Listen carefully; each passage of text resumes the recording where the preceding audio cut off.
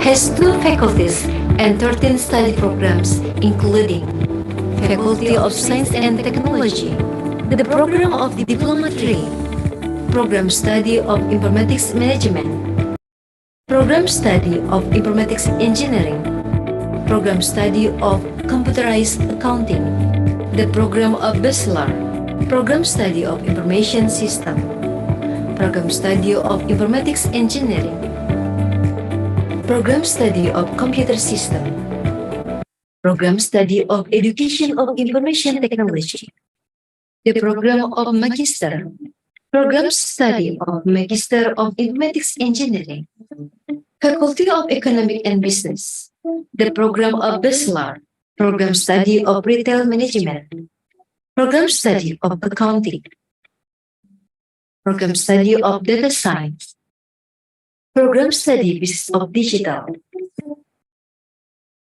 Program Study of Entrepreneurship. Raharja University has received achievements of more than 100 patents from Kemenkumham. Raharja University currently applies the iLearning and iLearning Plus learning methods, namely learning that provides convenience and flexibility. Students can control study time whenever they want and do not require themselves to meet face-to-face with the teaching lecturer.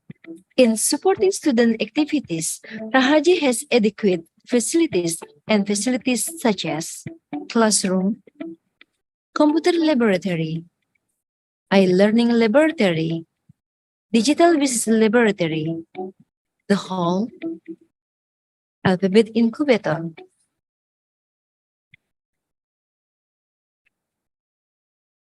Grandmax Theater, display room,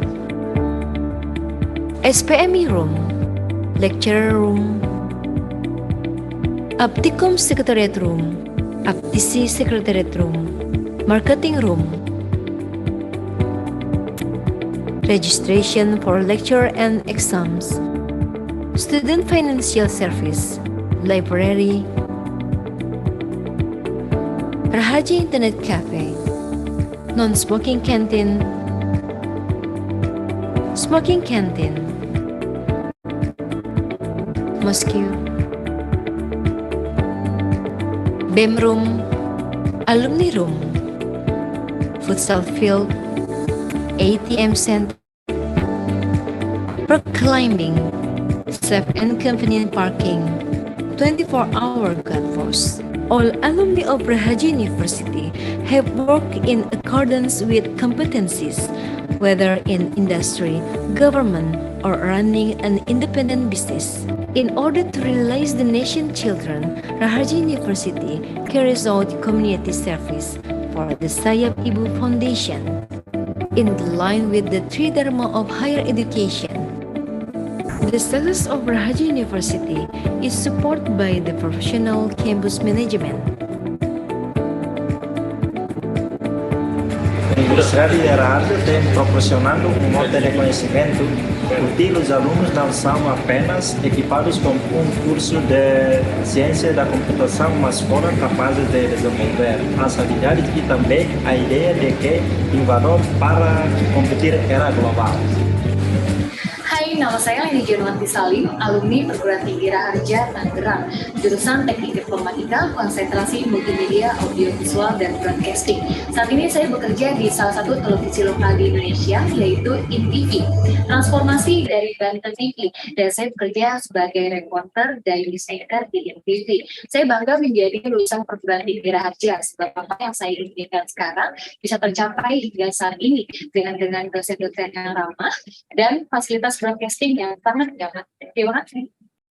Raharja University Choice Campus for the Better Future.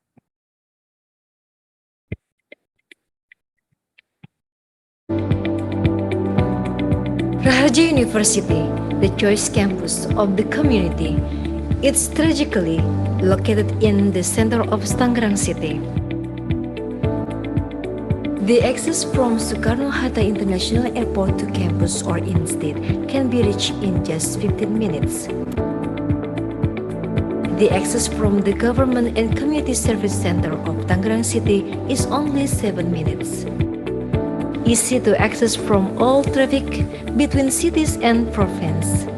Raharja was established in 1994 under the name LPPK Raharja. In 1999, LPPK Raharja developed into Amik Raharja Informatika, and after obtaining permission from the Minister of Education and Culture, Amik Raharja Informatika has 3 study programs, namely Diploma 1, Diploma 2, and Diploma 3. In 2001, STEMIC Raharja was realized. To meet the needs of internal graduates and the public in 2012, Raharja University received an operational license for the master degree in informatics engineering. And in 2019, Raharja University has officially become Raharja University. Management of Raharja University, which is motorized by both Associate Professor Dr. P.O. Basunari MSI and Professor Dr. Insinyur Untung Raharja MTI MM, has achieved many achievements such as Raharja University has received superior accreditation from BAN PT, followed by ISO 9001-2015 certification. Raharja University has received research grant. Raharja University has many achievements supported by extensive cooperation, including superior campus throughout the country and world-class campus. Cooperation with governments, companies, and organizations.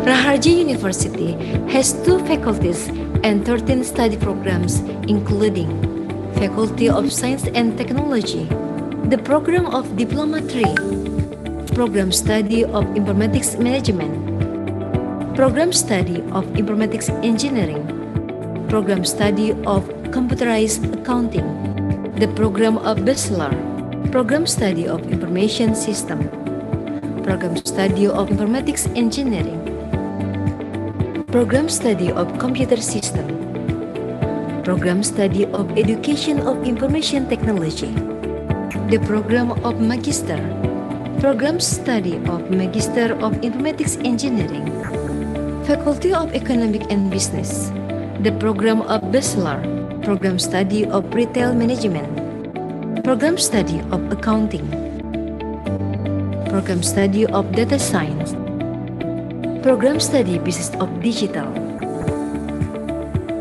Program Study of Entrepreneurship. Raharja University has received achievements of more than 100 patents from Kemenkumham. Raharja University currently applies the iLearning and iLearning Plus learning methods, namely learning that provides convenience and flexibility. Students can control study time whenever they want and do not require themselves to meet face-to-face with the teaching lecturer. In supporting student activities, Raharja has adequate facilities and facilities such as classroom, computer laboratory, iLearning laboratory, digital business laboratory, the hall, alphabet incubator,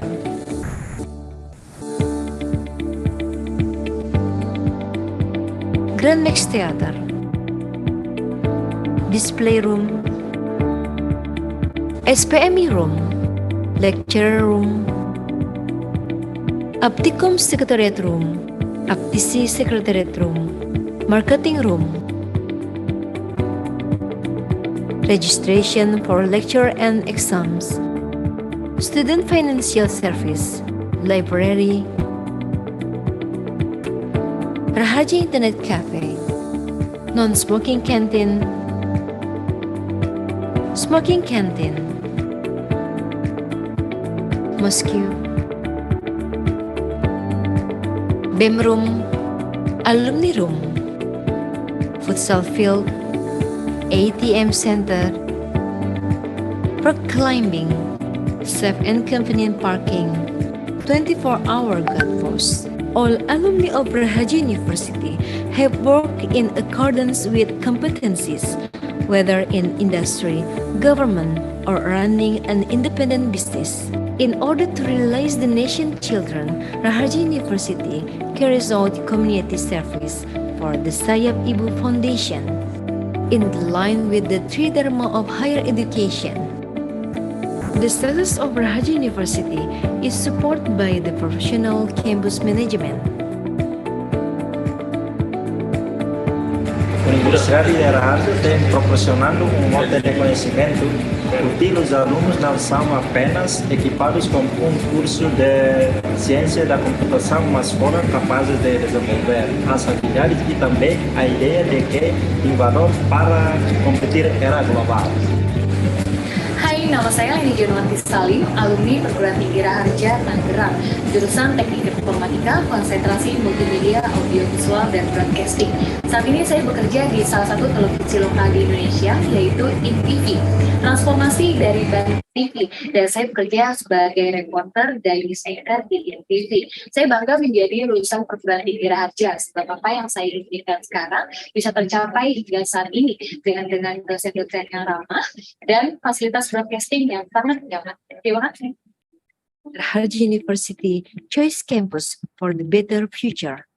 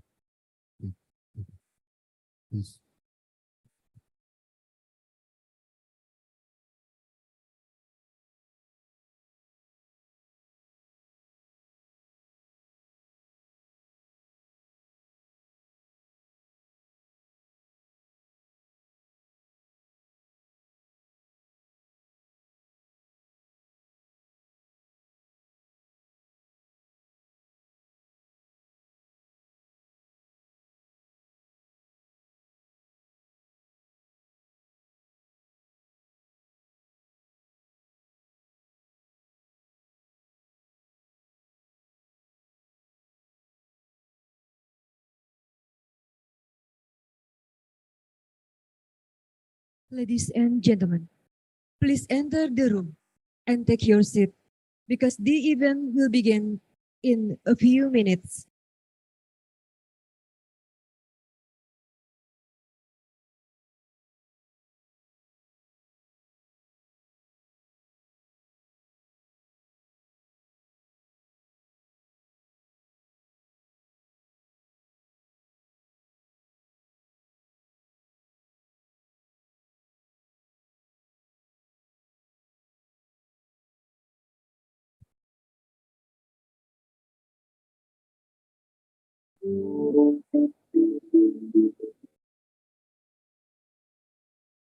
Raharja University, the choice campus of the community, it's strategically located in the center of Tangerang City. The access from Soekarno-Hatta International Airport to campus or in-state can be reached in just 15 minutes. The access from the Government and Community Service Center of Tangerang City is only 7 minutes. easy to access from all traffic between cities and province. Raharja was established in 1994 under the name LPPK Raharja. In 1999, LPPK Raharja developed into Amik Raharja Informatika, and after obtaining permission from the Minister of Education and Culture, Amik Raharja Informatika has 3 study programs, namely Diploma 1, Diploma 2, and Diploma 3. In 2001, STEMIC Raharja was realized. To meet the needs of internal graduates and the public in 2012, Raharja University received an operational license for the master degree in informatics engineering. And in 2019, Raharja University has officially become Raharja University. Management of Raharja University, which is motorized by both Associate Professor Dr. P.O. Basunari MSI and Professor Dr. Insinyur Untung Raharja MTI MM, has achieved many achievements such as Raharja University has received superior accreditation from BAN PT followed by ISO 9001-2015 certification. Raharja University has received research grant. Raharja University has many achievements supported by extensive cooperation, including superior campus throughout the country and world-class campus.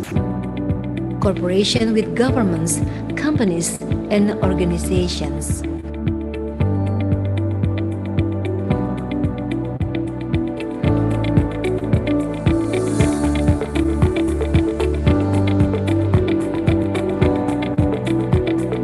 Raharja University has 2 faculties and 13 study programs, including Faculty of Science and Technology, the program of Diploma 3, Program Study of Informatics Management, Program Study of Informatics Engineering, Program Study of Computerized Accounting, the program of Bachelor, Program Study of Information System, Program Study of Informatics Engineering, Program Study of Computer System, Program Study of Education of Information Technology, the Program of Magister, Program Study of Magister of Informatics Engineering, Faculty of Economic and Business, the Program of Bachelor, Program Study of Retail Management, Program Study of Accounting, Program Study of Data Science, Program Study Business of Digital,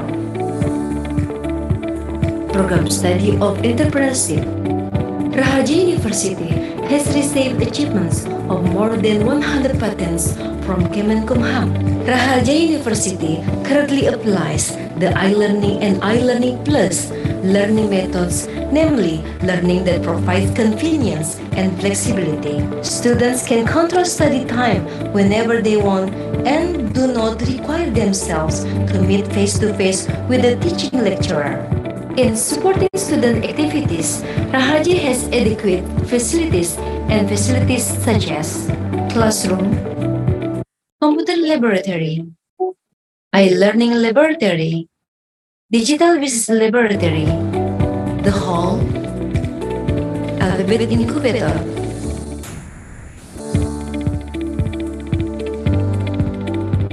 Grand Max Theater, display room, SPME room, lecture room, Apticom Secretariat room, Aptisi Secretariat room, marketing room, registration for lecture and exams, student financial service, library,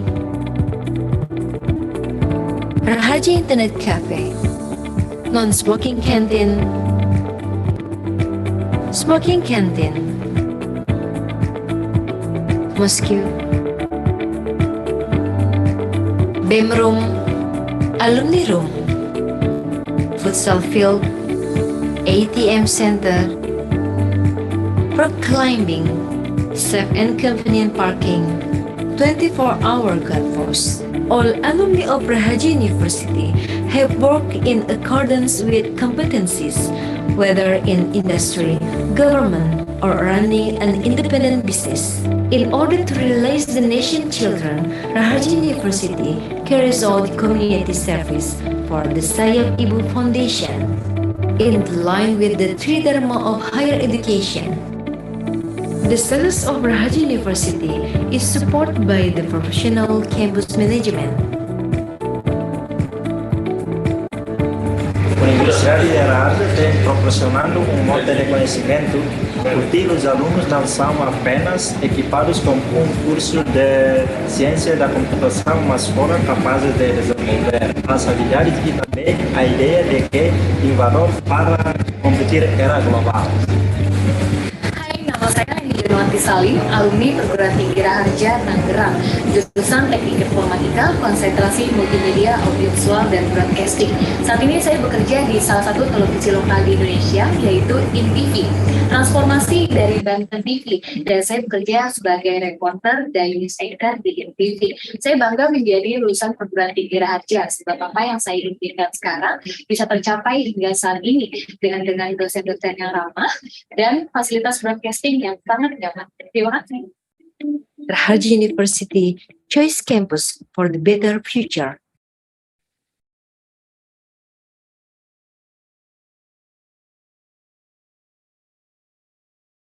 Ladies and gentlemen, the event will begin.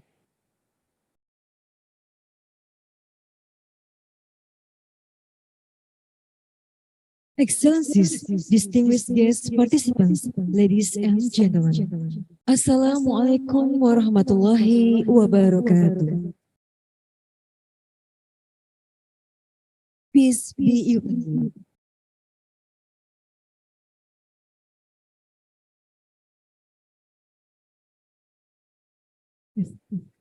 Good morning, ladies and gentlemen.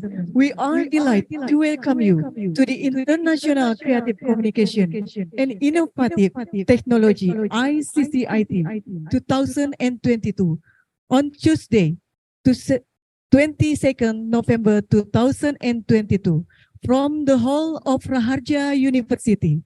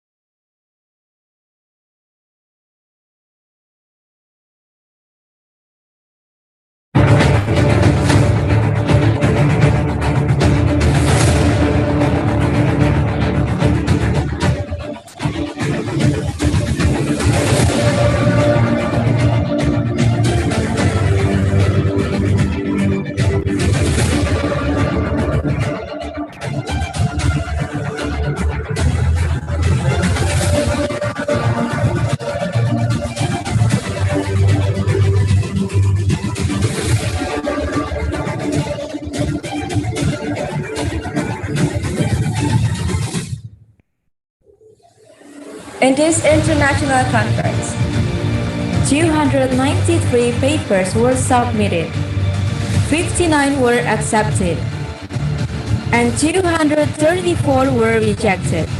The percentage of papers accepted was 21% from 291 others, 13 countries abroad, 4 continents, and 9 provinces in Indonesia. Indonesia, Australia, Thailand, India, Georgia, Pakistan, Malaysia, United Kingdom, Bangladesh, Japan, Peru, Sri Lanka, China,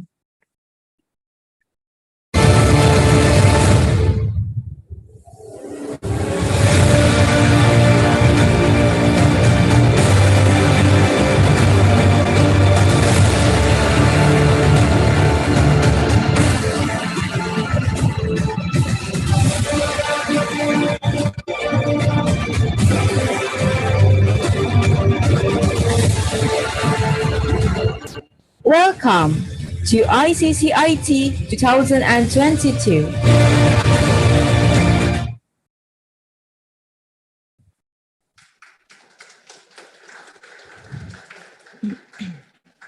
Ladies and gentlemen, this conference has them empowering technology innovation for sustainable digital economy in post-COVID-19 pandemic era. This conference brings together academia, researchers, business entrepreneurs, practitioners, and policymakers who are responsible for delivering sustainable and eco-friendly solutions through leveraging advanced information engineering and technology for competitive advantage and cost saving in the modern industrial sector, as well as public and business sector. This conference provides an excellent opportunity for prospective participants to share their recent theoretical knowledge, research findings, and experience in dealing with sustainable information engineering and technology. As such, this conference will feature a presentation by international speakers, which are cutting-edge session topics. Excellencies, participants, ladies and gentlemen, we present the traditional dance, Lenggang Nyai. Lenggang Nyai is a special dance from Tangerang City. Lenggang Nyai dance combines the four cultures described the cultural diversity that exists in Tangerang City. They are Sundanese, Betawi, Malay, and Chinese. Ladies and gentlemen, Lenggang Nyai.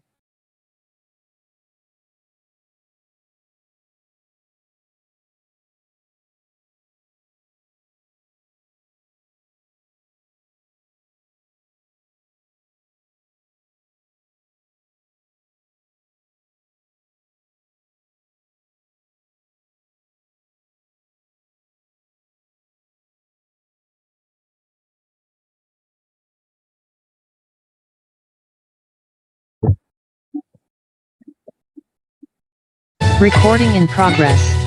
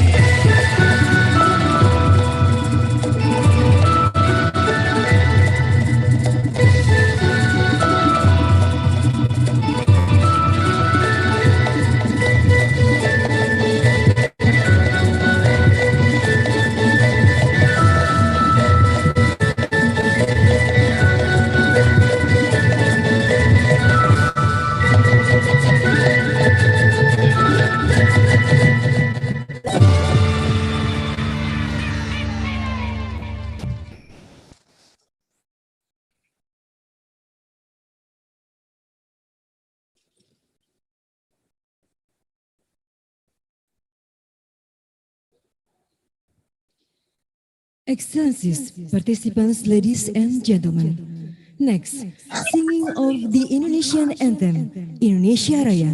Please stand up.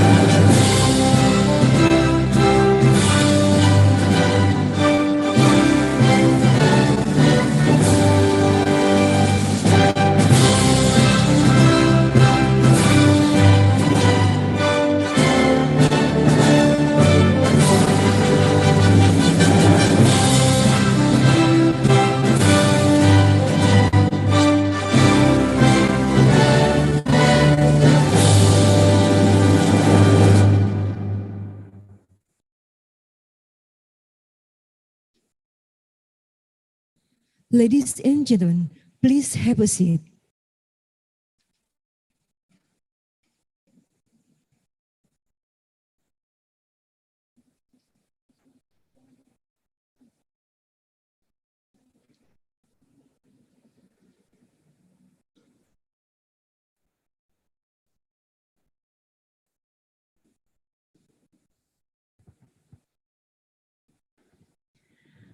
Excellencies, distinguished guests, participants, ladies and gentlemen. Now we are going to listen to the welcome speech by the chairman of ICCIT 2022, delivered by Professor Dr. Insinyur Untung Raharja, MTI, MM.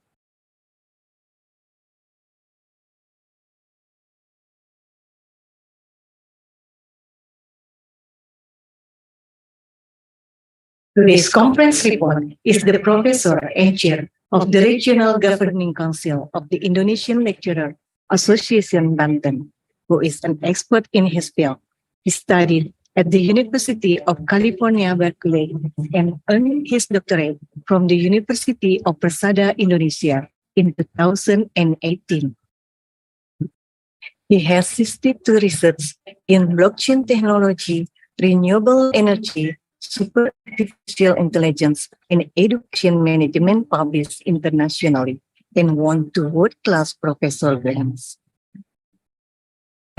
Contribute to 10 journals with an international reputation as a conference reviewer and keynote speaker. Currently, he is professor for a master degree at the University of Raharja. Ladies and gentlemen, here he is, Professor Dr. Insinyur Untung Raharja MTI MM SMIEEE. Ladies and gentlemen, please welcome Professor Dr. Insinyur Untung Raharja, MTI, MM.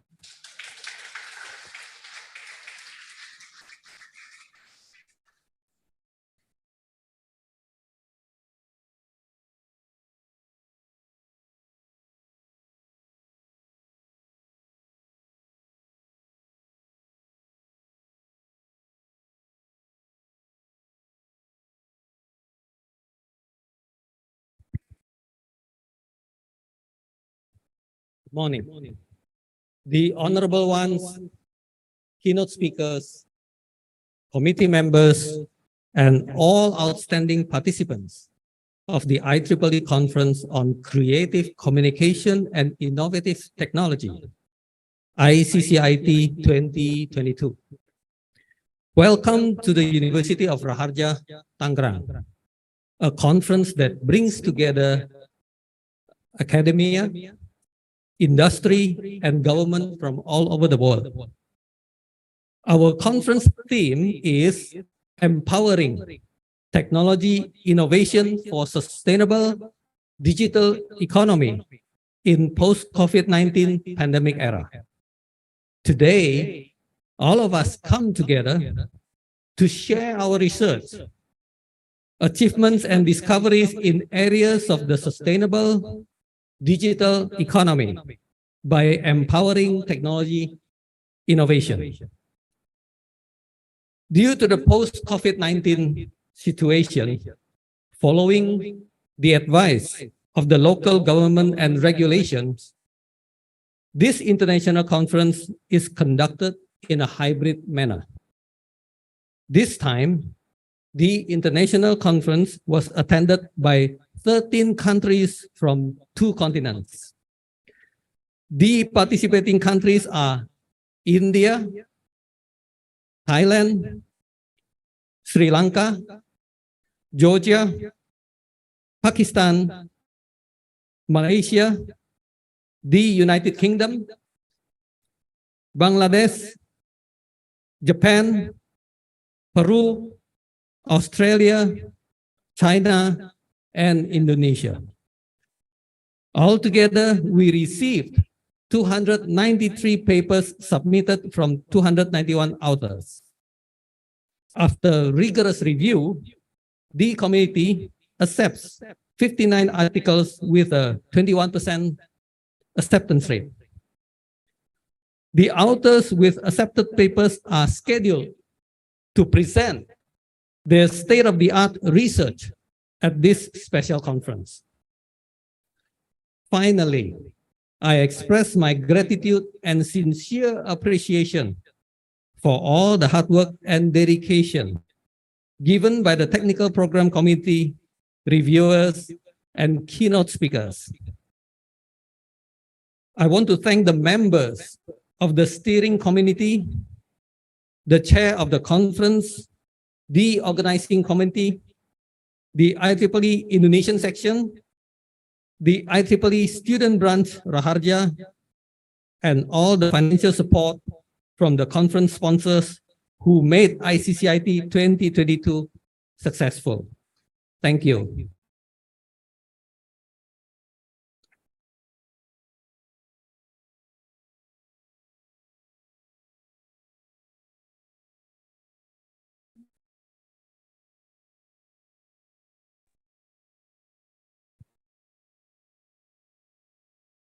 Thank you for Professor Dr. Insinyur Umtung Raharja MTI MM. Excellencies, distinguished guests, participants, ladies and gentlemen. Now, we are going to listen to the opening speech by Rector of Raharja University delivered by Associate Professor Dr. P.W. Basunaria, MSI.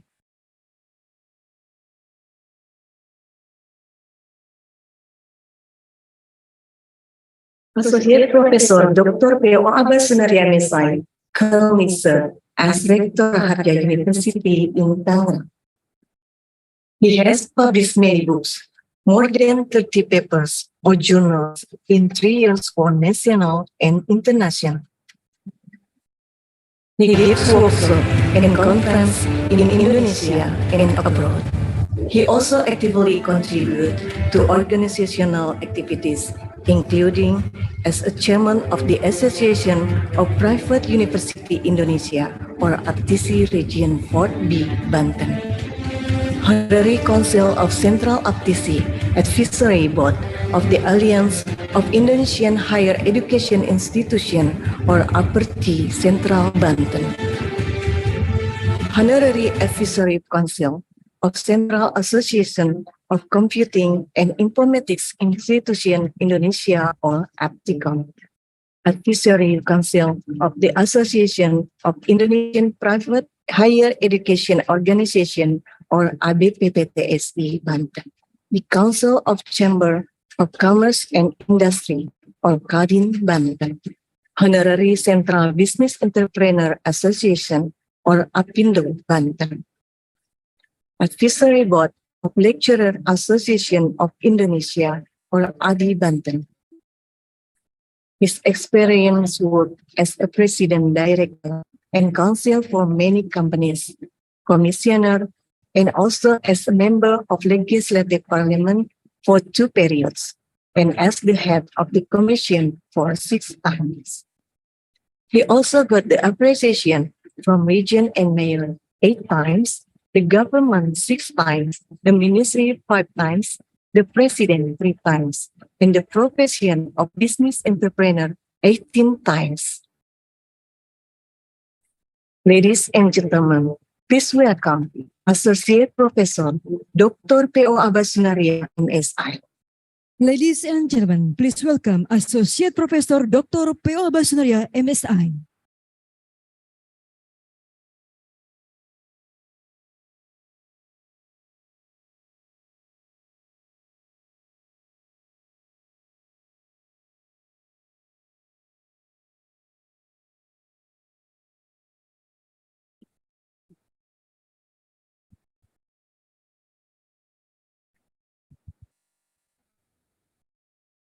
Thank you to all.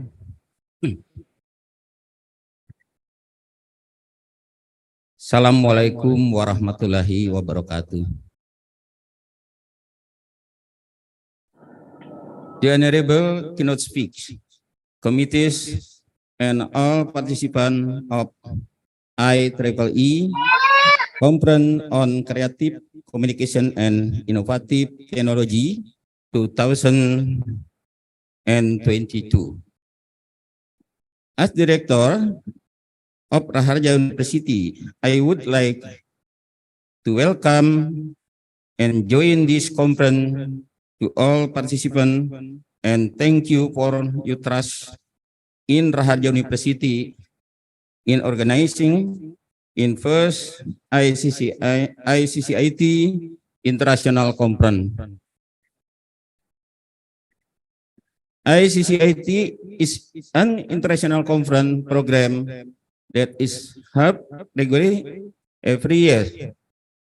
This activity is part of the Kemendikbud Ristek program and the vision and mission of Raharja University. On behalf of the committee, I would like to apologize because the conference is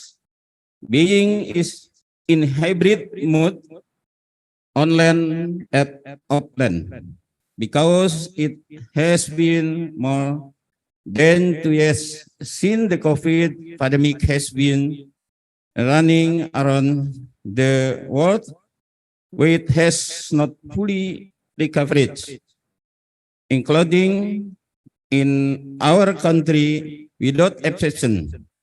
But we have prepared our best. Let's pray together and may the COVID pandemic will end soon. Ladies and gentlemen, this international conference was led by 291 authors from 13 countries, continent, and 9 provinces in Indonesia. This conference has unofficially meaning in order to support the government program to enter significant, and that is line with the flagship program so that Indonesia can keep up with the countries regarding the progress of science, especially for all participants of this conference. On this good occasion, allow me to introduce Raharja University. Our is located in Tangerang City, Banten Province. It's very strategic in the central Tangerang City and close to Soekarno-Hatta International Airport, so that easy access to come to Raharja University. Raharja University has 2 faculties with 13 study program and already has business incubator, namely Alphabet Incubator. Alphabet Incubator is research ecosystem for all personal Raharja in accelerating significant higher education Tridharma activity with RIRR.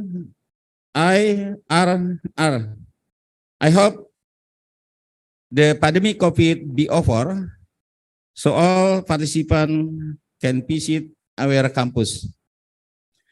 Thus, they welcome the weekend campaign. I apologize it in organizing is event. There are many shortcomings and mixed. We hope it will be a great learning experience for Raharja University Management. Happy to join this event and thank you. Wassalamualaikum warahmatullahi wabarakatuh.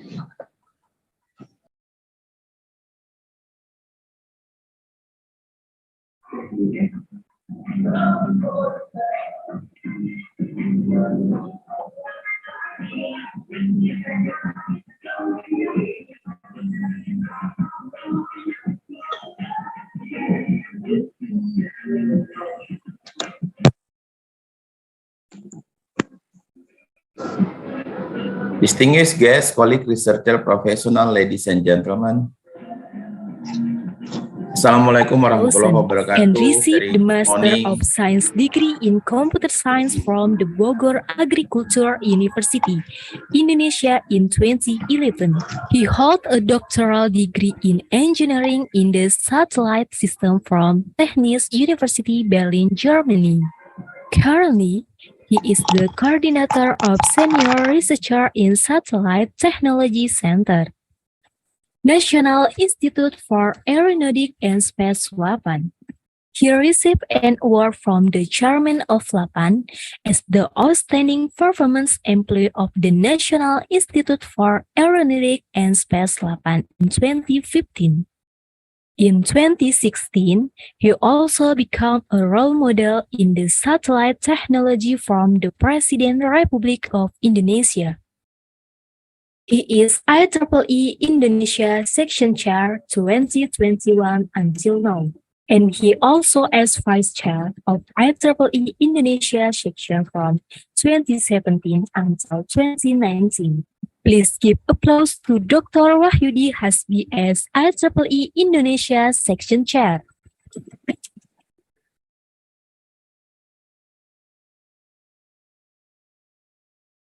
Distinguished guests, colleagues, researcher, professional, ladies and gentlemen. Assalamualaikum warahmatullahi wabarakatuh. Very good morning. Shalom, Om Swastiastu, Namo Buddhaya, Salam Kebajikan, a prosperous and warm greeting.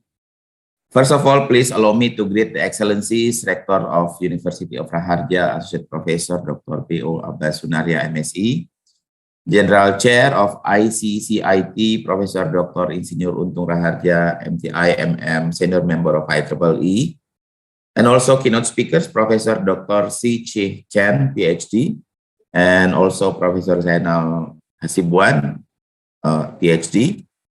All distinguished keynote speakers, committee, all participants, ladies and gentlemen, it's such an honor and pleasure for me to be able to greet you all and represent the IEEE Indonesia section at the opening of this conference.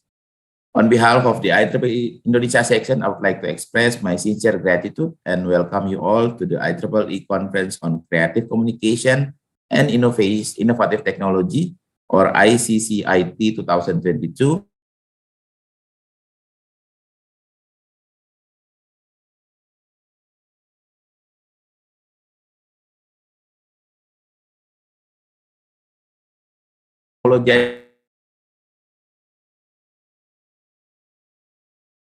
Due to some other circumstances. Distinguished guests, colleague, researcher, professional, ladies and gentlemen, we all aware that digital technology are capable to induce digital disruption and thus have far-reaching effect on the business environments of incumbent organization. In order to remain prosperous, it is crucial to foresee the trajectories of the technological changes, to assess related threats and opportunities, and to strategize accordingly. Appropriate method must be utilized to build the knowledge foundation for driving effective digital transformation strategies. We are also aware that various technopreneur policies and infrastructure are very important to support the development of technopreneurships.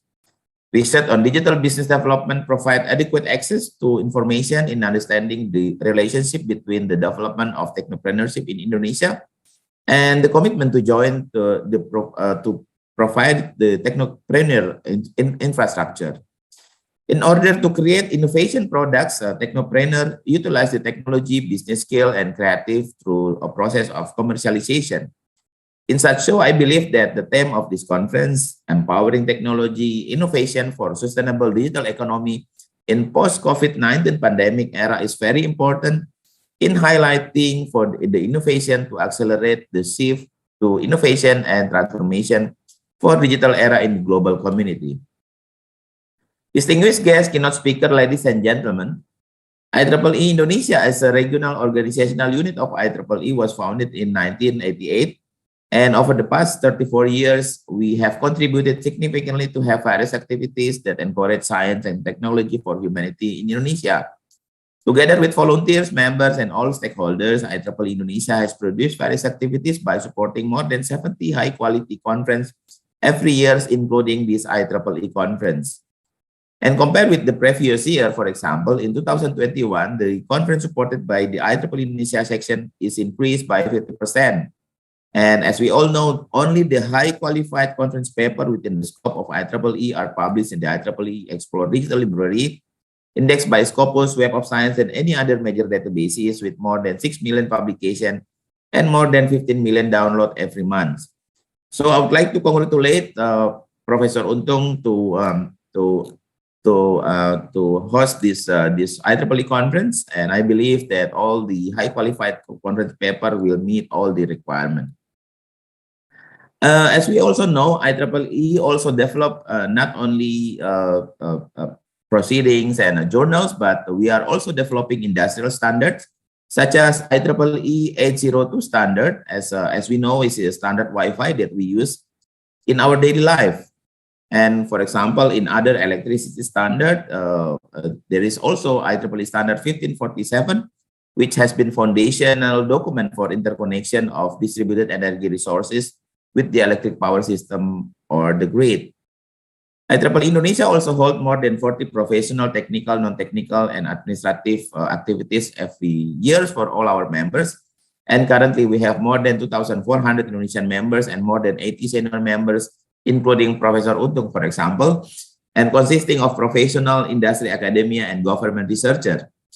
We are also supported 26 technical society chapters and joint chapters, and also including 34 university student branches, including the new one as Raharja University student branches, and also another 9 IEEE student branch chapters. In 2021, IEEE Indonesia already established a cooperation agreement with Directorate General of Higher Education, Research and Technology, or Dirjen Dikti, in which IEEE activities supporting and synchronizing in Indonesian Ministry of education and culture research and technology program, including taking part in the Campus Merdeka, Merdeka Belajar, or Independent Campus Freedom to Learn. This historical collaboration, of course, will strengthen the development of Indonesian higher education, especially the 8 leading indicators of higher education in Indonesia. IEEE Indonesia also exploring cooperation with Indonesian industry in various activities and is actively involved in providing input in preparing preparation of related government regulation. We already also established an MOU with Indonesia Telecommunication and Digital Research Institute, or also known as Telkom Corporate University, in learning, research, and innovation collaboration through publication, empowerment, and education to develop Indonesia's technology leadership, innovation capability, and digital talents. Ladies and gentlemen, in this occasion, I would like to express my gratitude to all of the committee who have worked very hard in preparing this high qualified IEEE conference. I'm here that there are more than 200 submissions, which is very nice, and I believe that this is quite neat hard work in all the committees. And I'm also aware that putting together the conference of this size is not an easy task.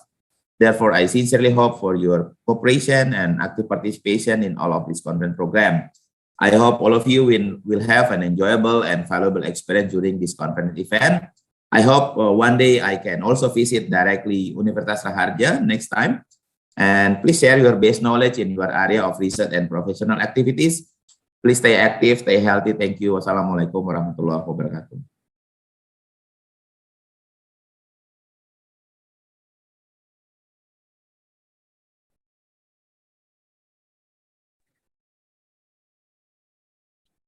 Excellencies, participants, ladies and gentlemen, we are now going to pray, hoping for the smooth running of today's event to God. Prayer be led by Mr. Dr. Haji Abdul Hamid Haribati, SAGMM. To Mr. Dr. Haji Abdul Hamid Haribati, SAGMM, be pleasure.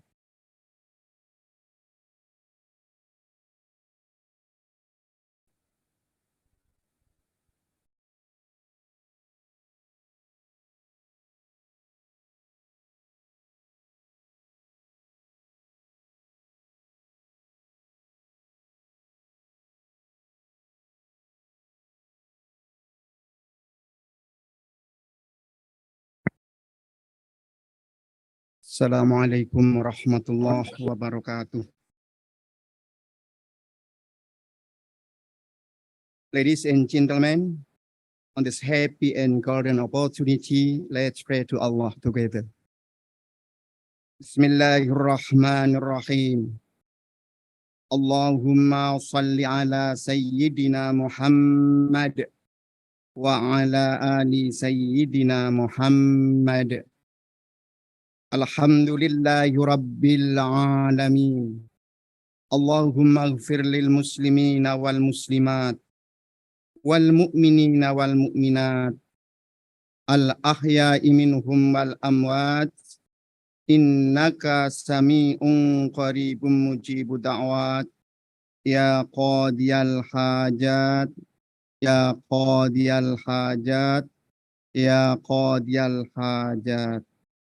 Allahumma barik lana a'marona. Ya Allah, bless our age. Wa sahih ajsadana. Take care of our physical and health. Wa ahsin khuluqana. Improve our morals. Wa najih a'malana wa maqasidana. Keep success our activities and goals. Wa nawwir qulubana, give lights to our hearts. Wastur auratina wa uyubina, cover our secrets and shortcomings. Wazid alayna ilman nafi'ah wa amalan mutaqabalah wa rizqan halalan tayyiban mubarakah. Birahmatika ya arhamar rahimin. Ya Allah, it has useful knowledge to read, lawful sustenance, goodness and blessing with your grace and blessing. Allahumma ja'al hadhihi jami'ah raharja jami'atan taqaddumatan ibtikaratan wa qudwatal ummati ya arhamar rahimin. Ya Allah, make it Raharja University, a university that is progressive, innovative, dedicated, and a role model for the people.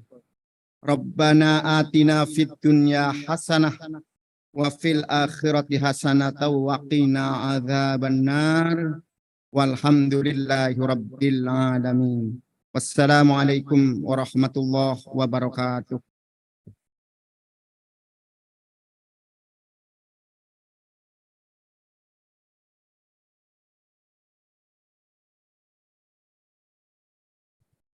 Thank you, sir, for leading the prayer. Ladies and gentlemen, for the next section, the participants are welcome to hold. The next keynote speaker section will start promptly after the break at the second. Thank you.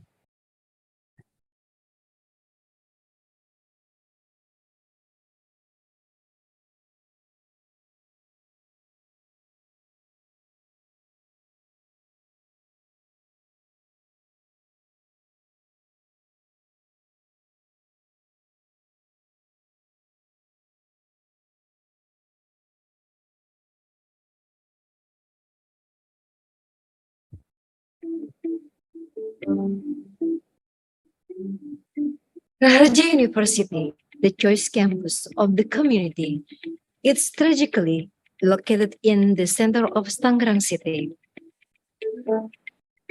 The access from Soekarno-Hatta International Airport to campus or in-state can be reached in just 15 minutes. The access from the Government and Community Service Center of Tangerang City is only 7 minutes. Easy to access from all traffic between cities and province. Raharja was established in 1994 under the name LPPK Raharja. In 1999, LPPK Raharja developed into Amik Raharja Informatika, and after obtaining permission from the Minister of Education and Culture, Amik Raharja Informatika has 3 study programs, namely Diploma 1, Diploma 2, and Diploma 3. In 2001, STEMIC Raharja was realized. To meet the needs of internal graduates and the public in 2012, Raharja University received an operational license for the master degree in informatics engineering. And in 2019, Raharja University has officially become Raharja University.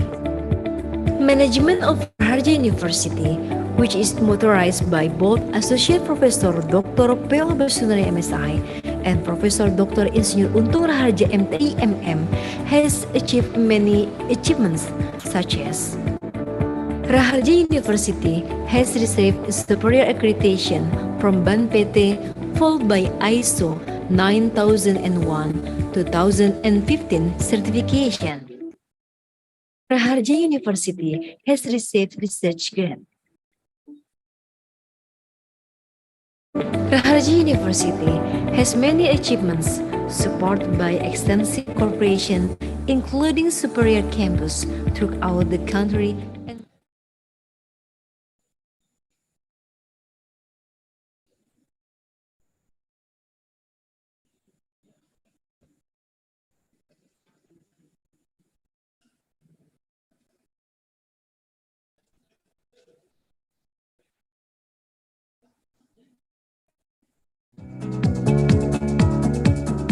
Our research products and services have made a difference to many lives. We provide engineering solutions for sustainable development, and our engineering solutions uplift the quality of life and well-being.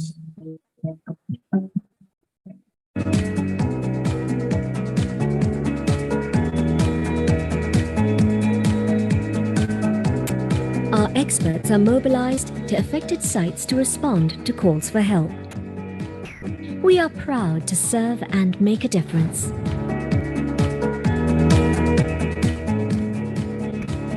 UTM strives with total commitment to attain excellence in science, technology, and engineering for the well-being and prosperity of mankind.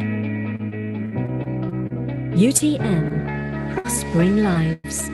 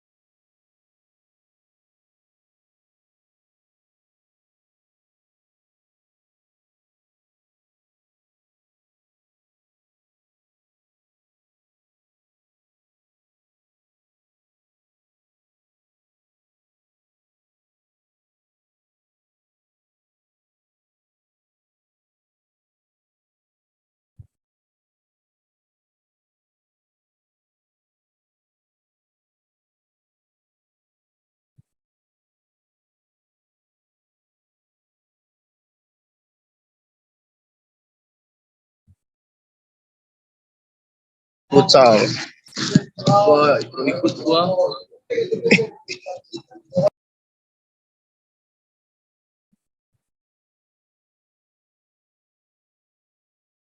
Excellencies, distinguished guest participants, ladies and gentlemen. We are now continuing our meeting to the next agenda, which is to hear the keynote speech. The first keynote speech will be delivered by Professor Dr. Sih Chi Chen, PhD.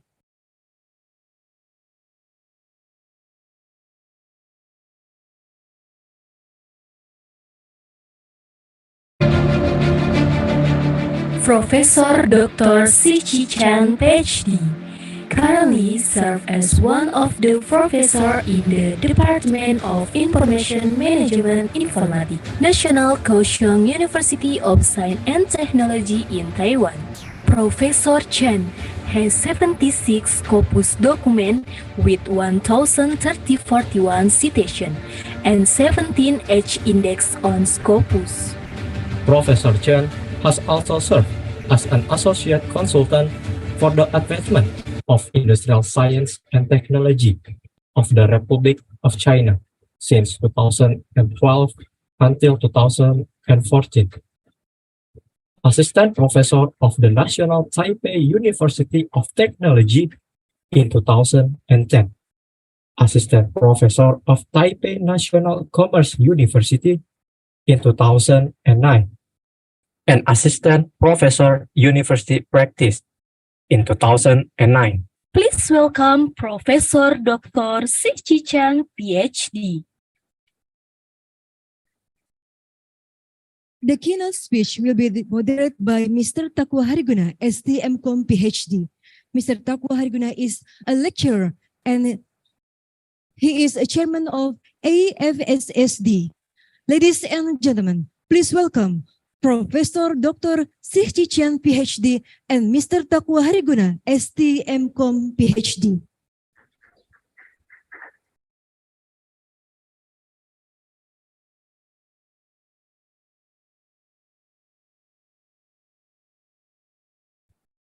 Bismillahirrahmanirrahim.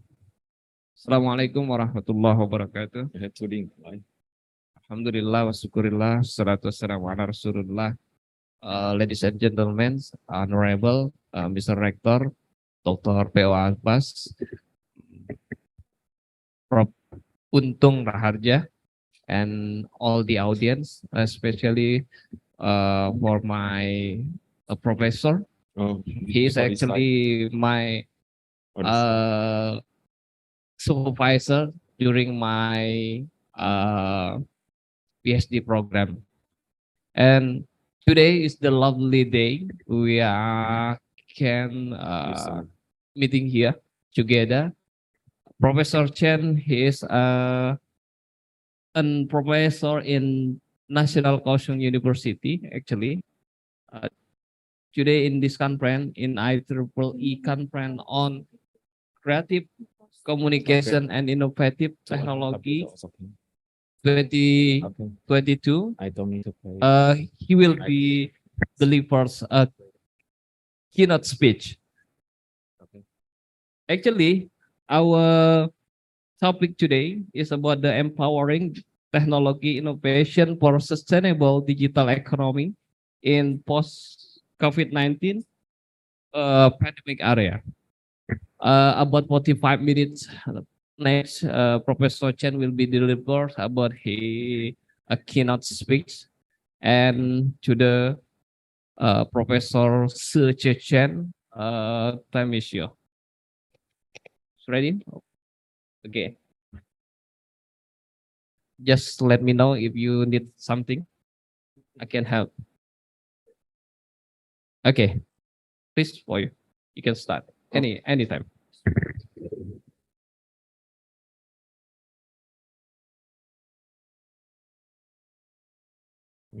Okay, we will wait a little bit. Professor Chen actually already come to Indonesia for the second time during 2019, about 2 years ago. He also visits in Bali Island to delivers a keynote speech in ICCIT. And this time he delivered for the second keynotes. He came to Raharja University especially because Professor Untung Raharja also already met him previous days ago for 3 weeks to visit Kaohsiung University. And today Professor Chen also visit the Raharja University. Okay. Okay, Professor Chen, you can start.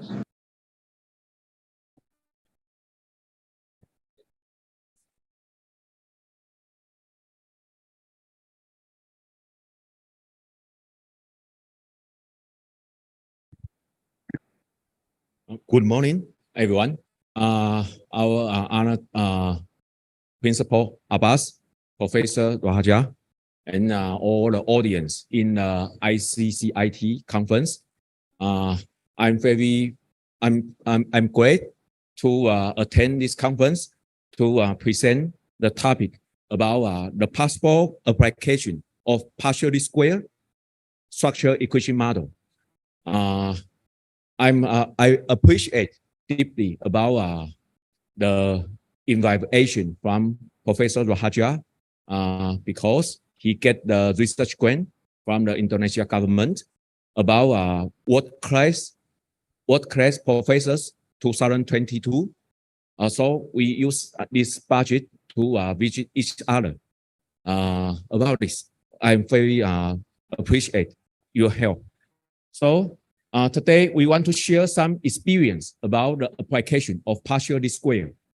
This is a very useful methodology about statistical analysis and to organize your research model and estimate your research model for the final results.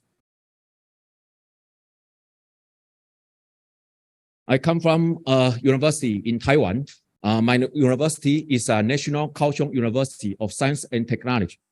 Currently, this university is merged by 3 universities to be the largest university about science and technology in Taiwan. So if we have opportunity, we hope we can exchange our students and professors with each other to share our knowledge and our ideas with each other.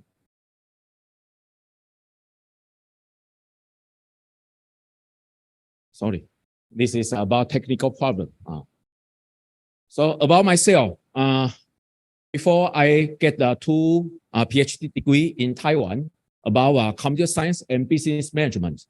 Now I do many research about social media and AI and some hospitality applications for the possible cooperation with other countries' university professors. And I get 2 times awards in the international conference. This year,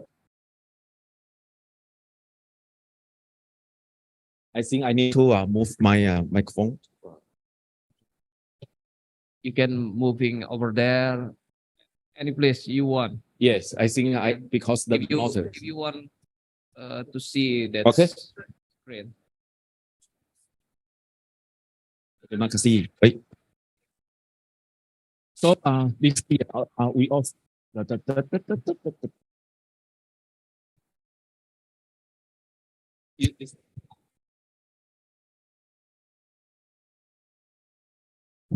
hello.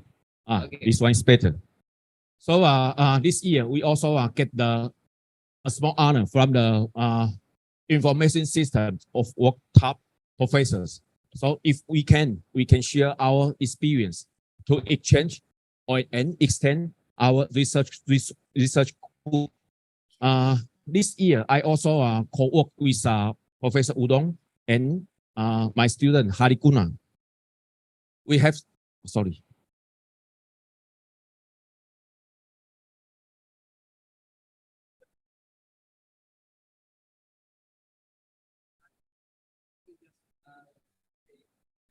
No. Yes. So we also operate some SSCI journal. We are welcome to the possible reviewer and possible professors to submit to our special issue. Okay.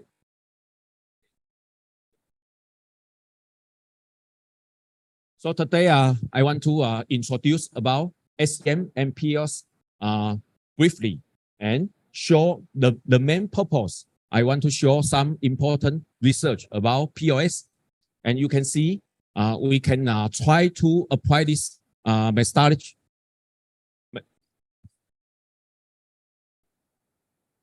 Try to find some research, possible research in AI and educational technology and big data. Why we need to do this? Because ICCIT later we have many papers to present in our conference. And finally, maybe I will share some personal experience about my period research. So now statistical generation technique already updated from generation 1. For the generation 1 statistical technique, we only can use likely multiple regression or ANOVA for the traditional data structure, cannot management the whole model for a complex model. So now we upgrade our statistical technology to be POS and CBSEM. This is 2 different algorithm applications, but they have similar results about research. So this is a POS SEM example. You can see this example. The many measurement items, we can use a triangle function to collect the data from your questionnaire.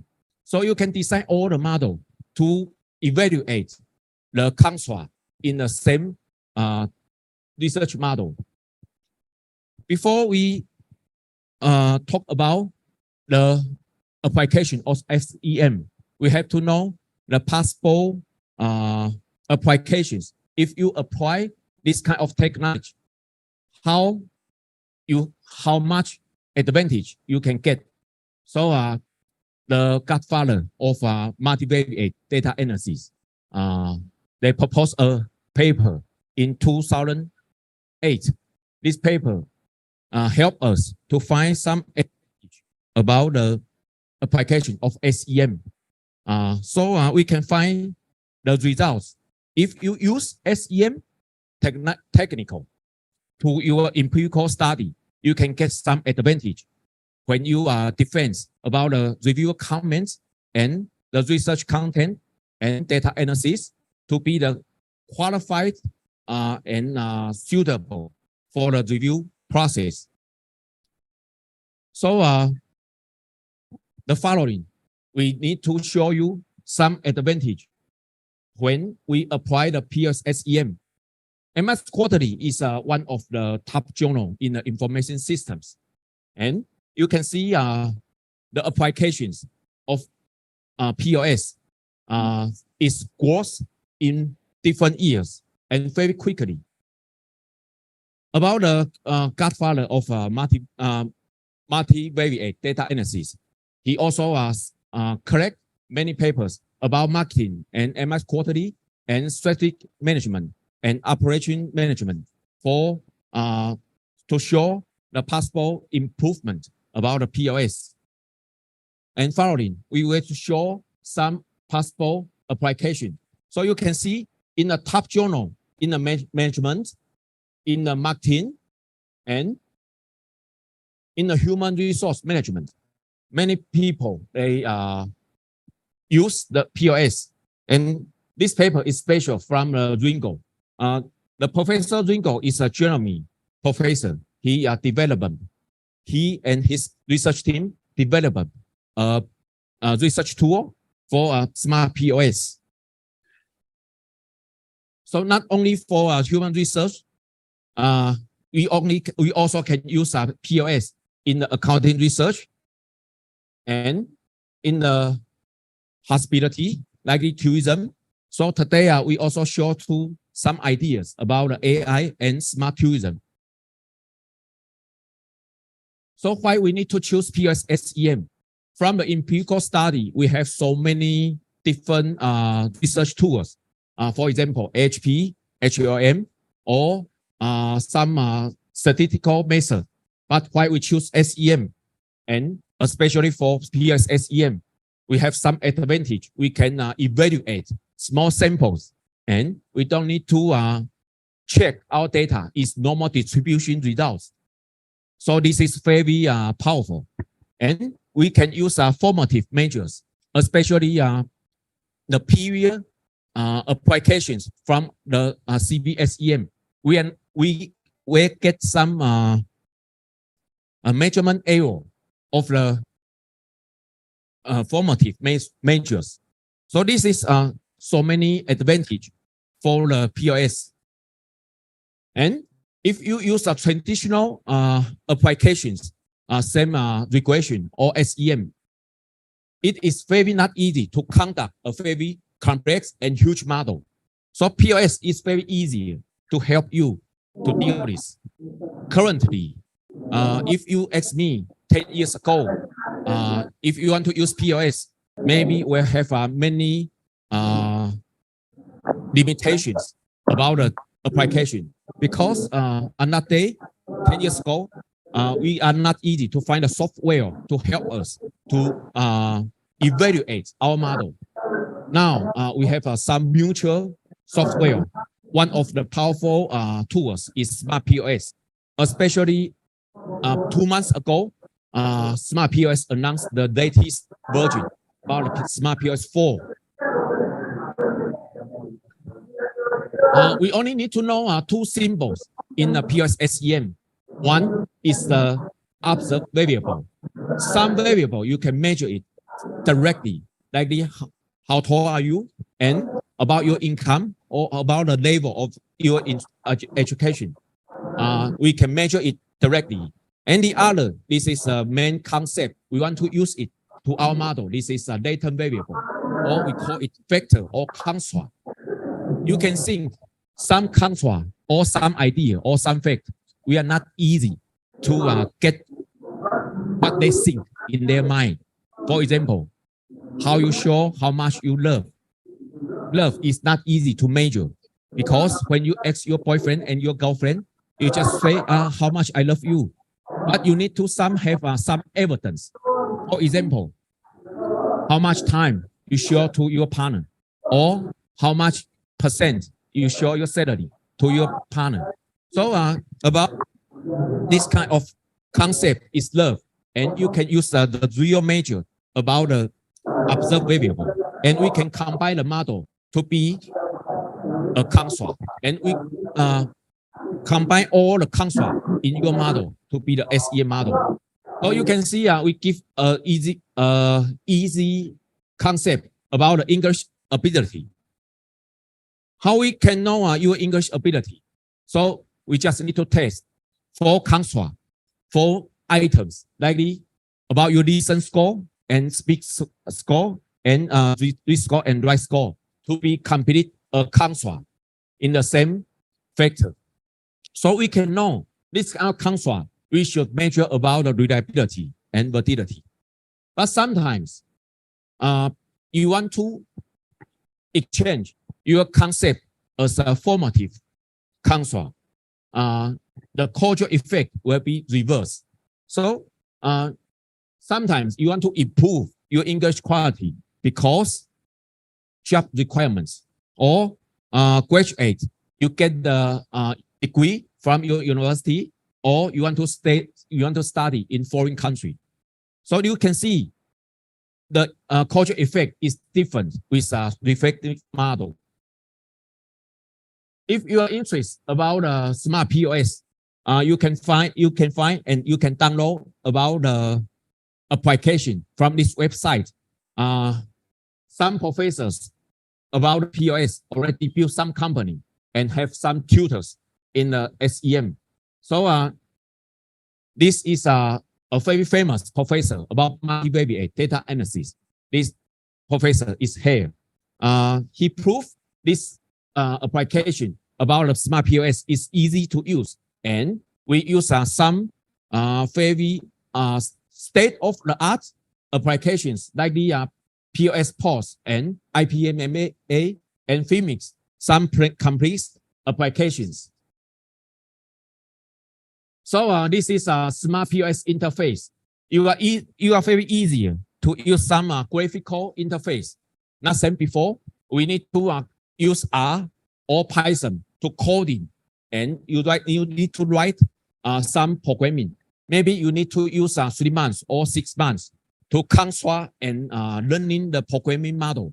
But now you just need to use the graphical interface. As we said before, 5 minutes ago, we showed a paper. If you use a graphical interface software, do you easier to get the rejection from the journal paper? The answer is no. So the graphical can help you directly, very easy to show and evaluate your model. This is a basic two-step approach, POS SEM. If you collect the data, you need to pass these 2 stages about the outer model. This is for stage 1. You need to evaluate about the convergent validity, including about the factor loading and reliability, Cronbach alpha, and composite reliability. And finally, we need to evaluate of AVE. And second, we need to evaluate about the discriminant validity. And third, we need to evaluate of the goodness of fit. This is why we need to use POS algorithm, because you are not easy to find another technique to evaluate your model. Have a formal steps. So our step 2, after you pass the owner model, this means your data quality is no problem, and you can start to evaluate about the pace analysis and some special evaluation, including about a mitigation effect, multi-group analysis, and moderation effect. So I show some guidelines for you. If you try to apply the POS SEM in a stage 1, you need to evaluate about the convergent validity. And the convergent validity is measured to the construct, the relationship of the construct and our observed variables. If the construct is no problem, we should use this factor loadings and composite reliability and AVE to evaluate the contra can acceptable or not.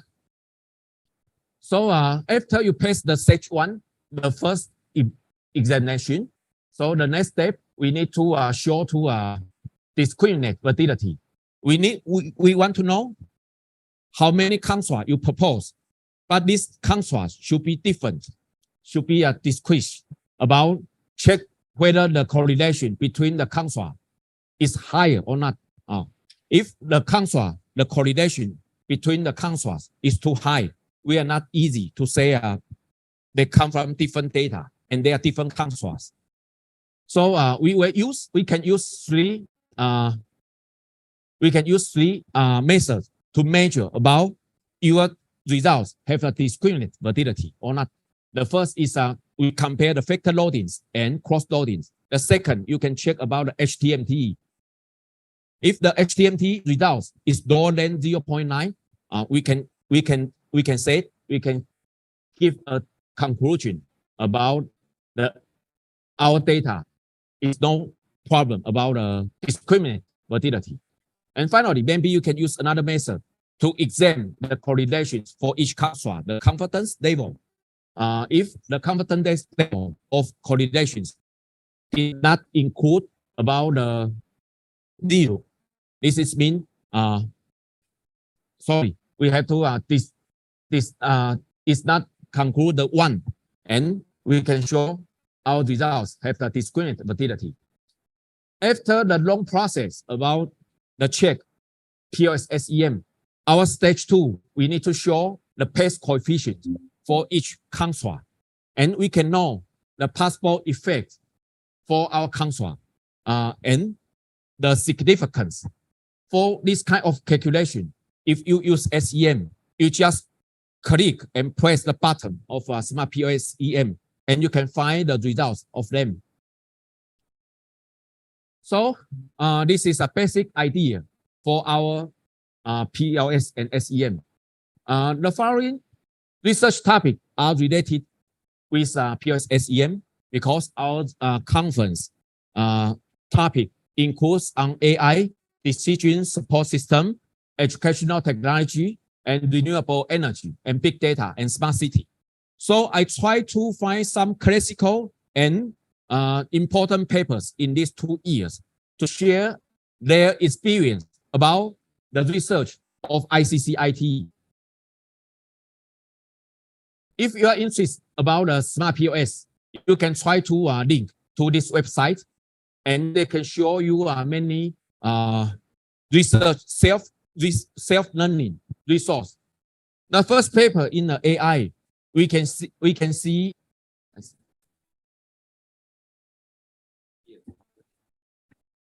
because the following papers, we will show some research idea from AI. The first example is from the customer experience in the AI. This paper also get the analysis results from Smart POS And the second paper is related from AI. This paper is about we let our employee to use the AI and big data applications. And this journal is in retailing and consumer service. Another research ideas is from the TFSC. This journal is very good because now this is ranking 1 in the WOS and JCR. This journal name is Technological Forecasting and Social Change. You can try this journal because we have 4 successful experience of this journal. So another SCI journal, you can see for the MDPI groups, they also collect some AI chat robots. You can ask some questions for the research groups, and they will answer you some answers directly. So you can see so many research about POS. They use POS to evaluate your proposed model in AI. And another research topic is about research decision support systems. Decision support system, you can use it to help you to manage or to operate or arrange any what you want in the decision support systems to instead human schedule. So now you can find some ideas because today our research ideas, one of the ideas is also sustainable digital economic. So now have a SSCI journal. The names is sustainability, especially Professor Haja also submit their papers to this journal. So you can see about the decision support system with POS. They also have. And another, this is also a top journal for in the computers in human behavior. They also discuss the possible applications about the decision support system with SEM and POS. So this is also another ideas for the enterprise resource planning. This is very famous and applications in the company and help the employees or managers who are making the decision supply. Another one is when we face the COVID-19 problem, online learning or online education really need to support professors and students to interactive together in the room or in the online website. So you also can use this kind of technology to evaluate about the education technology results. So so many papers, especially for the big data. And another issue is also for the big data in a service company. For example, in Taiwan, we also have some company we already have some data to collect from companies and merge some this kind of data. And we want to know how about the perceptions from the authors and from the users. So we can use this kind of ideas to construct a model. So about the big data, also have many applications, and they really use smart POS SEM. I will put some journal papers on the folder, and if you are interested about the research ideas, and you can copy these results to another to another research area.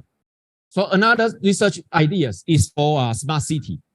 You also can see the TFSC, this journal, have wired applications for any research idea. And another one is also from the sustainability journal. For the blockchain and financial technologies, also have many research from talk about how authors and how users can apply this kind of technology. So this is also another.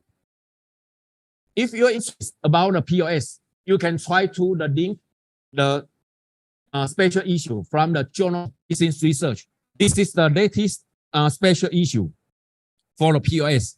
If you have some research ideas and results, you can submit to your papers to this special issue. Some period special issues for POS, you also can find in the website of Smart POS.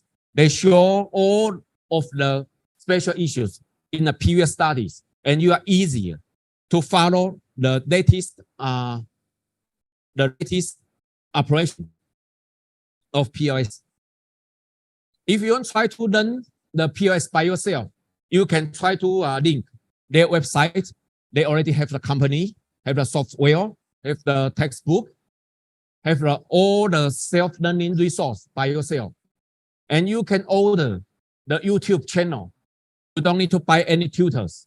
You just find the website and you know how to operate this operation.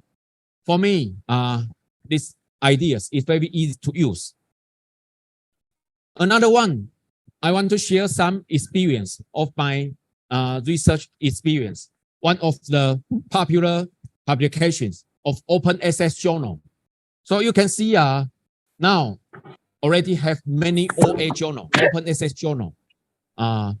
They can let more authors to pay the APC by yourself, and you can you don't need to, the readers don't need to order the research project by themselves. So they can publish more quickly and get the higher probability acceptance in this kind of journal. However, sometimes we will misunderstand about the Pandemic journal and open access journal, because open access journal need to charge a higher APC. How much about this kind of cost? For example, from my Frontiers in Psychology journal, if you want to publish one journal in Frontiers in Psychology, the cost is about 3,000 USD. So this is quite very expensive. However, we cannot say this kind of journal is Pandemic journal.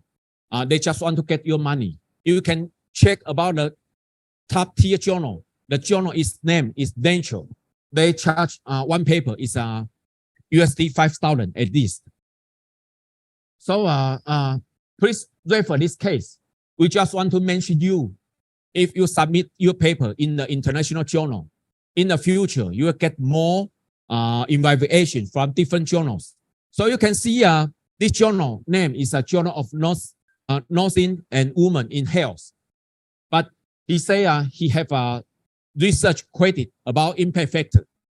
But if you check these results in the Web of Science, you cannot find this journal because this is a fake journal for the ICCIT. So you need to distinguish about the Pandemic journal and open access journal. Actually, they are quite different. The passport patents of a Pandemic journal, you can see they have some criteria, like their URL is quite very similar with another famous journal, and they didn't show any process about their review process and their reviewers and their editors. So you can check that the journal is Pandemic or not, very easy. So you can also check the Bell list. This is a very famous from an American professor. He built a list before he worked in the library, and he built a list. He is very brave to defend some Pandemic journal. So he built a list. 5 years ago, this list is high because he get many pressures to say some journals is Pandemic journal. Now this journal is open again and update again. So before you submit your paper, you should check the journal is in the Pandemic journal or not. This list is very famous, so we call this list is Bell list because the professor, his name also is Bell. So before we also think, if you submit a paper in the open access journal, this is evidence. Not about you need to pay a high APC and this journal is bad. You can see the Nature journal. Nature journal, he charge you one paper is 5,000 USD at least. So another way you can check about the journal list. This is a white list. If you can find the journal list in this kind of JCR or DOAJ or Scopus, this means this kind of journal is no problem and good quality for the future. So don't do it. Don't submit some papers in the Bell list. And if you want to submit some open access journal, you should check the list in the DOAJ again. After you publish your paper, actually have some researcher always check your results. Now have a website. This website name is PubPeer. PubPeer is an NGO group. They always maintain their results. And if some authors or some readers want to know the results and feel the results is strange, they will show their problems in PubPeers. And this website already helped many readers to find some problem research very easier, and you cannot hide anywhere. Many professors, they lost their job because of PubPeer, because some research have some problem and find it from the papier. So now most of the editors, they also register an account in the papiers to show and to get the new information from the papier, because some readers, if they have some problem, they are not easy to find the authors to ask them. Sometimes you also don't want to respond to the readers. So papiers help you to link the editors and professors and the authors together. Finally, I want to share some results from my work with some professors. You can see this kind of idea is not very difficult. But if you learn many skills, but you are not very professional, many skills, so you should learn one skill and practice many times. Old book from China. I very like this story. This story is 射雕英雄传, a great hero in the desert. One of the small guy in this story, you can see before he is a very small guy and he have many teachers, but because of a time limitation, I don't want to, I just show this story. You will have many teachers and learn from different skills. Another way is sometimes we want to ask ourselves, if you do research and you feel not many people to do this kind of research, is this right? I don't think so. Sometimes for your research, you should link some many people ideas, and you have a complex and very strong discussion about the lecture review. So if you sell your idea, no one want to buy, you think maybe this is Bruce C, but I don't think so, because you need to link many research together. So some personal experience, you should, if possible, you can, you don't need to complain too much about your work. You should keep going and keep doing, and you can get some research results by yourself. Second, do research and you are interested and data collection is feasible. Some people or some professors, they want to do some research idea, but if the sample collection is not easy, you also not easy to finish your study. And another one is keep your research to understand and get the news from the related fields. The final one is keep a regular schedule from your research progress. Everyone will have many things in the daily times. So in the research process, you should keep like for me, I will every week I keep 1 day. No one can find me, and all the day I just do the research. And you can try to build on your academic career and research team by yourself. Some of my research publication, we cooperate and contribute with some professors together. So you can see if you can construct the research team, this paper is we cooperate with Professor Rahaja, and we publish in Frontiers in Public Health just in this year. This is a Q1 tier journal. So if you do, you will get more after you cooperate with someone. So for me, I never reject to share the knowledge or to share the experience with anyone. If you share more, you can publish more, because in this kind of new society, you are not easy to finish one research project by yourself. Okay, so some problem for students, because today we have many audience from students.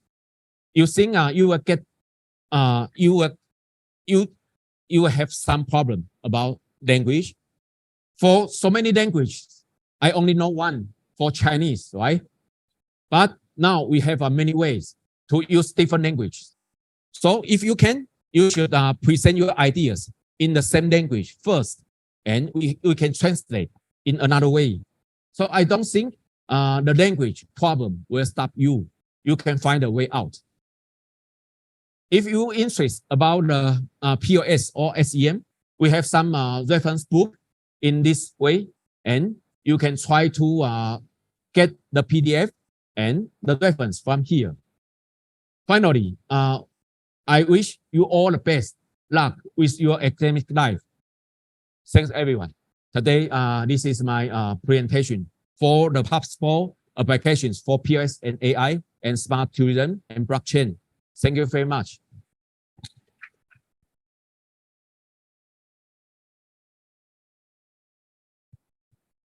Thank you very much, Professor Chen, for your wonderful delivery, keynote speaker. We have a question and answer. Any one of you? I think how many people here are PhD student? Who is the PhD student here? Ada yang lagi kuliah doktoral, degree? I think for the PhD student, this is very important to make you successfully in your current study. Okay, anyway, okay, raise hand, there is Pak Hendry, Fitra. Yeah, okay. Okay, who the first? Ya, ya depan, nggak apa-apa. Please stand up. Okay.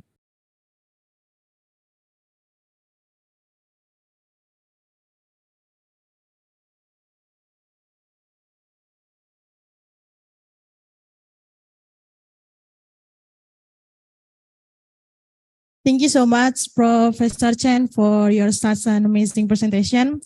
Let me introduce. My name is Fitra Putri Oganda. As chairwoman IEEE Raharja Student Branch.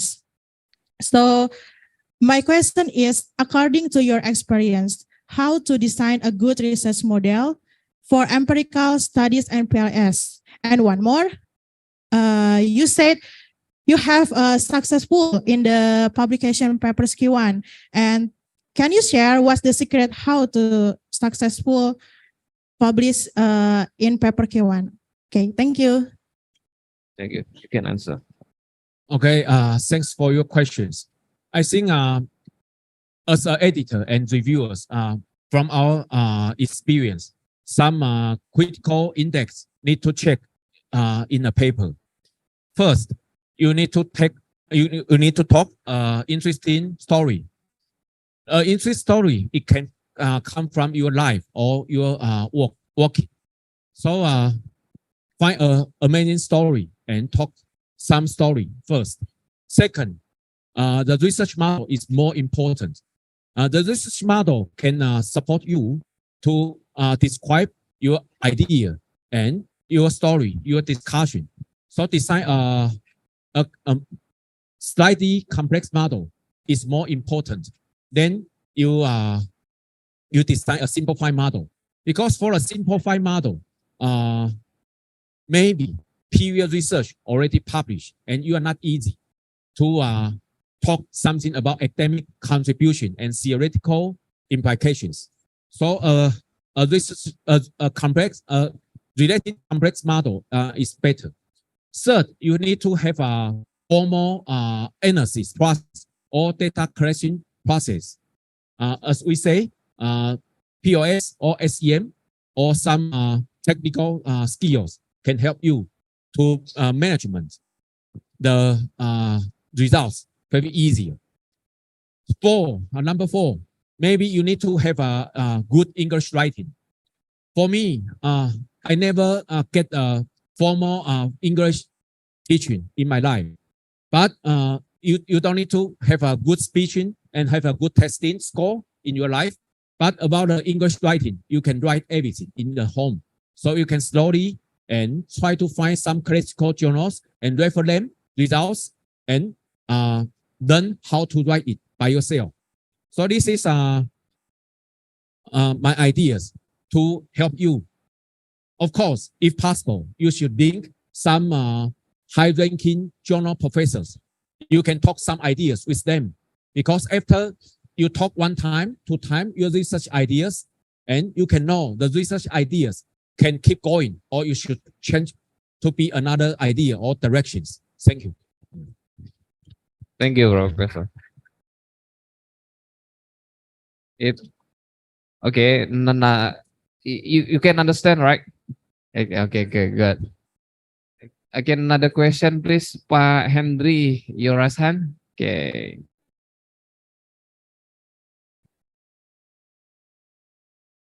Okay, thank you very much for your fantastic keynote speech, Mr. Sens. Look, I am very interested about using PLS and SAM for decision support system because the topic is my interest research, you know.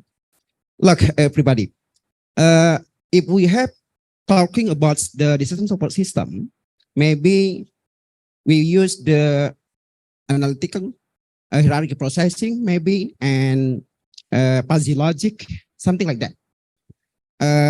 But I have to tell you the truth, but I have no experience to develop application using PLS and SAM for decision support system application, you know. I hope you can explain to me in detail, what is your opinion expert if someone want to develop application using PLS and SAM method for decision support system application. Thank you very much.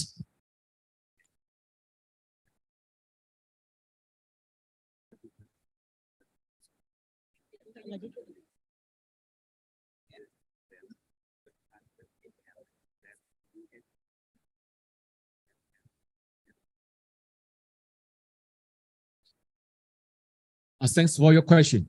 About the application of our decision support system in the SEM, right? Actually, for the SEM or for the POS, actually this is just statistical tools. So the decision support system, you can think this is an empirical case. You just use this case as a research subject. So first, you should ask yourself, can you find any users or consumers or customers from your decision support system? What is their perception? Second, from their experience and from their perceptions, you can try to construct the model from the peer literature. So if your research idea is from, you want to explain and you want to predict the user's behavior about this decision support systems, you can try to construct a model first and collect data and use SEM to evaluate it. Thank you. So this is why I also show some papers. Yeah.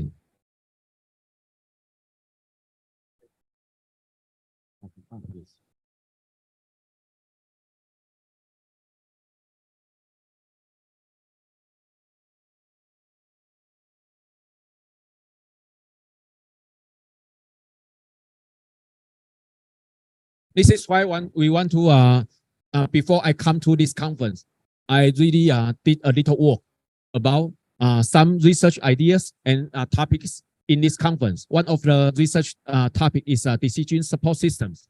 You can refer some this kind of classical journals and results. So what I say is the most important, you need to combine two things. You don't need to profession about the PS technique because you can easier to find how to operate the results of PSSEM, especially the software is very easy of use. So the most important, you need to have two things. The most important, you need to find the users to perceive what they want. And second, to construct a model and collect data back, and you can write your paper later. Thank you. Thank you. Okay, another. Yeah. Another question. That's okay. Yeah.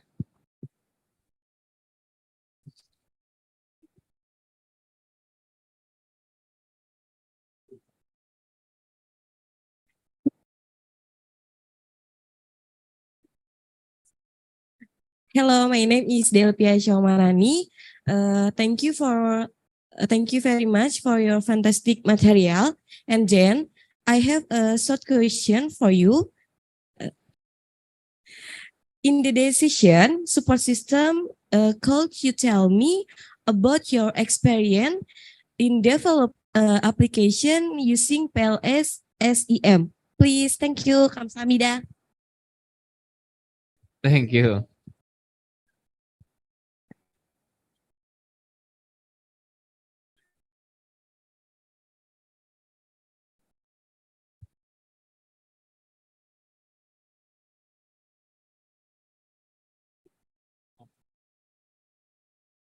Actually, before I record some my peer research how to operate from the real paper, I already designed 3 courses for this idea.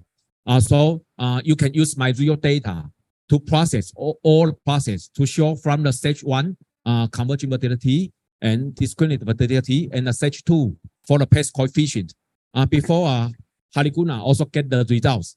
So if you are interested about this kind of operation, we can share the video and data to you, and you can learn it by yourself. Thank you. Terima kasih. Okay, thank you very much for this question and answer, the first section. Again, thank you very much, Professor Shen, because our time is limited, and please give him, yeah.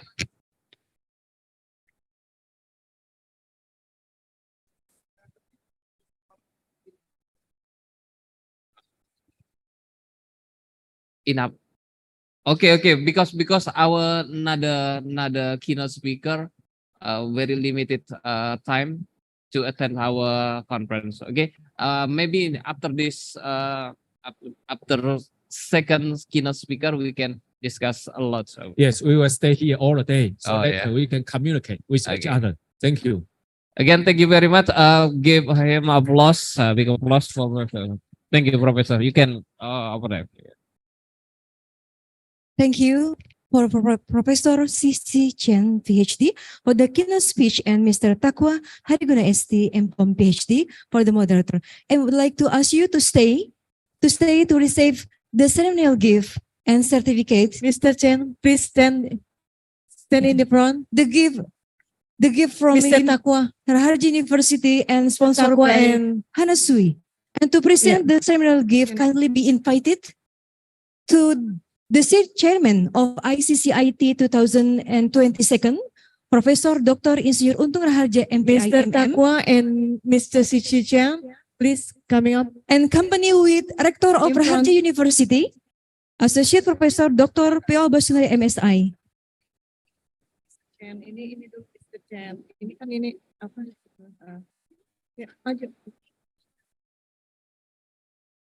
Mr. Takwa also.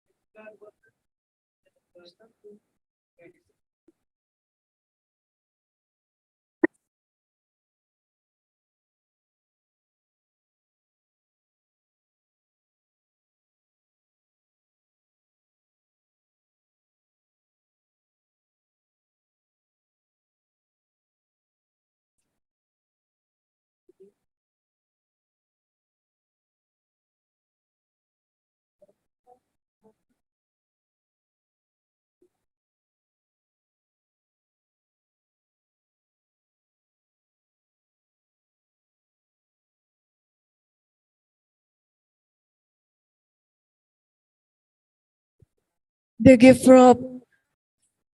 gift is sponsored by Hanasui.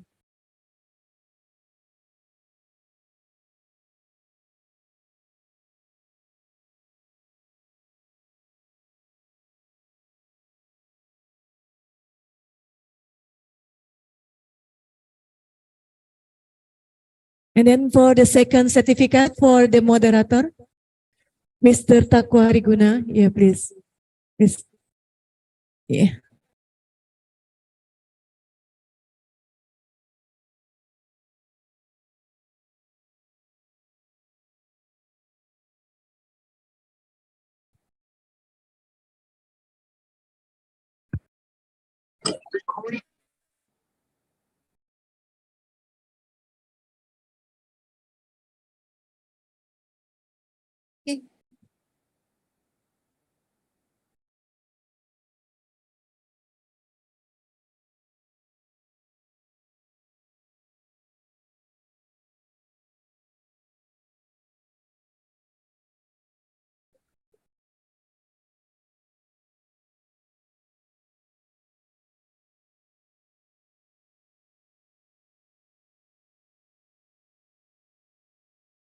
Okay, thank you. Okay, thank you very much. Please have a seat.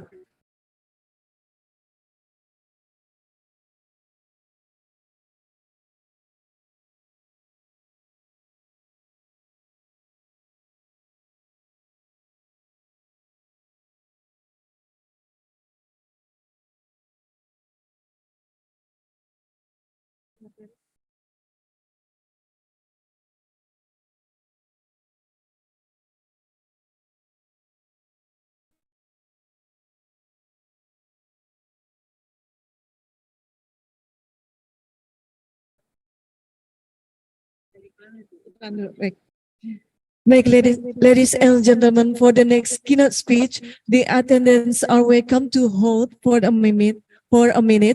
The next keynote speech will start promptly after this break. Thank you very much.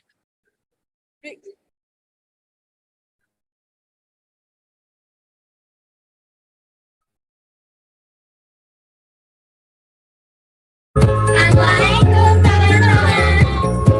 Kami di sini ingin memperkenalkan kampus kami.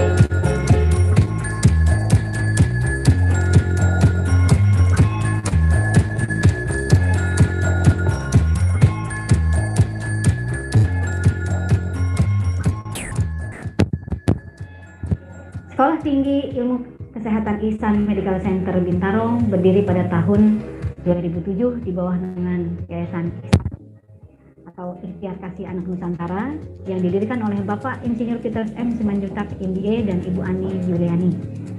Kampus dengan slogan Integrated, Motivated, and Fully Caring ini memiliki 3 program studi kesehatan, yaitu terdiri dari program studi S1 Keperawatan, program studi profesi nurse, dan program studi diploma 3 kebidanan. Melalui semangat berkemajuan yang hidup di seluruh sivitas akademika, atmosfer belajar dibangun di sini.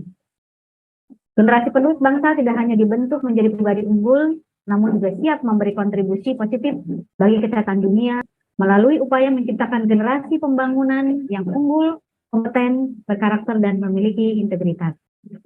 Unit di bawah bidang 1 atau bidang akademik meliputi 5 unit. Yang pertama adalah program studi, yang kedua lembaga penjaminan mutu internal, yang ketiga lembaga penelitian dan pengabdian masyarakat, yang keempat laboratorium dan unit perpustakaan, serta yang terakhir adalah administrasi akademik.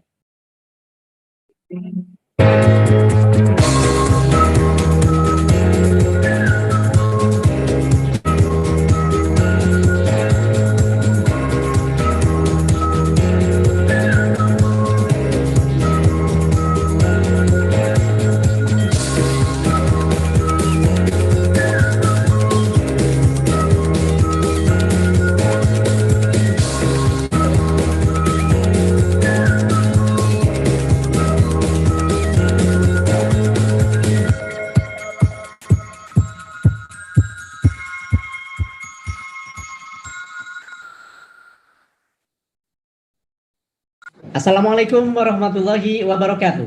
Salam sejahtera untuk kita semua, salam sukses dan luar biasa. Masa depan dan peradaban sebuah bangsa berada di tangan generasi muda.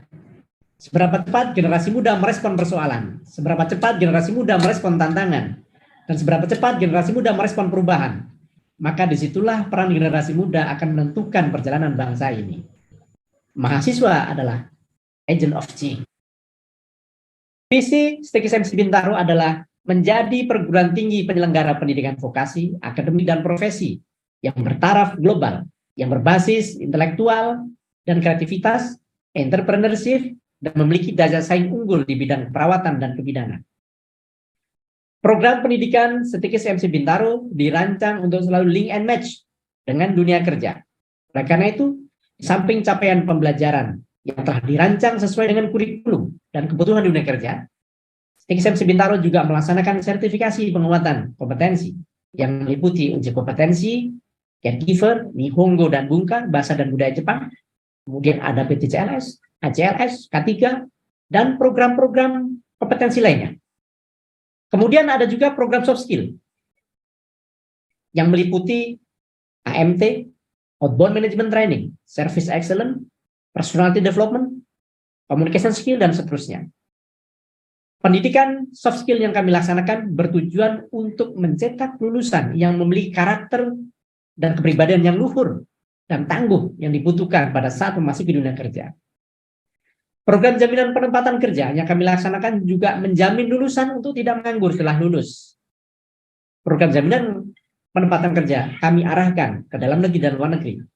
Untuk program dalam negeri, kami arahkan ke rumah sakit yang menjadi mitra dari STIK ICCIT Bintaro. Sedangkan untuk penempatan luar negeri, jaminan penempatan luar negeri kami arahkan ke Jepang, baik melalui program Kinojusei, Tokete Gino, IPE, maupun program internship. Saat ini, STIK ICCIT Bintaro sedang melaksanakan proses perubahan menjadi Universitas Ihsan Satya yang akan membuka program studi baru, yaitu manajemen bisnis, akuntansi, teknologi informatika, sistem informatika, dan kesehatan dan keselamatan kerja. Kami berharap Universitas Ihsan Satya ke depan dapat menjadi salah satu solusi bagi persoalan pendidikan di Indonesia yang dapat diakses oleh seluruh lapisan masyarakat Indonesia. Terima kasih. Wassalamualaikum warahmatullahi wabarakatuh.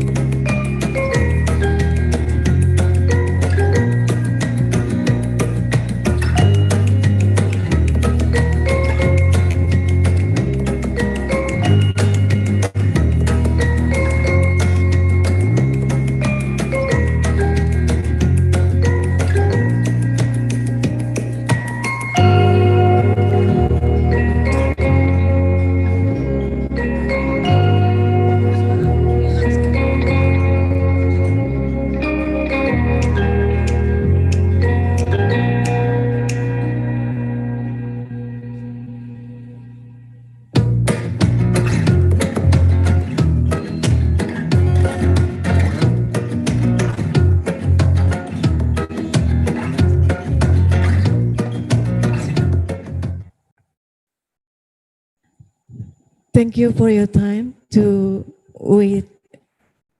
waiting. Okay, ladies and gentlemen, we are now continuing our meeting to the next agenda, that is to hear the keynote speech. The second keynote speech will be delivered by Professor Insinyur Zainal Arifin Hasibuan, MLS, PhD. He is the head of the Computer Science College Association, or APTICOM. So, for Mr.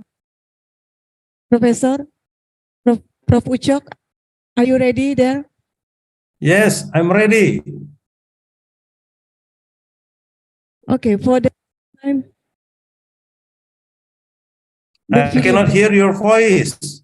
Okay, thank you. Let's check his profile. Thank you.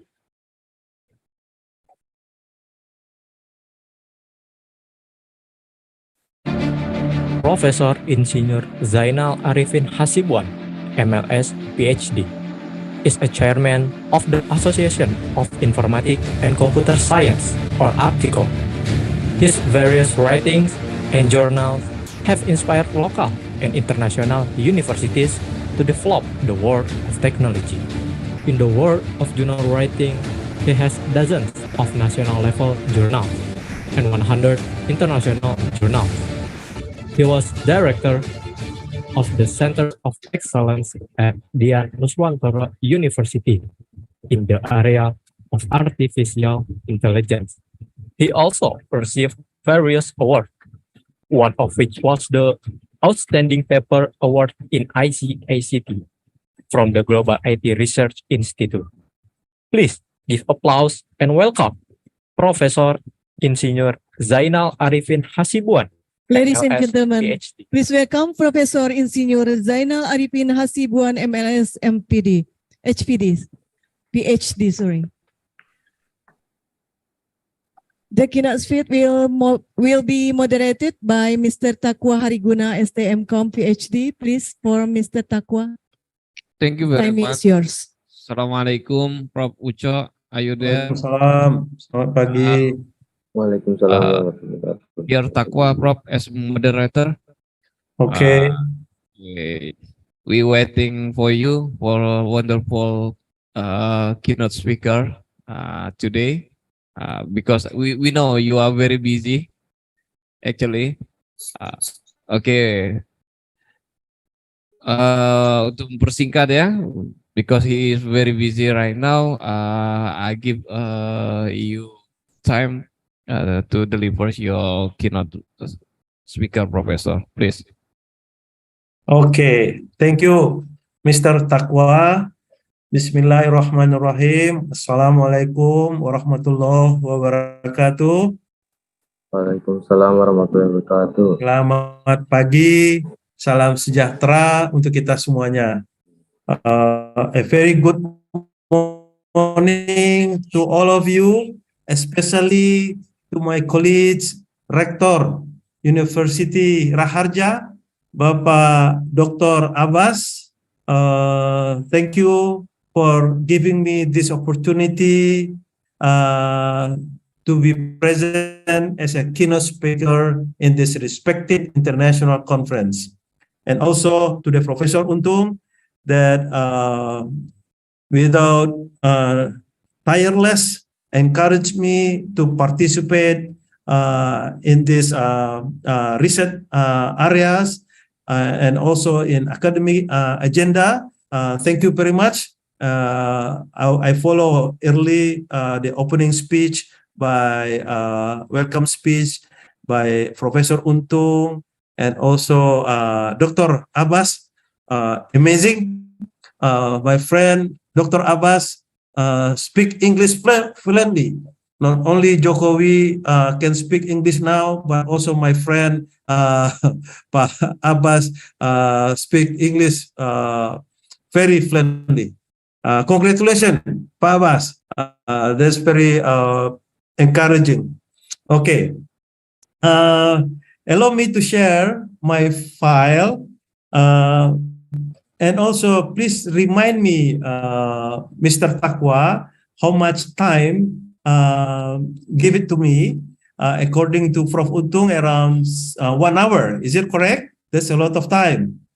Yes, actually about 45 minutes, Prof. And there is 10 minutes for question and answer. But if you have okay. you can use it until after asar, okay. Okay, I will present my presentations around 30 to 45 minutes, and I'm prepared to answer questions. Please, for the participants, around 225 participants present in this international conference. I welcome question, sharing ideas, because that's the purpose of this international conference. It's not only presenting my research, but also sharing ideas and also contesting the ideas that we can follow up later on in some other time. Okay. Allow me to show the screen. Hopefully I got it right. Okay. This is the titles of my presentation: Developing Small Medium Enterprises Using IoT, Blockchains, and Artificial Intelligence in Red Onion Circular Economy. I think these titles is relevant to the themes of this international conference that saying empowering technology innovation for sustainable digital economy in post-COVID-19 pandemic era.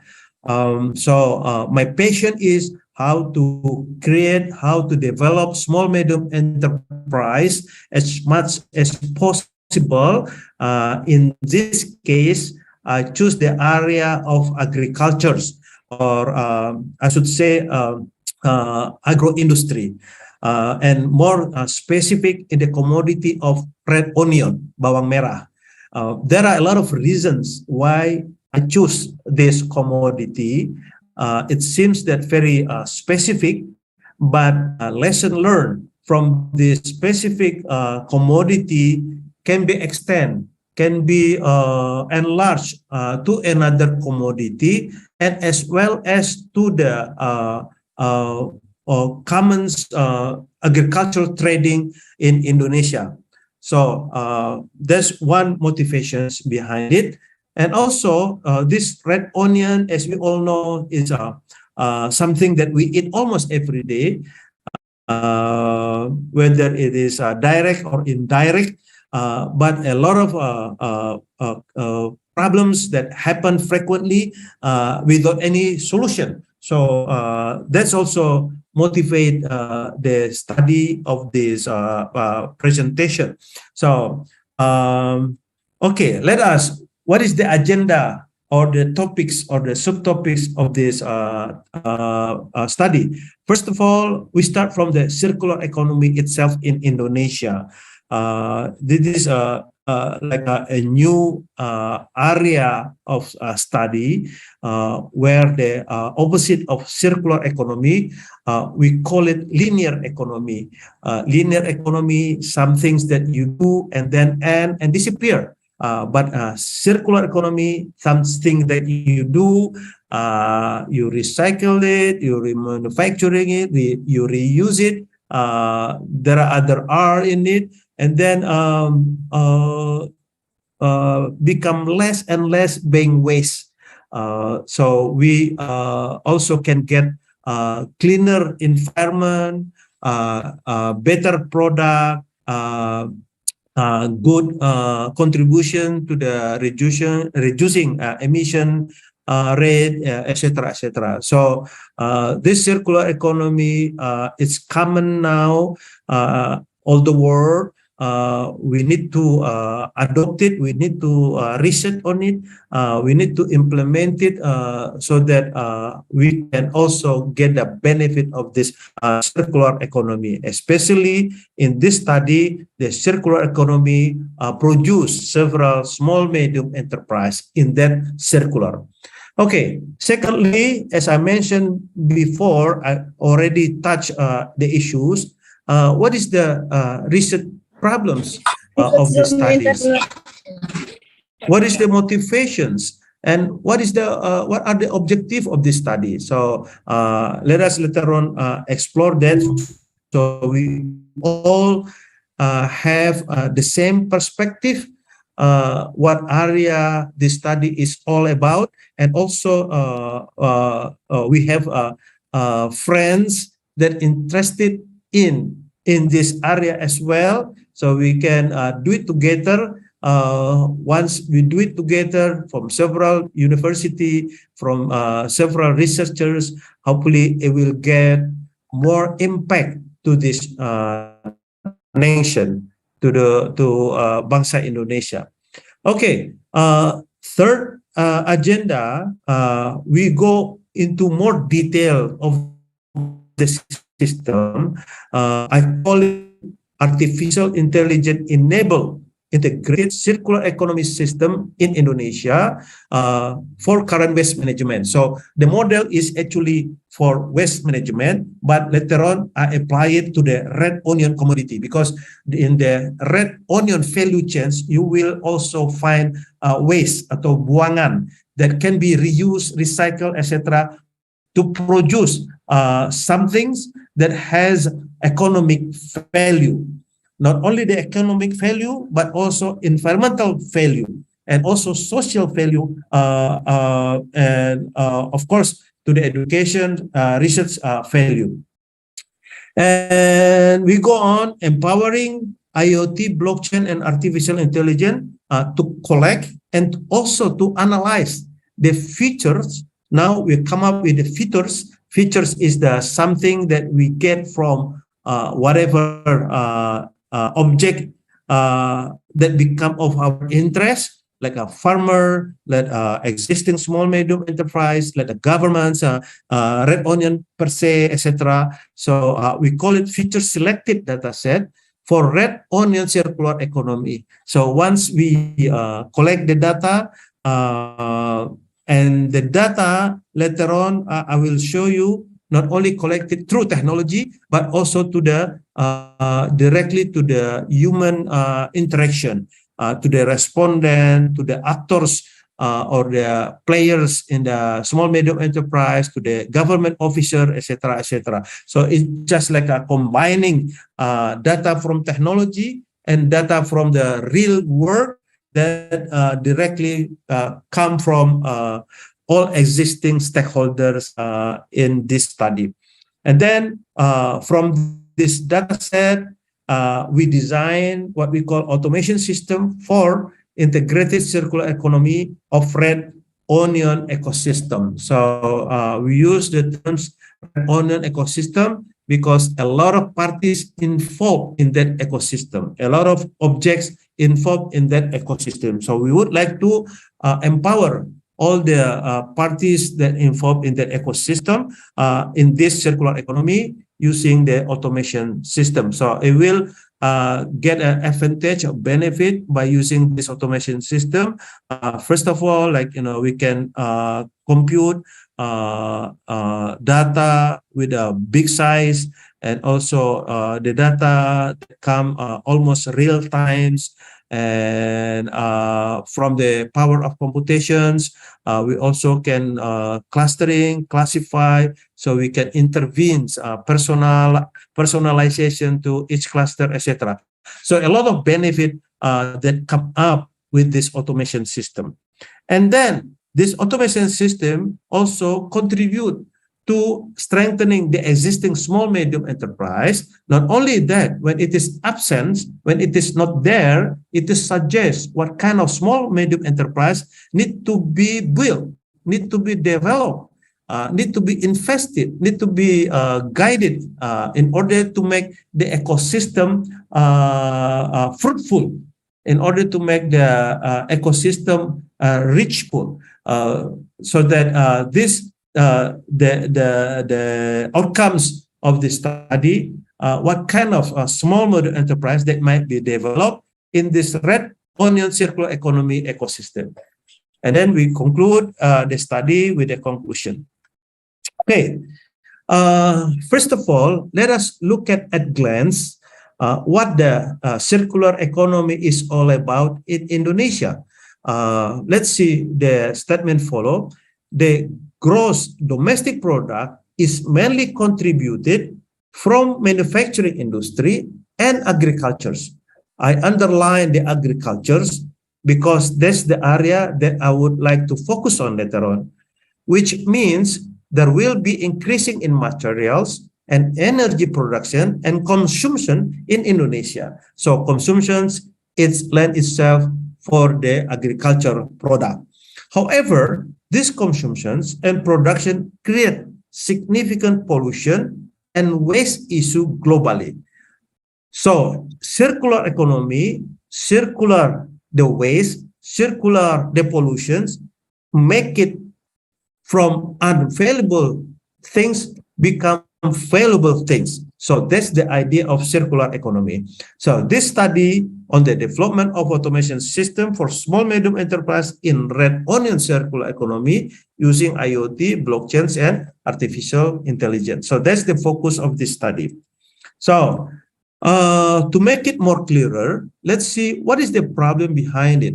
As I touched before earlier, red onion is one of the strategic agricultural commodities in Indonesia that can grow almost any time. But why the problem never erased? Why the problem of red onion keep rising, keep exist in our daily activities, whether or not it is oversupply that makes the farmer suffer, because when it is oversupply, the price is down, the farmer will be lost. Yeah.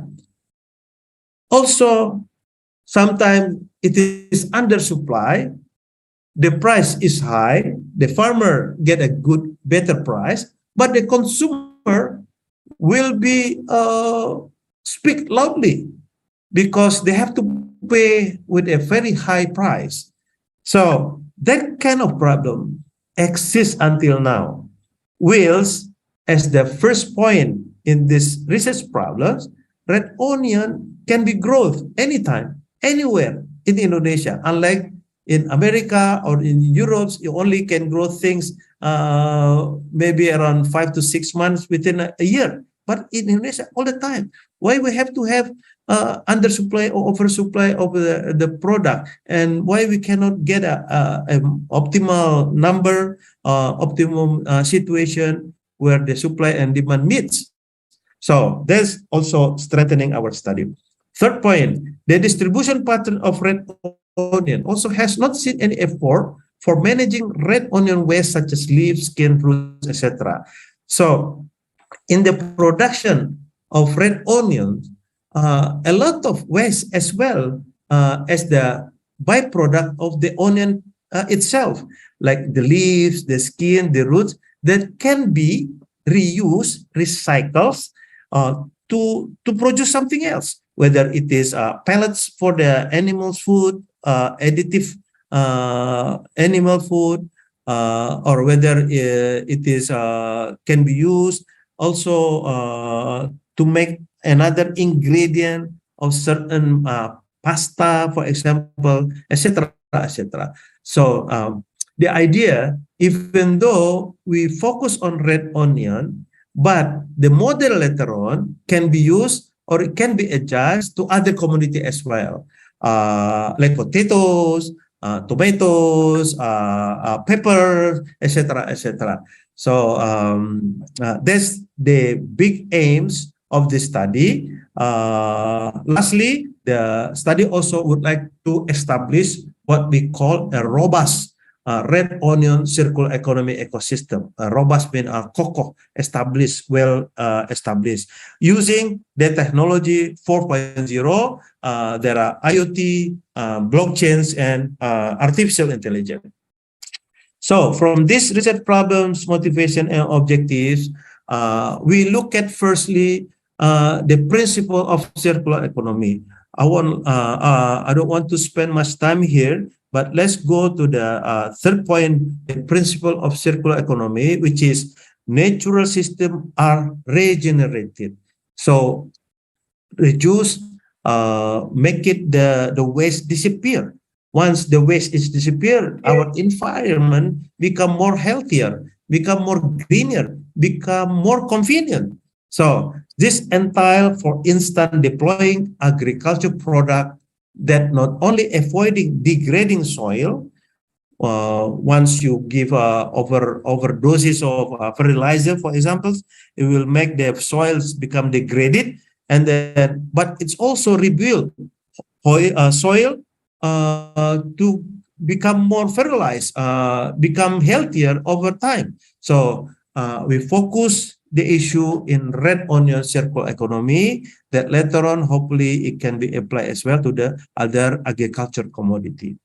Okay, not to mention the economic contributions of red onion to the revenue of the government, to revenue to the people like a farmer, etc. That's also very much significant. So that's why red onion considered one of the strategic commodities in agricultures. Okay, so we designed this system previously as a universal model.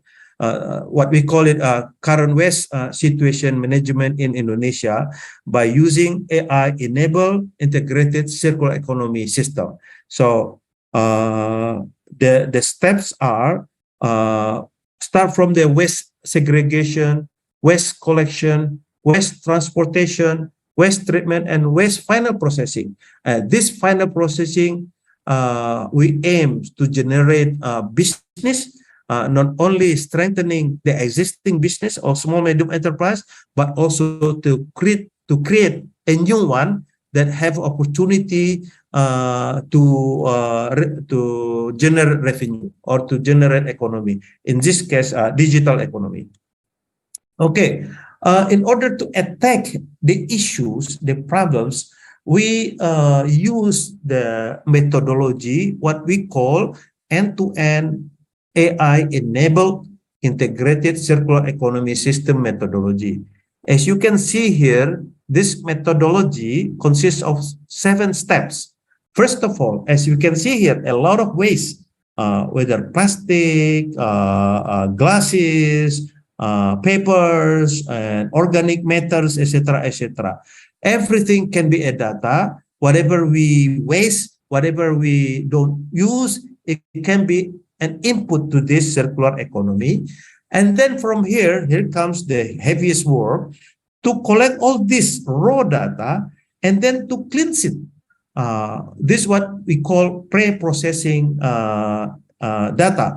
This pre-processing data consists of balancing the unbalancing data, normalizing the data, missing value, maintaining the consistencies, etc., etc. So a lot of effort to build this big data set, and hopefully this big data set also growing as the time goes on, so that everyone can benefit from there. And then in the third step, from this big data set, we use to extract the features that are useful to develop a system or to design the system. This is what we call big data set feature extraction and formulating the framework. And we get the components, we use the component to design the system. That's the first step. And then once they design the system, we develop appropriate system to the according to the requirements. Here I give an examples. For example, there are applications in the operational levels, in the managerial levels, and then a business intelligence level. And then go on to using those application in an organization that we can also divide it at least 3 hierarchies in operational management. What are the applications that are needed, and the middle management, and also top management. And at last, 7th stage, we visualize the result, whether it is a tables, a bar chart, a dashboard, etc.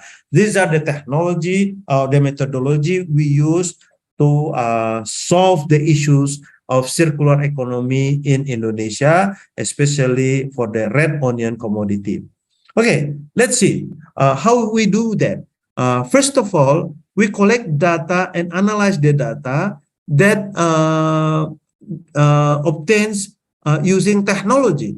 As you can see in my presentation here, this is the IoT that we plan at the middle of red onion farming.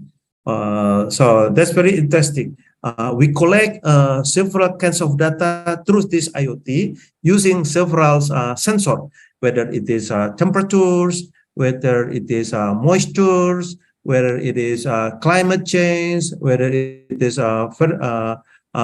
fertilizers, kesuburan lahan, etc., etc. I think there are 7 types of data that can be collected directly from the field. using this Internet of Things. Okay, from this IoT, we send the data and then get into the blockchain because this blockchain will connect several parties in this ecosystem.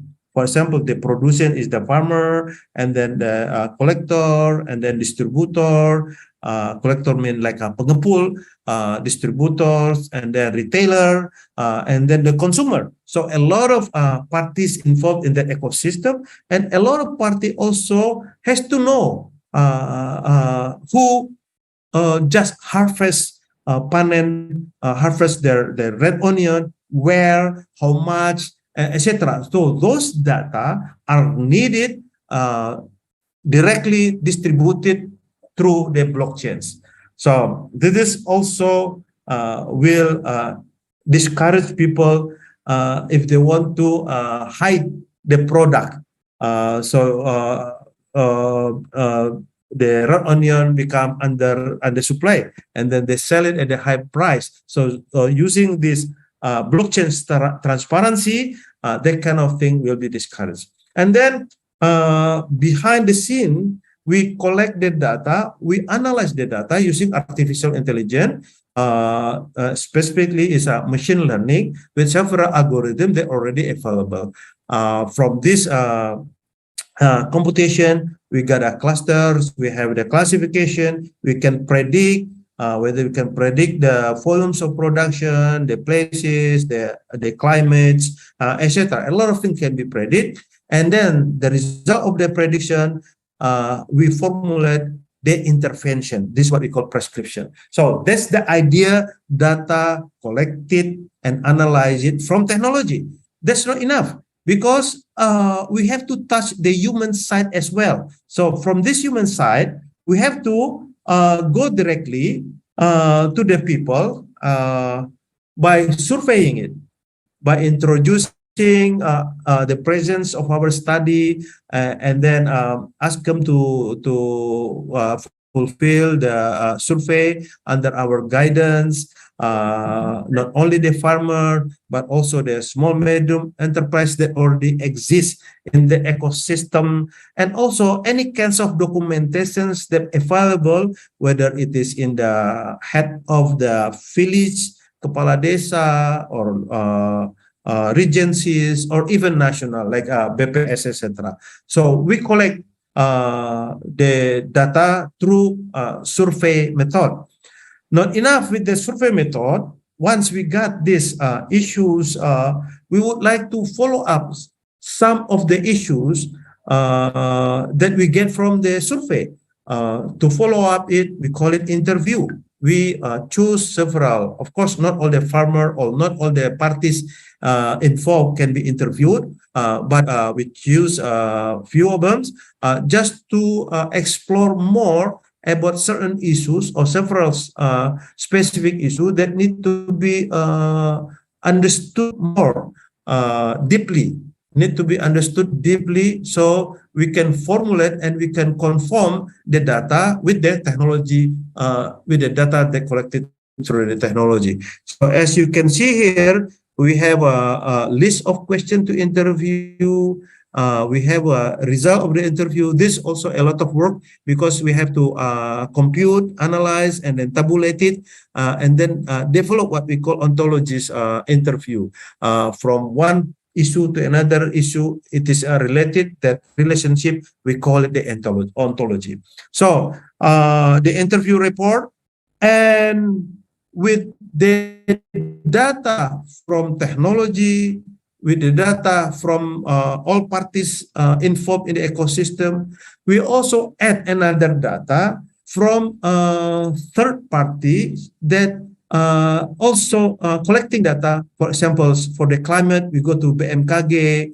For the change of land cover, we go to data Google Earth. And for the price fluctuation, red onion prices, we go to BPS, etc. So if I can conclude, there are at least three big sources of data: from the technology, from the parties involved in the ecosystem, and also from the secondary data that already available. So all together develop, and then we try to extract keyword, try to extract issues, problems, and we try to find solution to the problem or to the issues. We are not expert in red onion. We are not in the agriculture area, so that we facilitate what we call focus group discussion by inviting experts from agriculture, from government, from business, especially that related to the red onion. We give the issues, we post the issue, we ask their opinion, suggestion, clarification, criticism, etc., etc. So the result add on to the data set that we already have. So we have a very rich data set before we really compute all together to aims to achieve the objective of the study, which is how to build a small medium enterprise, whether it is already exists, to strengthen in it, or it is built if it is not exist yet. So from the data set in the fourth stage of methodology that I mentioned before, we designed the system. We designed the system, as we can see here, the design of the system consists of 4 aspects. First of all, behaviors of the parties involved. Thirdly, from the behavior, from the problem issue. Secondly, from the behavior, the issues, we formulate the solution, what we call it prescription. And then thirdly, we relate the solution to the issues of GDP, to the issues of economy, or specifically digital economy. And then fourthly, last one, we use all the data to prepare what next to be done. This is what we call prediction. Before oversupply is happen, we have to have formulation how to intervene the system so the product not wasted, for example. Or if we predict will be under supply of red onions, we have to encourage others to plan, and also if it is one area is not possible due to the climates, for example, we can encourage other area that used to plant other things like corn, for example, switch it to the red onion, etc.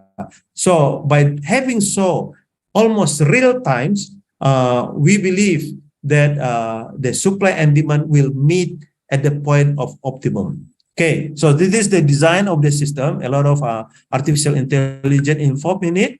And then from there, we develop the application portfolio. We deploy it to the Android, to the gadgets, to whoever involved in the system, whether it is a farmer, whether it is government officials, whether it is a trader, etc. So each of them have a specific application that they need, but behind the scene, all that application integrated into one automation system of circular economy in red onion. So that's the idea behind it, and we already developed some of them, and it shows very interesting result. So especially the result suggests related to our conference team, in the circular economy, we use the terms 5R or 3R or 7R.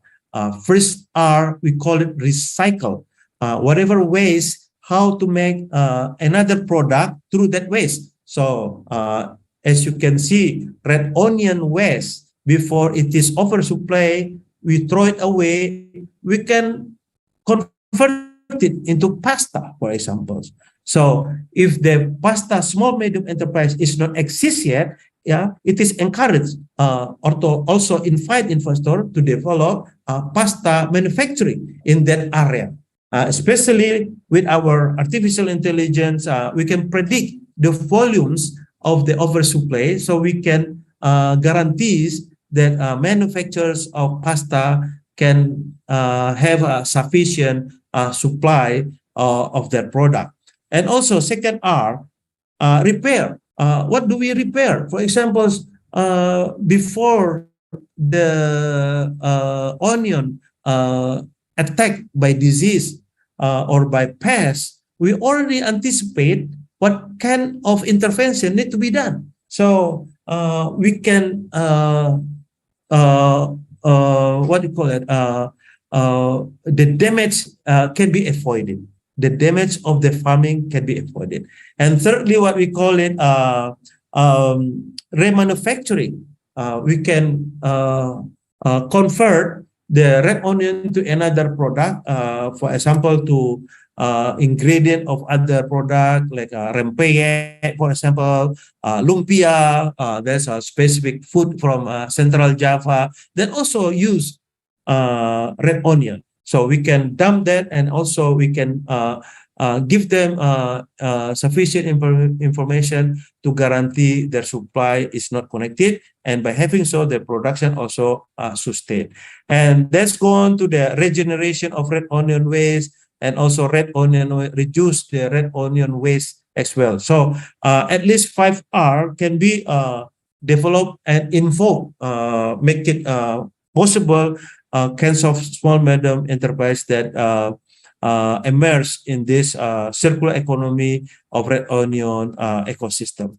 In conclusion, several data collection in circular economy can be automated using technology 4.0 rather than conducted by human. You can imagine how do we collect every day, every times, the moisture of land, the fertilizers of area of farming, a number of volumes of harvest, etc., etc. A lot of data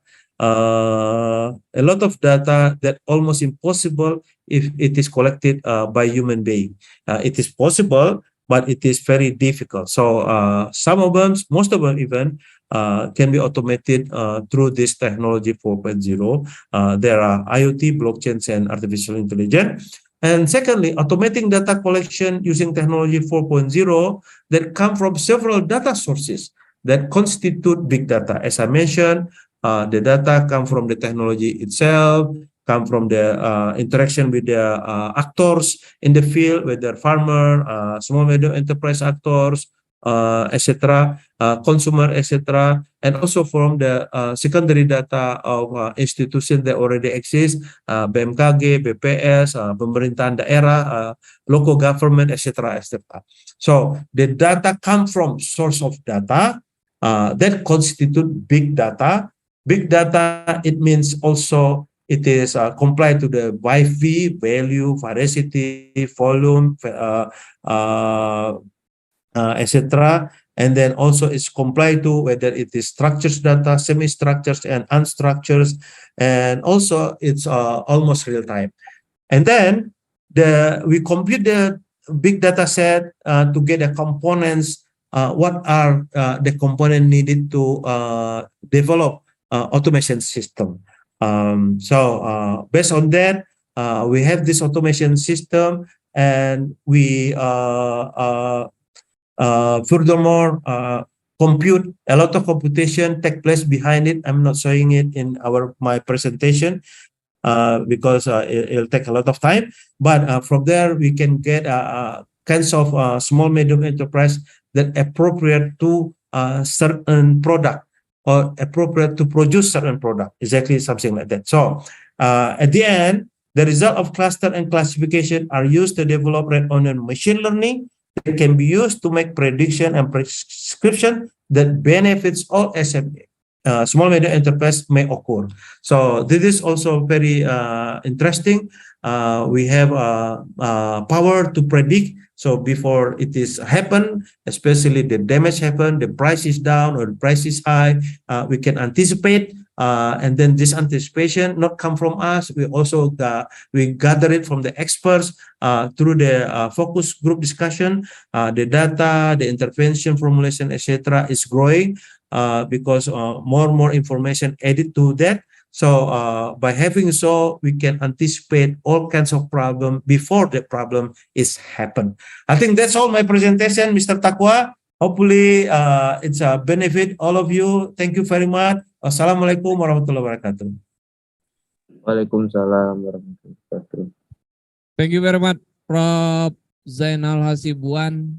As usual, you always inspiring. Even you talk about onion, bawang merah gitu ya. Always inspiring.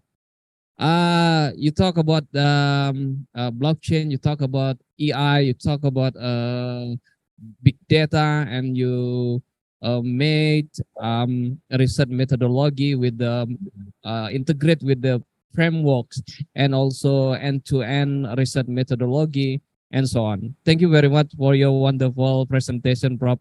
Always inspiring, as usual. Thank you. Okay. We going to Q&A session. I need you, one or two the audience need to question, please raise your hand. Prof. Sandi, you want to ask to Prof. Uco? Always here, Pak Sandi, Pak Prof. Pak Sandi from Pontianak also attends our conference today. And anyone of you have a question? Okay. Pak Sandi, please. Hello, Prof. Jenal. How are you? Hello, Dr. Sandi. I'm just fine. Hopefully you are also well. Yeah, it's very nice. Hear your topic is very inspiring, and thank you for this, Mr. Zainal, Prof. Zainal. Now I hope your material for us can we develop to our courage and motivation to the research again and follow your needs to Prof. Zainal. Thank you, Prof. Zainal. See you next. Okay, thank you. Thank you. Thank you, Dr. Sandi. Appreciate your See you in Bali, yeah? See you in Bali again. And another? Pak Hendry, maybe? Pak Hendry. Hello, Prof. Cho. How are you today? Hello, Dr. Hendry. I'm just fine. Okay, thank you. You look more handsome, you know, more than them. So I'm happy for much for your talk today. Unfortunately, I don't have small change, Dr. Hendry. I will treat you later on in Bali, okay? Inshallah. Excuse me, Prof. Uco. We know one of many activities in the Internet of Things may be for big data, so on. And today you're talking about the Internet of Things, artificial intelligence, so on, for collect the data. Also, we know that in business intelligence, this topic is very, very inspiring. If you're talking about business intelligence, we have many time to collect and pre-processing data. So I hope you can explain to me in deep detail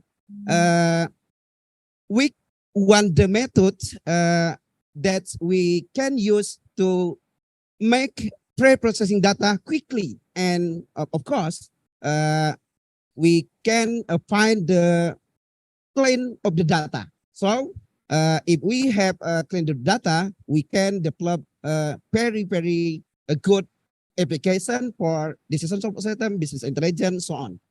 Thank you, Professor. Okay. Allow me to answer it directly, Mr. Moderator, ya. Yeah, siap, Prof. Okay. This is a very difficult question and very sophisticated question as well. Yeah, come from my colleague, Dr. Hendry. Surprise. You are right that actually our main problems in doing research or in doing anything like decision making, the main problem is data. Yeah, we said many times we have all data except the one that we're looking for, except that the one that we want to use. See, look at it.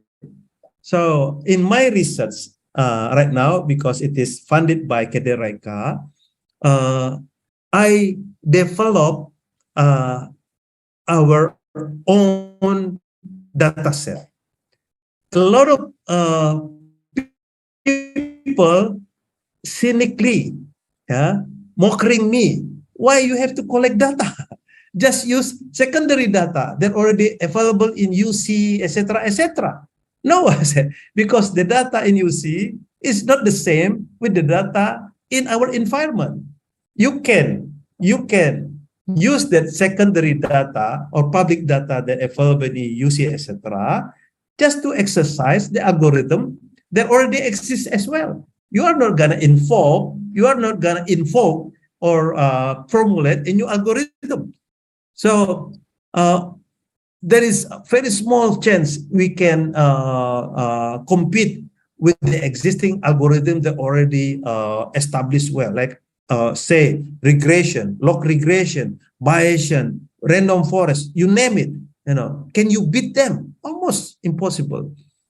So if we use public data, that most of us doing that, using existing algorithm, or maybe we can modify the method, for me, it's not contributing to the research. So you are right again, Dr. Henry. Once we create or develop data, the biggest problems, the biggest effort that we put forth is collecting it and cleansing it so it is ready to compute. So that's why in this study, I show everyone the source of data consists of from the technology, from directly interacting with the humans, whether it is farmer, small, medium enterprise, etc. And also we recognize data that already collected before, and even though seems unrelated, but it is related, from BMKG for the climate change, BPS for the fluctuations of prices, etc., etc. Deploying my teams to collect this data, it's really pain in the neck, very difficult, because I have to train them how to collect the data. You just cannot go to the technology, go to the people, and you said you already asked them, interview. No, you have to follow, you have to comply to the academic method. So we have to develop instrument, we have to really scrutinize the instrument so it's measure the thing that we would like to measure, so it is valid. And we also, if it is not consistent, how to apply the reliability test, etc., etc. So that's why the professional of collecting data and put it into data set, it's very important. We call it data engineer. We need a lot of data engineer, Dr. Henry. Okay, we need a lot of data engineers. Once the data set exists, it can grow easily. More and more data can add to that as the time pass by. Once the data set exists, it is easy to compute because the tools already there, algorithm already coded. But you need to add the competence to interpret the result. So, like, what does it mean if it is the distribution have several optimum and minimum form? What does it mean if it is clustering being formed or not being? Interpret and analyze the result. But right now, life is much easier. The algorithms already there, it is already coded, and it is already also available in the tools. You just simply put and input that big data set.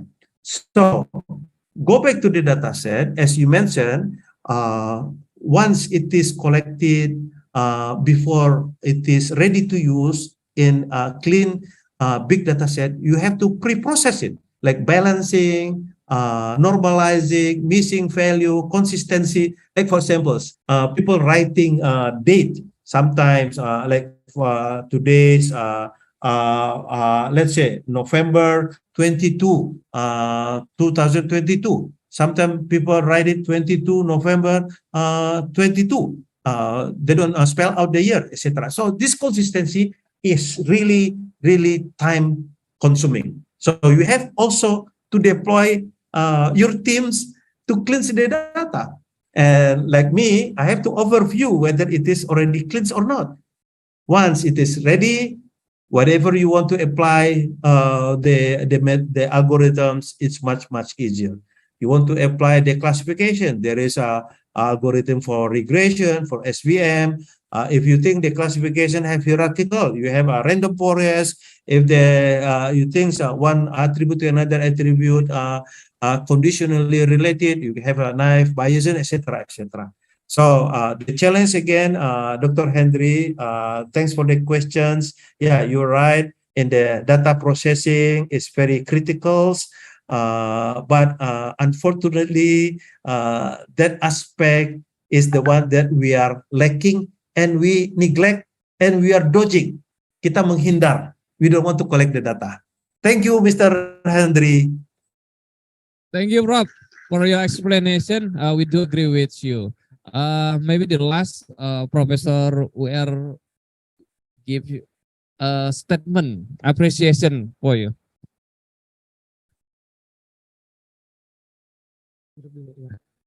Hello, Prof. Ucok. My father. Hello, Prof. Untung. Nice to see you through this digital world. Just call me UR. Yeah, you are my father. I'm so happy to see you, and you look younger and younger every day. So, Alhamdulillah. I'm happy that my father is very healthy. Yeah, and you give a very amazing speech about the circular economy. Yeah. And congratulations also for the government Kedaireka grant that you received. And through your guidance, we learn from you so that we also get a Kedaireka grant. So thank you, Professor Ucok. Yeah. And about the circular economy is something that is very important to us. Yeah. Especially when I look at our new capital city, ibu kota negara yang baru ya, our new capital city, they keep talking the circular economy in our new capital city, and I also learned to know that you are one of the consultants for the new capital city. So I wonder if you can share to us about the plan, yeah, and how we from University of Raharja can participate in this. Thank you, Professor Ucok. Okay, Prof. Untung. I thought sesama profesor dilarang saling bertanya begitu. So anyway, thanks for the sanjungan ya, and thanks for the question, and also congratulations to Universitas Raharja that also get a Kedaireka grant from the government. So yeah, actually, my passion, especially as a chairman of Apticom, as you can see, I think all my friends can see, I travel along the way from east to west, west to east, meet friends in one province to another province in order to encourage my colleagues, my fellow lecturers, researchers from all over the countries, try to focus on what we call problem solving. So whatever we do, whether it is services, pengabdian masyarakat, or whether it is research, try to relate our activities to the problem solving. So problem solving, do not look for problem solving that are far from you, because it will take a lot of effort later on to solve it. So just look around you. What kind of problem solving, what kind of problems exist in our environments, and how to solve it. And one of them is the circular economy. Look at it is applied around Universitas Raharja, around Banten, around Jakarta, around later on in Ibu Kota Negara, smart city as well, because waste atau sampah, whether it is organic waste, unorganic waste, it is not only a problem of Indonesia, but it is a problem of global. So the consequences, we cannot manage the waste, is the climate change. The emissions is improved significantly that cause the climate change. I think right now we already get the signal. Sometimes local rain happen in Universitas Raharja. Once we go out, it's not raining, etc. That's what we call micro climate change. Why this happen? According to the scientists, it's related to the pollution, it's related to the emission production, etc. And also during SBY presidents, we already ratified to commit to reduce our emission. So that's a big job, difficult job. Our small job is just to solve the problem around us. If we would like to count, to calculate how we can contribute to reducing emissions, we can do that. But before go that far, let's focus on solving the problems around us using academic approach, using scientific approach, instead of, as the opposite, doing it trivial, ad hoc. Betawi people say ngasal, asal-asalan saja. So do it with a scientific approach. So doing it scientific approach or academic approach, who more capable in doing so unless they are come from university, us, lecturers, researchers. So that's the philosophy behind it. And then a lot of surprising issues come up, and also a lot of surprising solutions we can deliver due to the advance of technology. Previously, it is almost impossible to combine data that we collect, whether it is structures, semi-structures, and structures collected together. It is almost impossible to compute previously. But now, with the new technology, with the new approach, you can convert them all in one data set and ready to compute. And the result, very surprising. A lot of insight we get out of this big data set or big data. A lot of insight, it means that a lot of idea, a lot of solution to the problem, etc. And I already proved with the problem-solving approach, we can go to the Q1 journal with the impact factor very, very high. I encourage all the participants looking at my last publication, you just type everything is data under my name, Zainal Hasibuan, or under my student's name, Ariana. It is in open access. It is in Journal of Big Data. The impact factor is very high. So what I'm saying is, when we do a research, we are not only looking for innovation. We are not looking for novelty.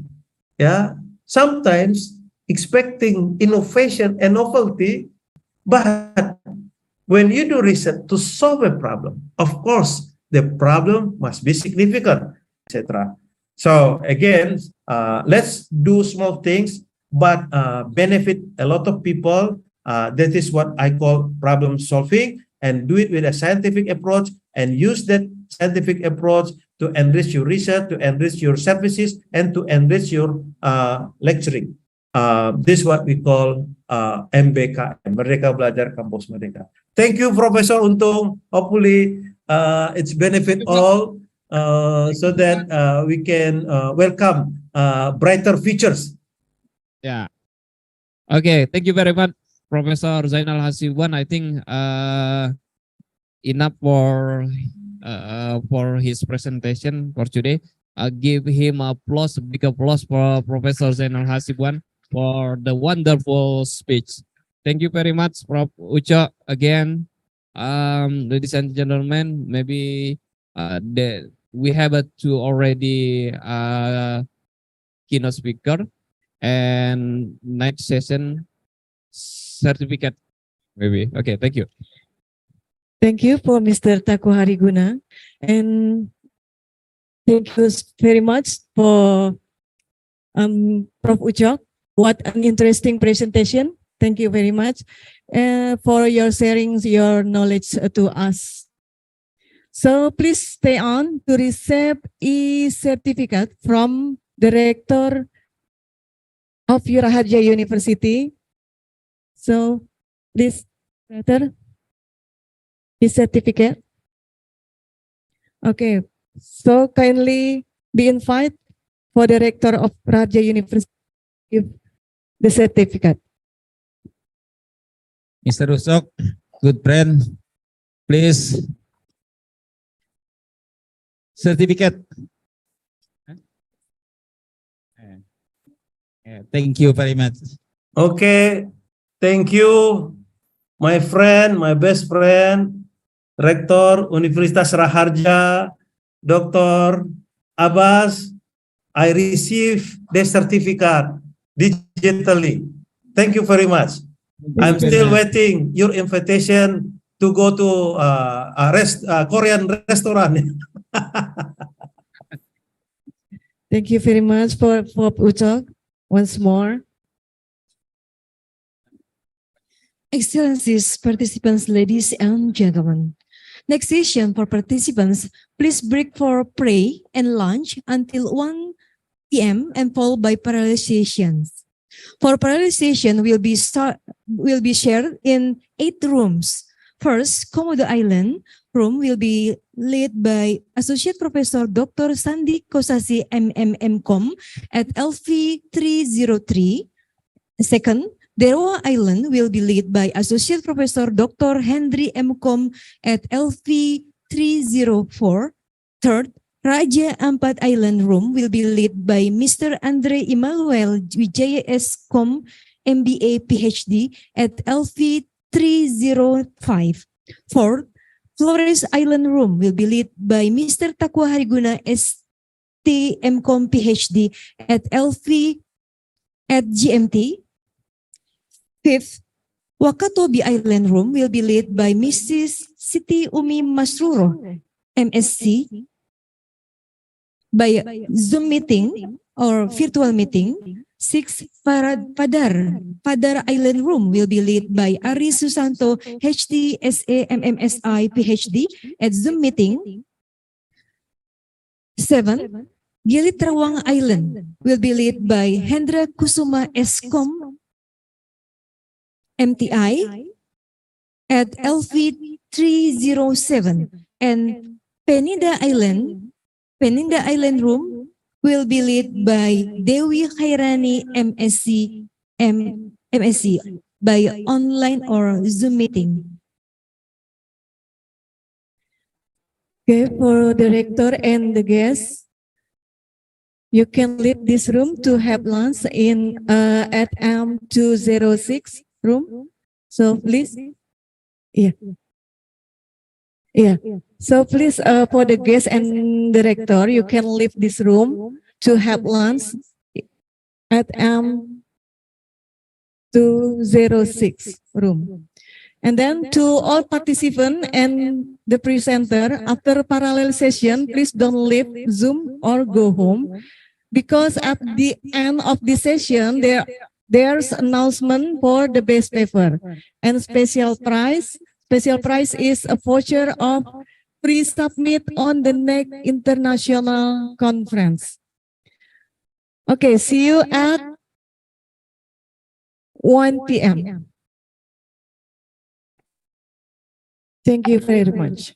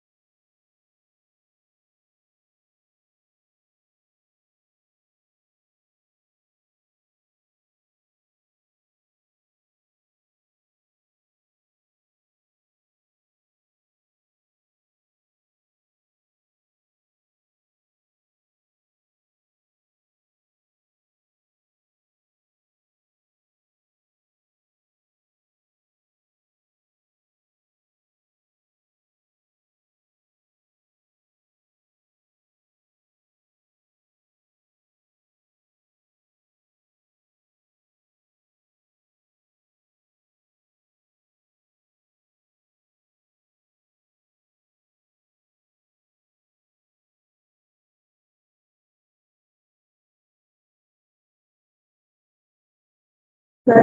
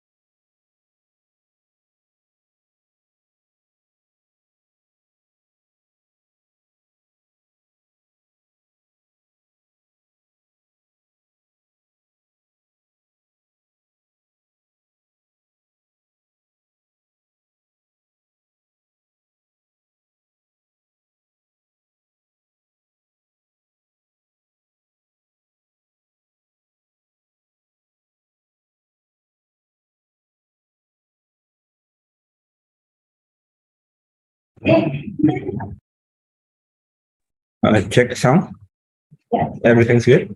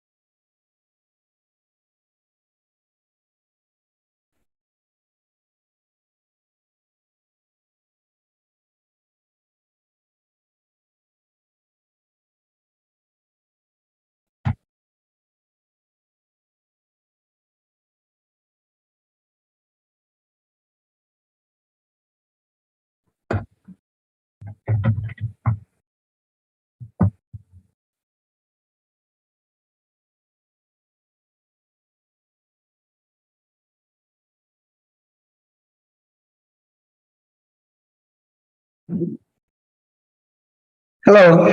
Waduh. Ini Mas Tito. Gimana Pak Hendri? Iya Pak Sandi, ini gimana ini? Ini nggak ada bagi ruangan ya? Pak Sandi ya? Bagi ruangannya? Iya betul, bagi ruangan belum ini. Belum. Mbak Nesti bisa bantu Mbak Nesti untuk kasih tahu ke komite breakout. Ya, breakout roomnya. Breakout roomnya belum ini. Mas Erik.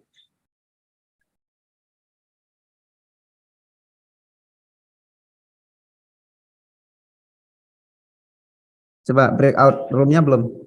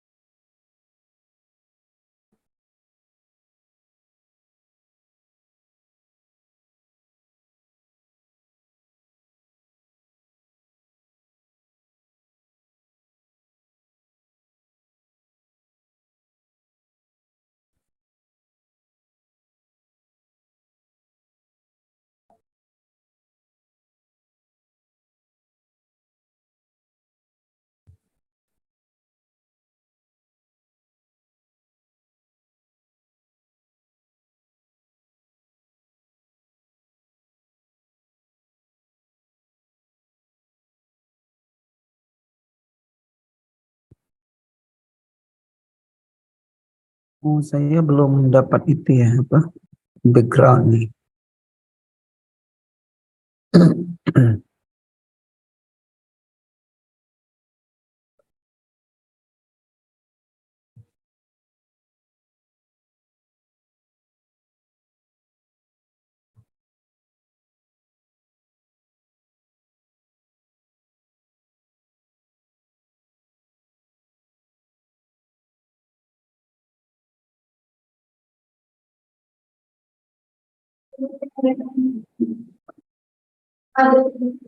Ya ada.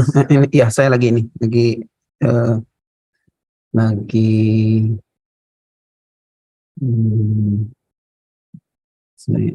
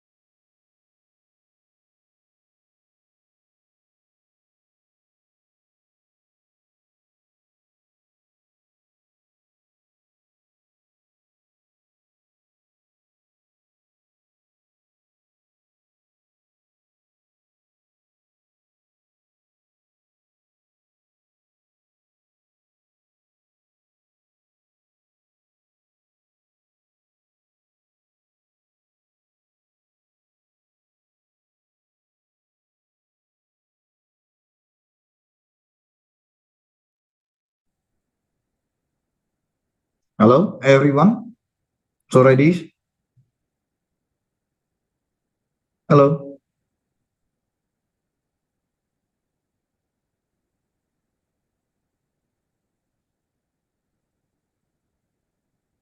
Good afternoon, everyone.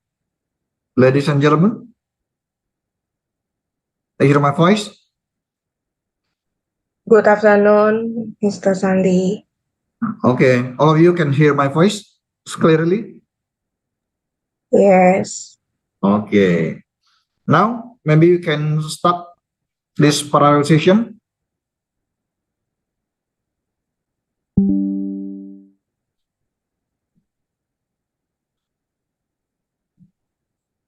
Okay, we can start for this parallel session for ICCIT 2000. Recording in progress.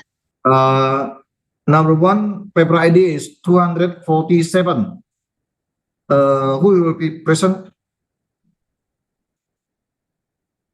Paper ID number 247. Yes, sir. You already joined this room? Wait a minute, sir. Okay. I want to change my background Zoom first. Okay. Okay, wait a minute. Thank you, sir. Yeah.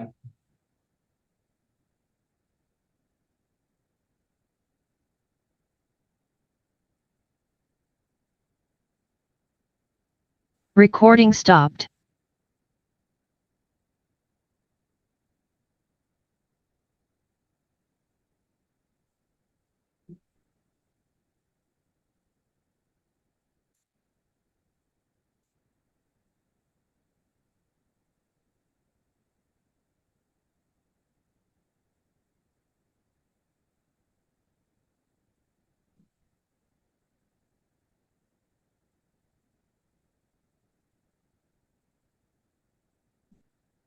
Number one will present Mr. Rehan Junior. Ya, Rehan Junior ya.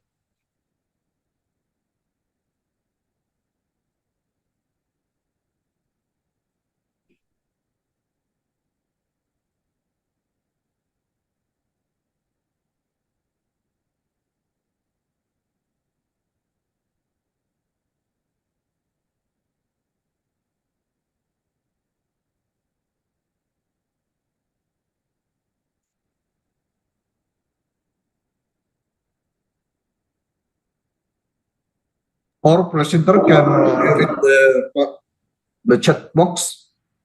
Maybe Okay, you can. sir. I'm ready to change my Zoom background. Mr. Thank you so Rehan, much. are you ready to present your paper? Yes, sir. You present in live? Yeah. Okay. Okay. 10 minutes for you to present Recording your in paper, progress. and 5 minutes for Q&A. Ready? Okay. All right, sir. Okay. Go ahead.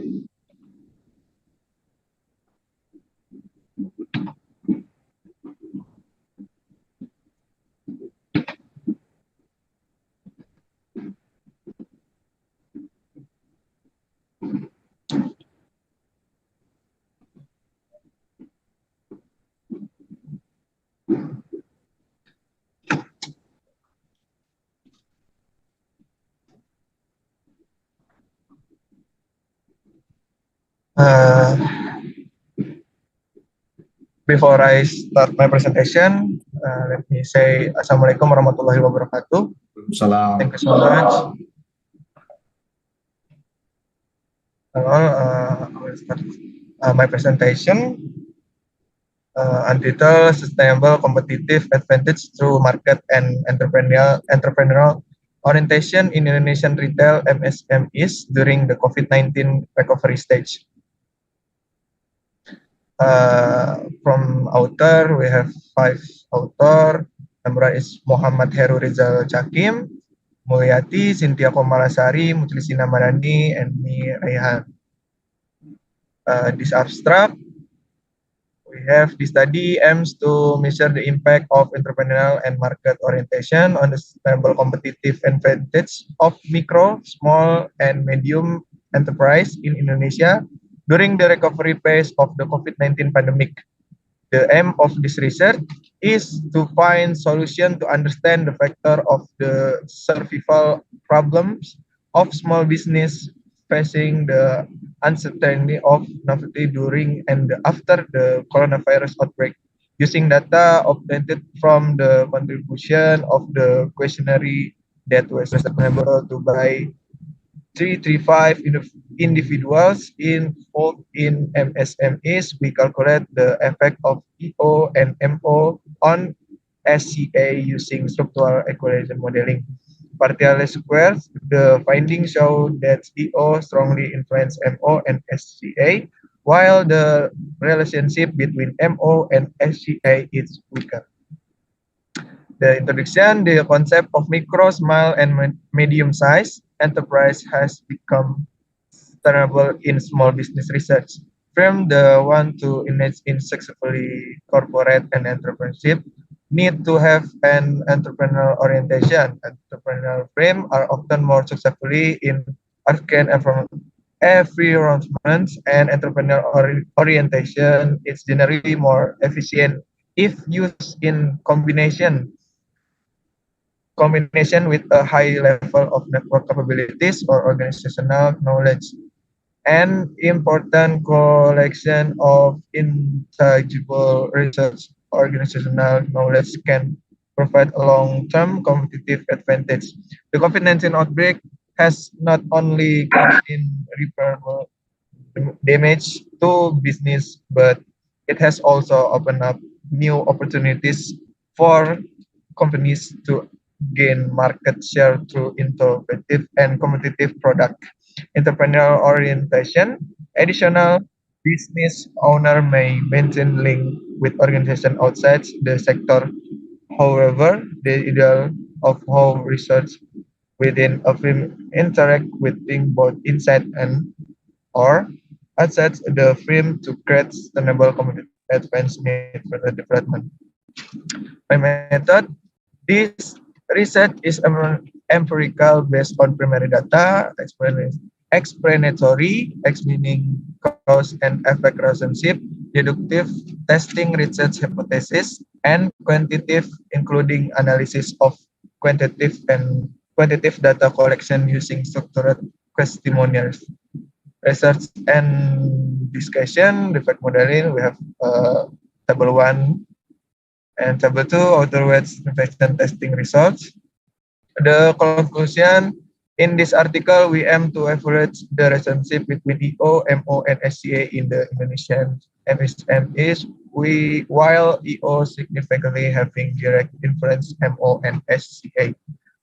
The relationship between MO and SCA indicates weak association, as our study indicates which link between MO and SCA. We suggest for the MSMEs wish to engage with the market to standardize the procedures related to the process. Okay, thank you so much. Okay, thank you, Mr. Rehan Junior. Well, participant, it's time for Q&A. Okay. Anyone want to ask Mr. Rehan about this paper?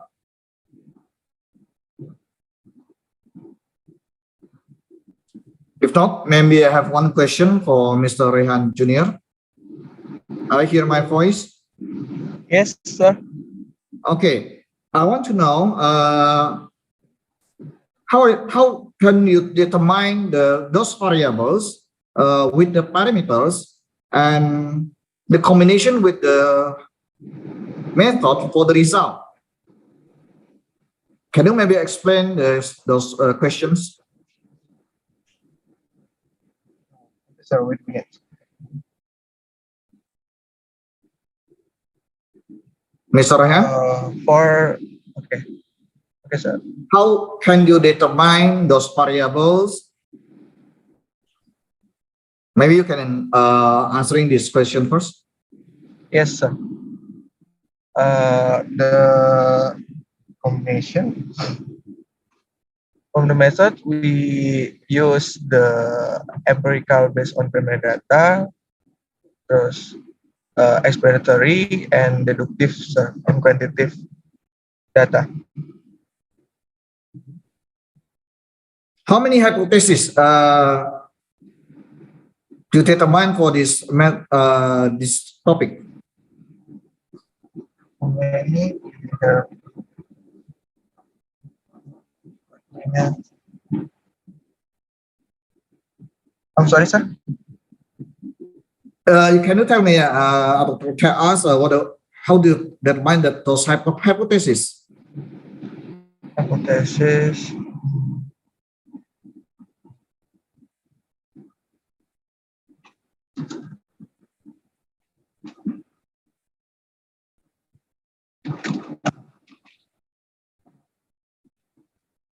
I'm sorry, sir. I cannot answer your question because I just write these papers. Okay, never mind. Maybe you can learn more about how to determine those hypotheses for next time, Mr. Rehan. It's okay? It's okay. Okay, now we can move to the next presenter. Okay, thank you, sir. Okay, thank you. The next presenter Recording stopped. with paper ID is 283. Recording in progress. Yeah. Thank you. Miss Yanfi, ya? Yeah. Okay, you can start. Recording in progress. Previously, the online registration service system for new students at the University of Raharja used chat with WhatsApp method, which created a not efficient in registration activities. Then the prospective new student have obstacles in getting information about University of Recording in Make progress. sure to use the latest Zoom version. 5th, all participants, please fill attendance with this link s.id/attendance ICCIT 2022. 6, once again, please make sure your ID room for this room is track room 2. And the last, for all participants, please rename the Zoom name according to the provision. For presenter, room number hyphen paper ID hyphen full name. And for non-presenter, room number hyphen full name.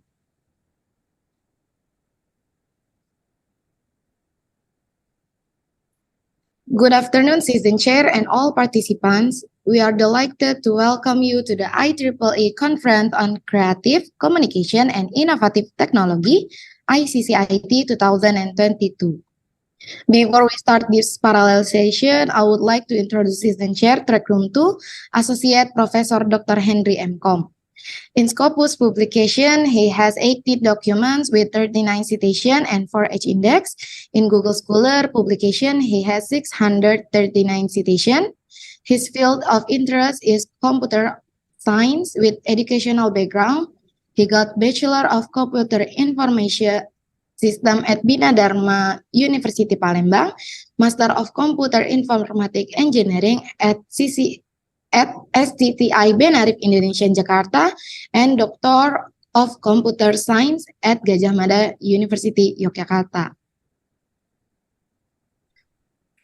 Okay, here are the result presentation in track room 2 from number 1 until number 13. Okay. All participants, please welcome Associate Professor Dr. Henry M. Com. Time is yours. Okay, thank you, Ms. Nesty. Thank you very much for your introduction. For myself, I'm honored to be about humble introduce. Okay, everybody in here, like Ms. Nesty tell about our speaker in this room, we have 13 speakers. So, for efficiency of our time, we will call one by one speaker in here, and everybody in here have 15 minutes for make a good presentation, including 5 minutes for question and answer session. So make sure you have a presentation and please introduce yourself in the short time and explain what is your problem, what is the method, what is your reason in this question about your study, about your research, and definitely please explain your conclusion. Okay, everybody in here, we start with the first speaker. Wait a minute. Okay. The first speaker is Mr. Yusuf, and friend, he have the paper with the title, The Role of Artificial Intelligence in Digital Marketing. Mr. Yusuf, are you attending in here? Or Mr. Sri Yulianto Joko? Or Theophilus Herman Willem? Or Mr. Rifan Effendi? Yes, I'm in. Okay. Mr. Rifan, it is your Recording click and stopped. it is your time for make a good presentation for all of us in this room. Please. Okay, thank you. Recording in progress.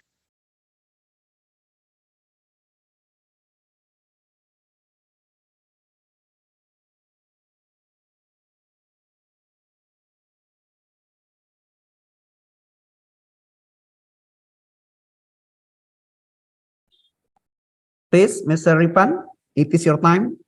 Yes, what?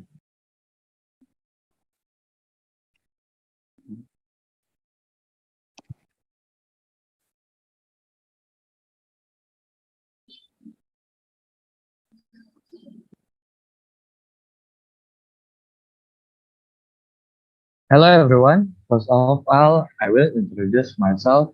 My name is Rifan Effendi, usually called Rifan from the University of Raja. I will deliver a presentation for paper ID 129 entitled The Role of Artificial Intelligence in Digital Marketing. Before start the presentation, I would like to introduce 5 authors on this research. The first author was Mr. Muhammad Yusuf. The second author was Mr. Sri Yulianto Joko Prasetyo. The third author was Mr. Theophilus Herman. The fourth author was me, Rifan Effendi. And the fifth author was Miss Truly Sutyati.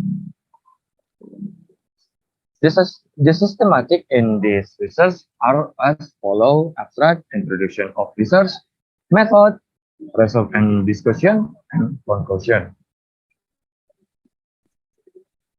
This article aims describes AI differently application in automatic function. Very much appreciate insight are created, and the robot can recognize the right dialect, make their writing arranged in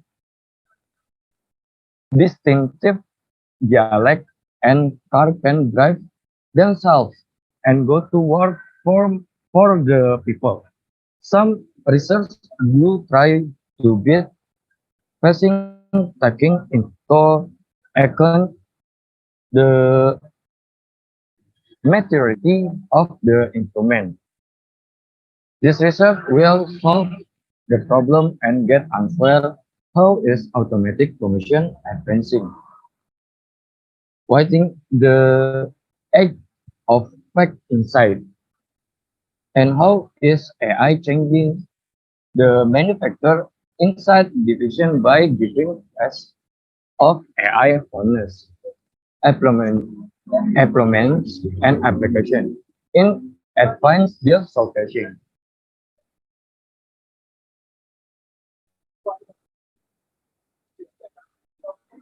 AI means providing direction, means and explanation. Giving means emphasizing the complementary between humans and intelligent system. AI improves all segments, but if one division may be a characteristic candidate for AI, it is digital marketing, media, and communication.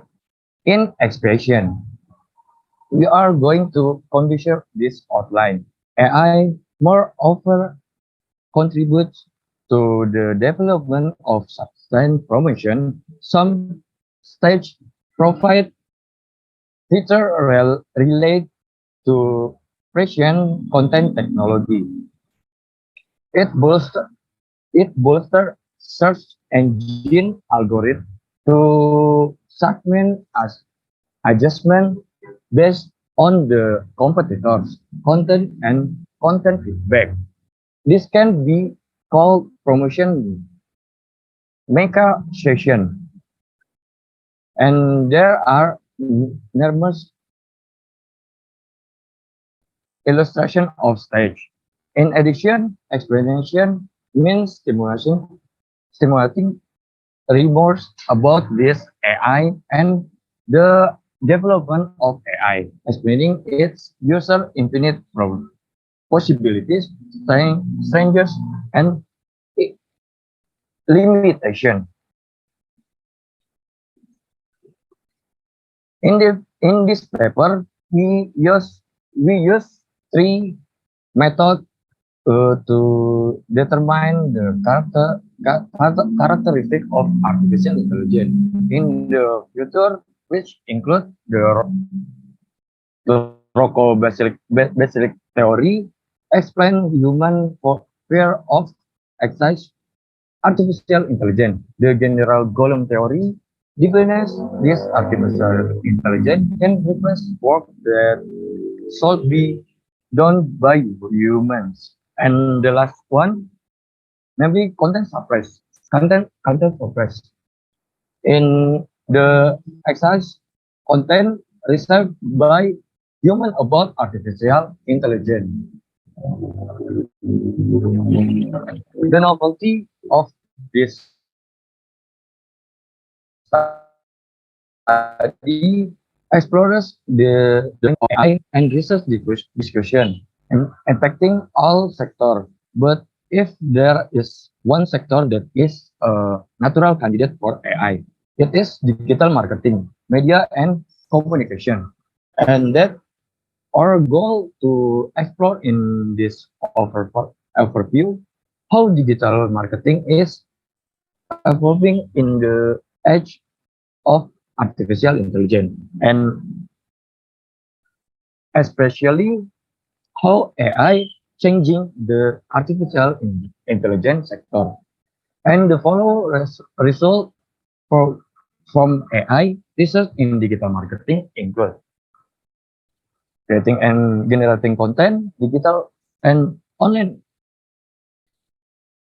advertising, sales prediction, customer, prospect assessment and targeting, personalization, chatbot, analyzing social noise.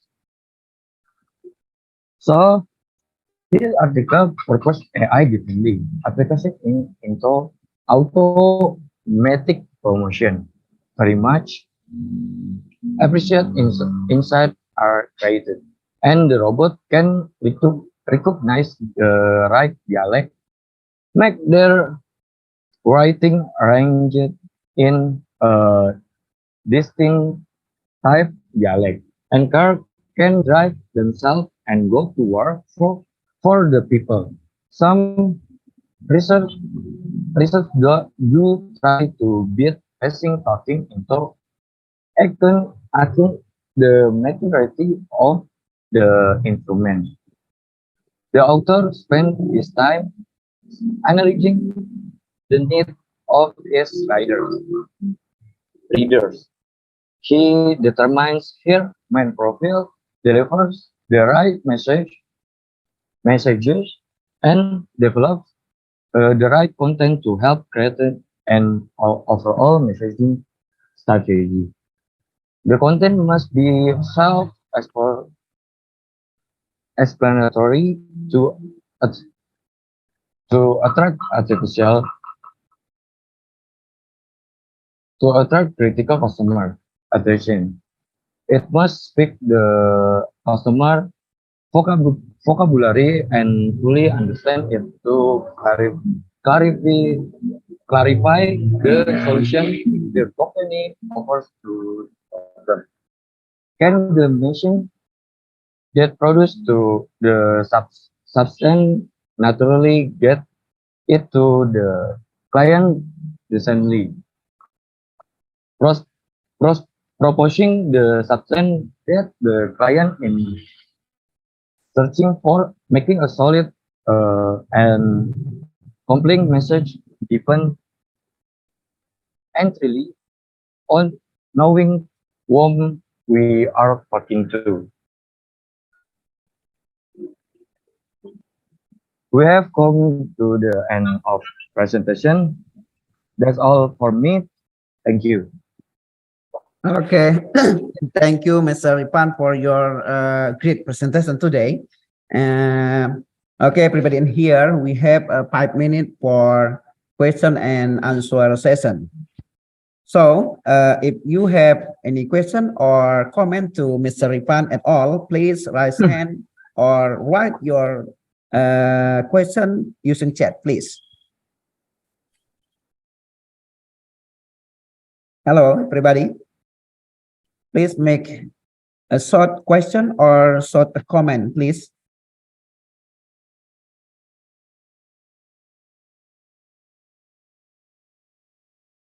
Okay, Miss Nesty, please help me to make a moderator for 1 or 2 questions. I have to hang on the director telephone, you know. Okay. Okay, everyone. Is there any question for presenter ID 129? Oh, Mr. Rifan, there is one question in the chat Zoom from Ihsan. The question is, thank you, Mr. Rifan, for the presentation. I would like to ask question, how can researcher find the characteristic of artificial intelligence referred to in this paper? Mr. Rifan? Okay, thank you. All right. I will directly answer the question from Mr. Nuril.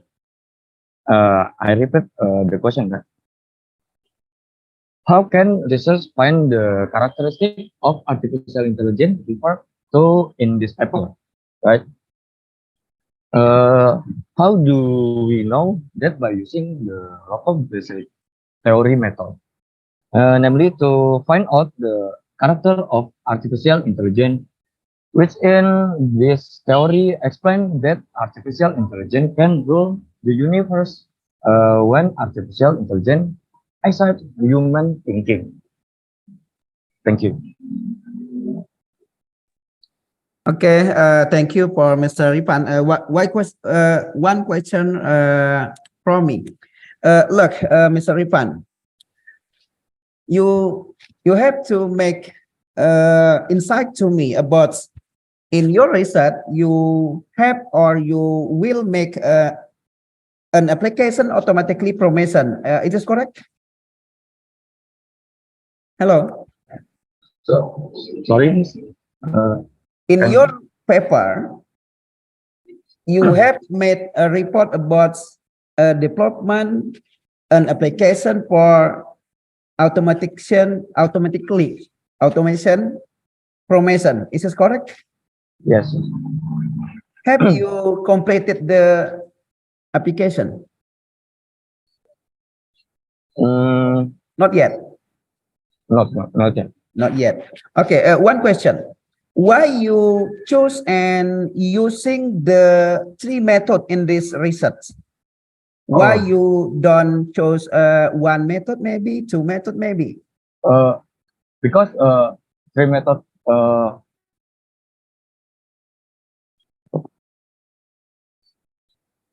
Okay. It's okay. It's okay. It's not a big problem, you know.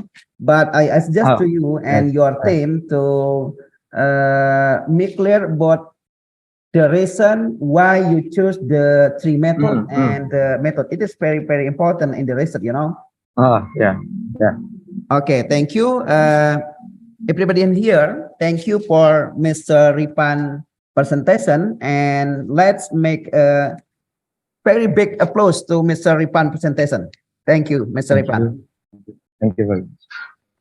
Please Please, the end your presentation, please. Okay, thank you. Recording stopped. Okay, everybody in here, we will enjoy the Recording in progress. Here's quote for us from Professor Untung Raharja. The quote, a positive thought in the morning can change the mood of your whole precious day. Thank you. Thank you very much, Viola, for your wonderful presentation. And any one of you have a question for this presentation? This topic actually the idea I want to describe it how that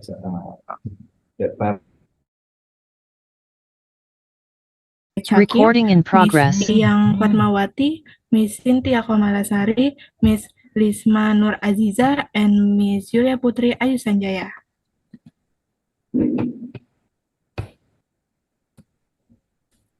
Plus of product of companies in common, but if this continues with any privatization, the company with continues to suffer losses. In the study, the technology used is as a system to prevent theft of reduced cost of the from retail store. This type of assets used in the security tech with the app from the technology is effective to prevent and reduce such in the test, especially in supermarket in Ciledug. Plus prevention in independent division who maintains in the concentrate all its effort on preventing losses. The prevention is from all supermarket appliances in general, and less prevention still to detect early and all form of theft, prevention, and make a rise according to company policy in particular.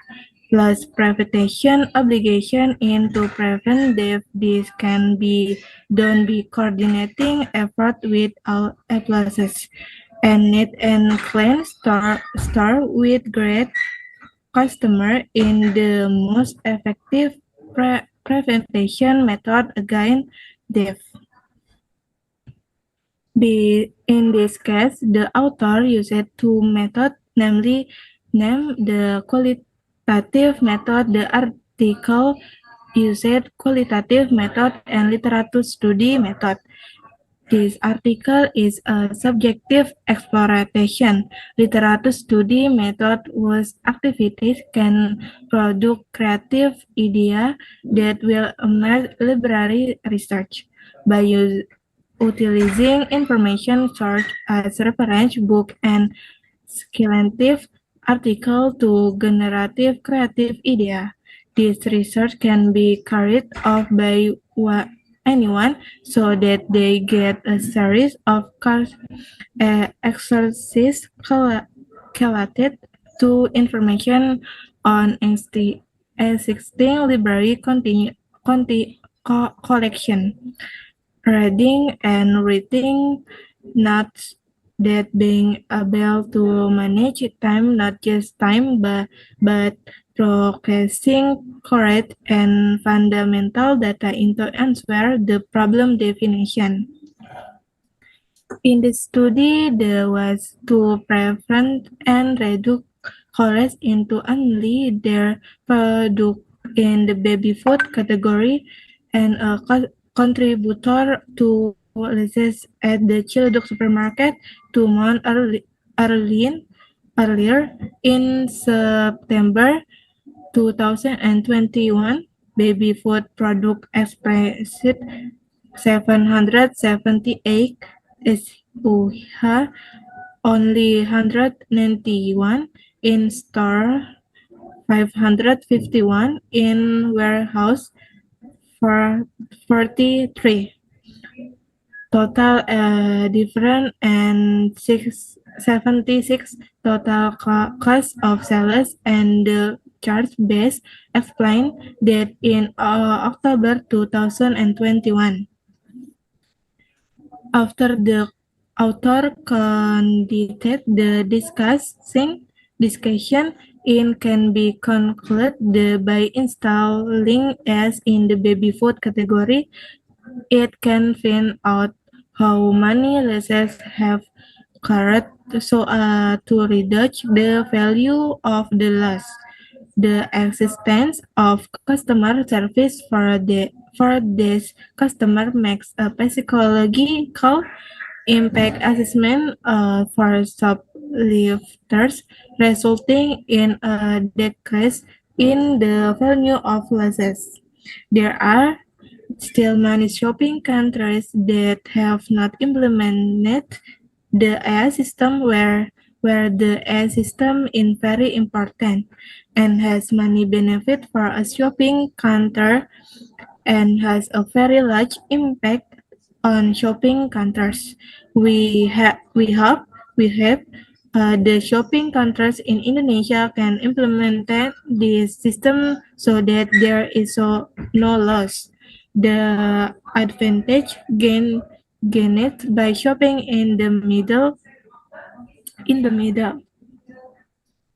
To conclude this presentation, there is a very extraordinary quote for use from Untung Raharja. Your research can change the world. Thank you. Okay, thank you very much for the presentation. Okay, anybody wants to ask any question? Okay, there is a question. What method?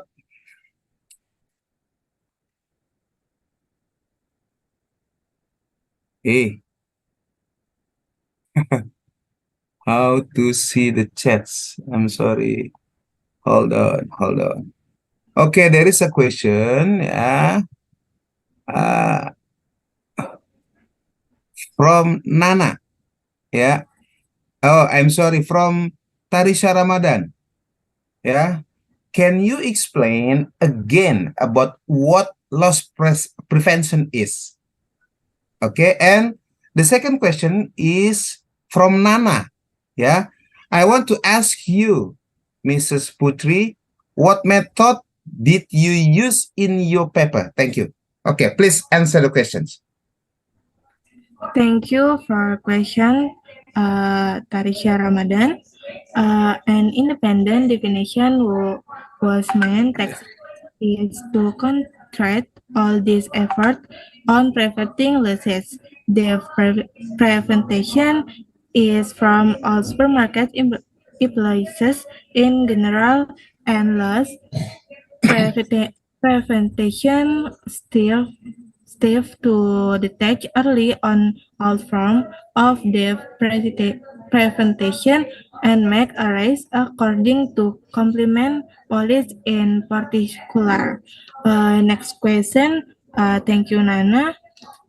In this case, the author uses two methods, namely the qualitative method. This article uses qualitative method and literature study method. This article is subjective exploration literature study method, whose activities can produce creative idea that will emerge library research. Thank you, Mr. Okay, thank you very much for the question. Okay, please give applause to Mrs. Yulia Putri for her presentation. And then we will go on with the next paper ID. Okay. Thank you, Mr. Okay. I can share screen. Okay, yeah, you can close the share screen. Okay, we'll go on with the next paper ID number 286. strategic information system planning in the industry 4.0 era, a systematic literature review by Irfan Mahendra, Arif Ramadan, Agung Trisetiarso, Edi Abdurrahman, and Muhammad Zalis. Okay, please welcome Irfan Mahendra, Arif Ramadan, who will present. I think paper ID 288 is not in the room. Please allow me to play the video recording of the presentation. Oh, so there is nobody wants to present his slides. I think Nobody. And then it. Recording in progress. In this industry, sir, if government is $30 billion, 30 billion rupiah, sir. Wow, that's a lot of money. Okay. All right. Thank you very much again, Pak Surono. Yeah. Yes, sir. Now I'll invite the next presenter. Wait a minute. Let me check my cheat sheet. Paper ID 162. The title is Accelerate Business Change and the Effect of Energy on the Electrical Network Technology. I believe it will be presented by Miss Fonda Elmanda. Yes, sir. Mr. Oh, sorry, Mr. Yes. Fonda Elmanda. Okay, yeah, so my bad. Okay, please, Mas Fonda. Okay, thank you, sir.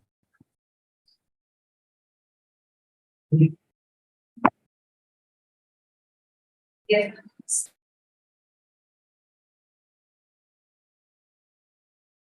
Okay. Hello, everyone. First of all, I will introduce myself. My name is Fonda Elmanda, usually called Fonda, from University of Raja, Indonesia.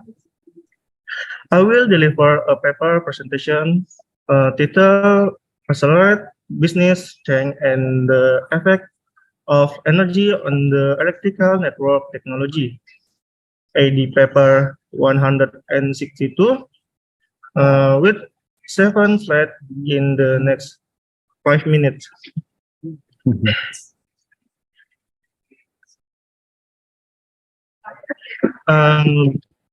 Before starting the presentation, I would like to introduce 5 authors on this research. The first author was Fonda Elmanda. The second author was Muhammad Heru Riza Chakim. The third author was Muhammad Irfan Sani. The fourth author was Anissa Rizky Sulistia Kusuma Wadani. And the fifth author was Siti Nur Aisyah. The systematics in this research are as follow: abstract, introduction of research, method, result and discussion, and conclusion. First,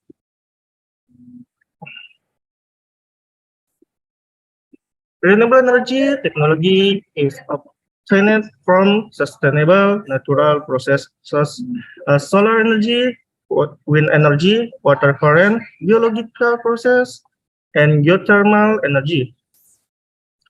Business is the fastest growing supplier of green electricity interest in the United States. While Indonesia has set a renewable energy target of 23% in its energy mix by 225.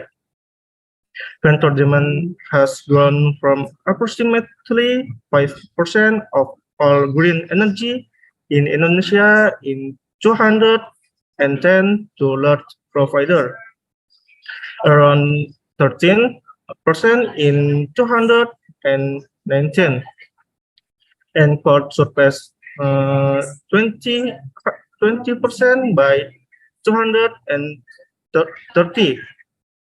The novelty of this research is that renewable energy is essential for decarbonizing the world economy and controlling global climate change. Introduction. Given the widespread business problems, widespread CSR difficulties, and declining costs for sustainable electricity, business interest in green electricity can be counted on be sustained. Business sourcing generally across outside the standard organizational activities and set step some business the buyer process and outstanding green electric asset which affect the market and style leakage. Method. By using descriptive analysis method, the focus of this research is to find out how to production and use of renewable energy affect economic growth. The result of this study will be a novelty of research that produce empirical studies that have never been found or discussed before regarding the effect of renewable energy technology on economic growth. Research and discussion. The novelty of this research is that renewing cable energy is essential for decarbonizing the world economy and controlling global climate change. The time measurement is maybe the most urgent wellspring of this impact. Organization utilize environmentally friendly power quicker than is conceivable with focal framework. Allow these lines the organization speed up the progress to a sustainable power matrix. Conclusion. We conclude with suggestion for future research.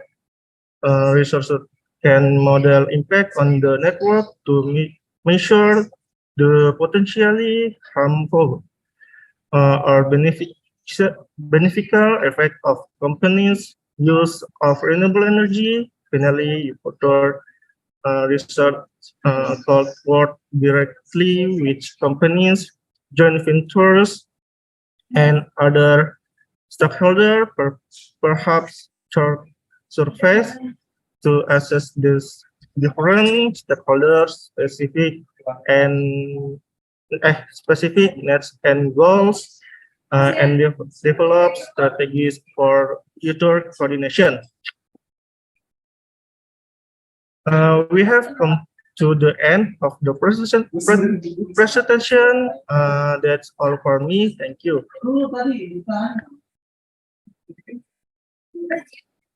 Okay, thank you very much, Mas Fonda Elmanda, for the presentation. Okay. So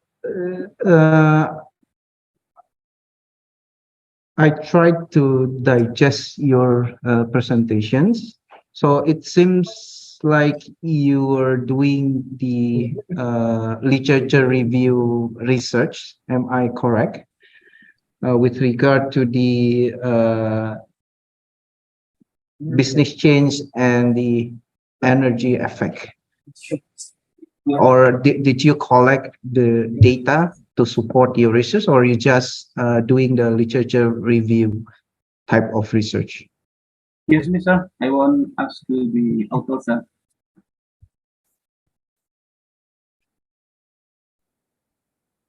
Okay, please, Mas Fonda. Yes.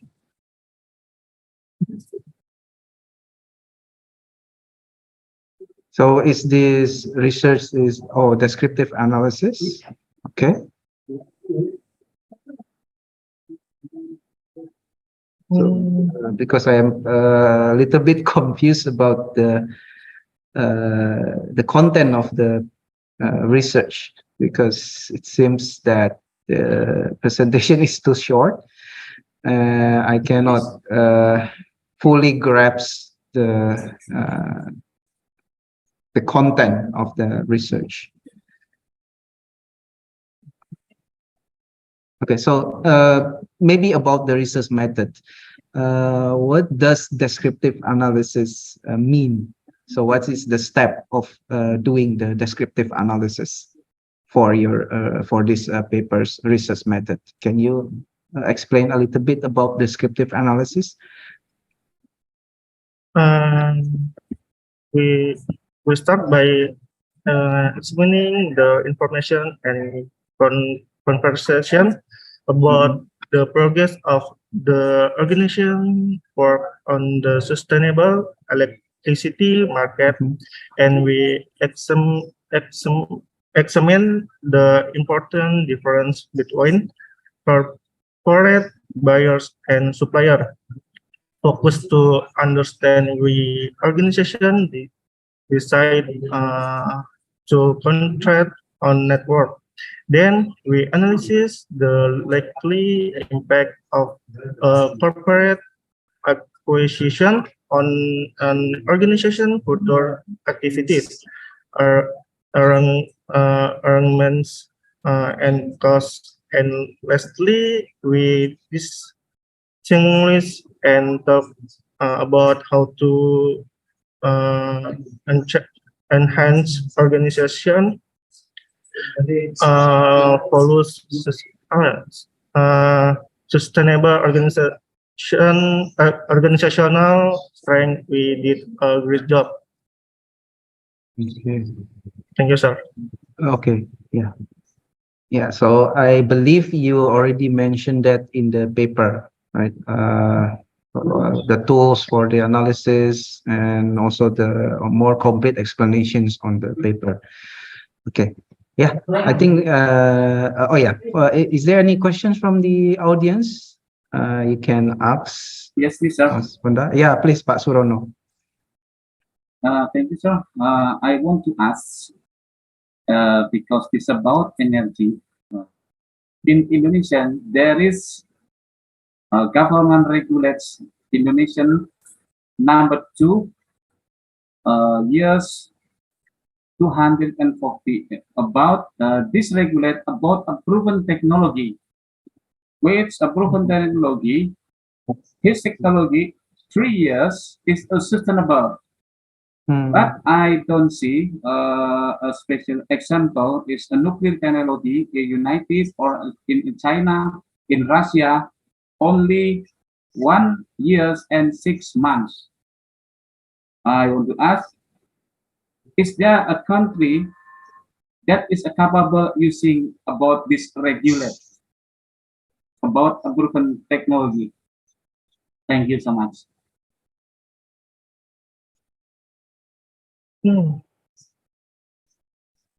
Okay. Mas Honda, you can answer the questions if you may.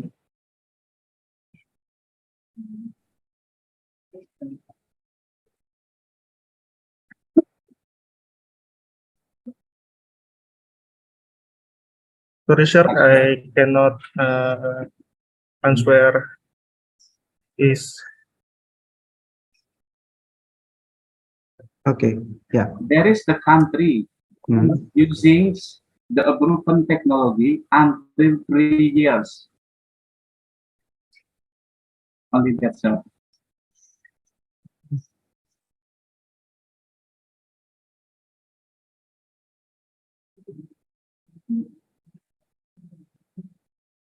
Okay, yeah. So probably I don't know, but Mas Ponda, you still cannot answer the questions. That's fine. That's fine. Yeah, it can.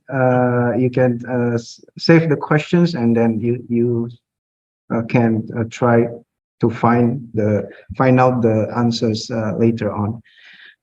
Okay. Sorry, because of time, we still have two more questions for Mas Fonda. The next questions is from let me see, from chat room, from Mas Sabda Maulana. I have one question for you. How did you get the relevant information for this paper? And the second one from Mbak Anan, I have a question. What possibilities are there for the novelty of this study? So there are two questions. You can try to answer the two questions, Mas Fonda, from the chat room. Yeah. Okay, the first one, how did you get the information from this paper? Okay.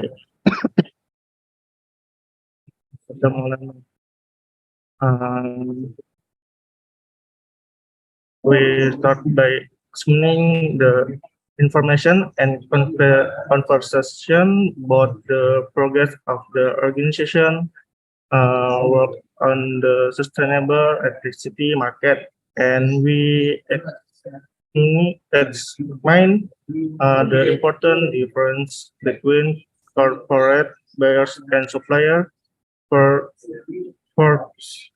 to understand why organizations decide to contract on network. Then we analyze the impact of corporate acquisition on organization future activities, arrangement and costs. And lastly, we distinguish and talk about how to enhance organizational values, sustainable organizational strengths. We did a great job.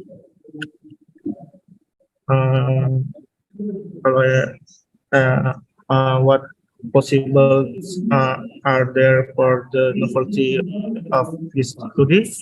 That's the term measurement is maybe the most urgent wellspring of this impact. Organization utilize environmentally friendly power quicker than is conceivable, which focal frameworks range. For instance, many enormous organizations have focused on being 100% environmentally friendly power, and the majority of the organizations intend to meet their objective by 250 and by enlarge by 230. Thank you, sir. Okay, yeah.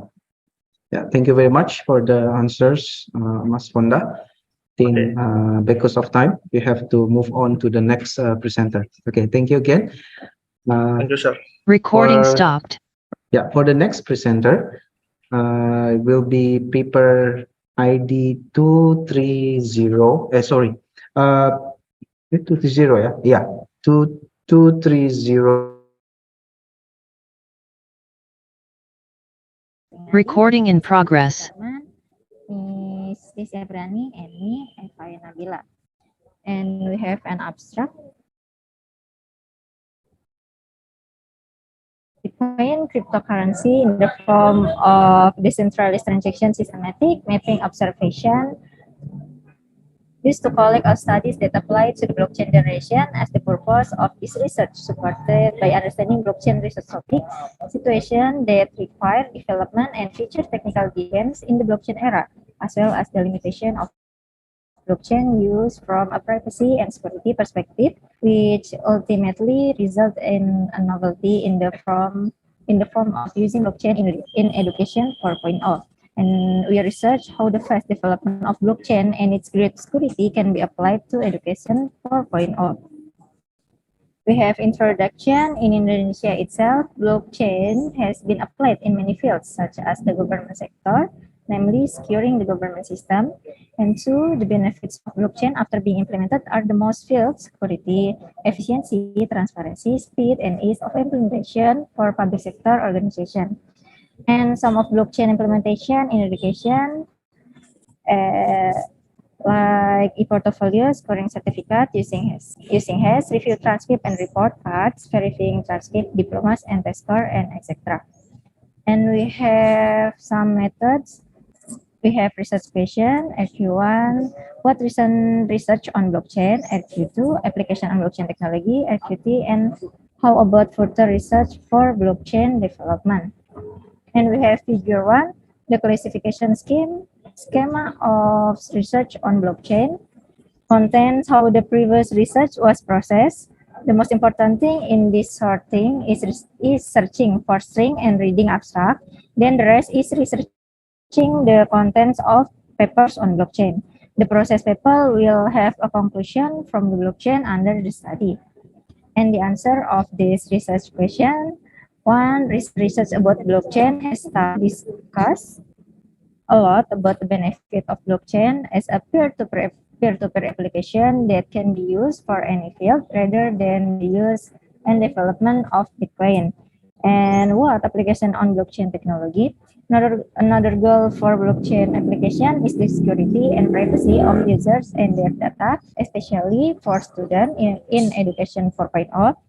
And blockchain applications are currently more advanced in various fields. This is evidenced by their application in many fields. And how about further research for blockchain development? Our definition of blockchain application is strict as a solution for blockchain technology development. Blockchain applications are mostly done in smart contracts, certificate security, transaction security, and etc. We have result and discussion. This is an observation about blockchain challenge in the future, one of which is the use of security, which is an important aspect in the use of blockchain that can be applied to higher education. So we have three conclusions. One, blockchain currently runs mostly Bitcoin cryptocurrency apart from system and document security. Two, this paper describes the novelty of blockchain technology as well as the mechanism of its use that can be used in system in higher education. Three, an example of its application is in the form of frameworks or application to students who take part in the Merdeka Belajar Kampus Merdeka activities at the Kampus Merdeka in Indonesia. And we have the quotes from J. Habibie when you have decided to pursue a field being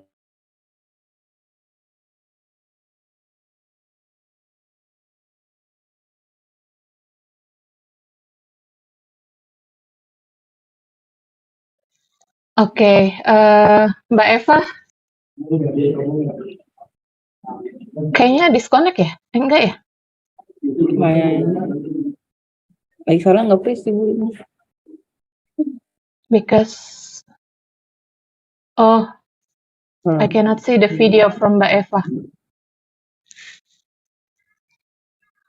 Okay, any questions from the audience?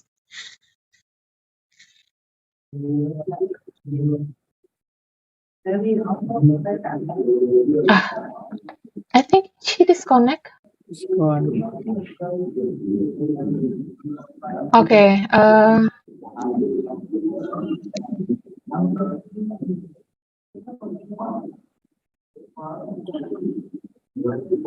Recording stopped.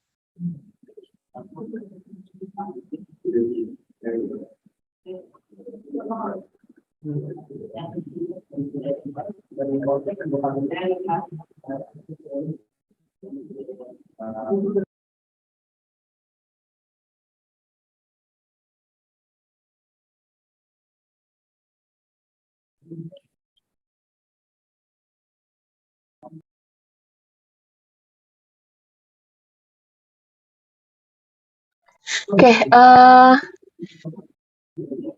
we will wait Mbak Eva kayaknya. Ada connection. Mbak Eva di on-site atau di luar sih Mbak Elisa nggak ada di situ ya? Sebenarnya lagi di luar, Bu. Oke. We just consider she's done with the presentation. Okay. So we can go on to the next presenters from paper 94 or paper 69 or paper 187.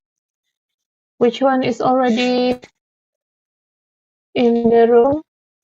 Oh, kayaknya Mas Ihsan ya. Recording Jakarta, in North Jakarta, progress. and East Jakarta, and also the Kepulauan Seribu can be different. They are different. The CHAI model has given the census projection for 25 of December 2021. Only using the data from November, and its accumulation from 14 days before it. The census projection contain hospitalization census, ICU census, ventilated census per city. Beside the projection for 1 day in the map form, there are also the daily projection for admission and hospital census, which can be seen in these two figures here. The new daily admissions projection in the upper figure here have 3 lines indicating 3 projection, red, green, and blue, whereas the red line indicates a new hospitalization projection, and then the green indicates the new ventilated admission projection, and blue indicates the new ICU admission projection for 30 days. We can see that there is a decrease in 3 projection on the first day, and after that, they are slowly increasing until the last day, especially for the new hospitalization projection, which is increasing from the range of 15 admission to almost 40 admission in the last day. And then as for the daily hospital census projection, in the lower figure, it still use the same colors, but with different purposes. The red line indicates the hospitalized census projection, the green indicates ventilated census projection, and the blue indicates the ICU census projection, all for 30 days period. The daily hospital census projection start with stable line until day 7 here. And after day 7, the projections start to increase slowly for the ICU census and the ventilated census. Meanwhile, the hospitalized census is increasing more. Besides the increasing number in the daily projections, these numbers are still considered low. We can conclude that the CHAI didn't project any unusual spike of COVID-19 hospitalization in Jakarta. Lastly, this is the dashboard that we made. It summarized the increased number of COVID-19 case, which is made seen in the figure beside here. Okay, from this dashboard, we can point out that even though the number of cases has increased, the recovery percentage here has also increased. And this is the link to the dashboard. Okay, it can be concluded that CHAI can be used to help people of Jakarta to know more about latest COVID-19 information and projection.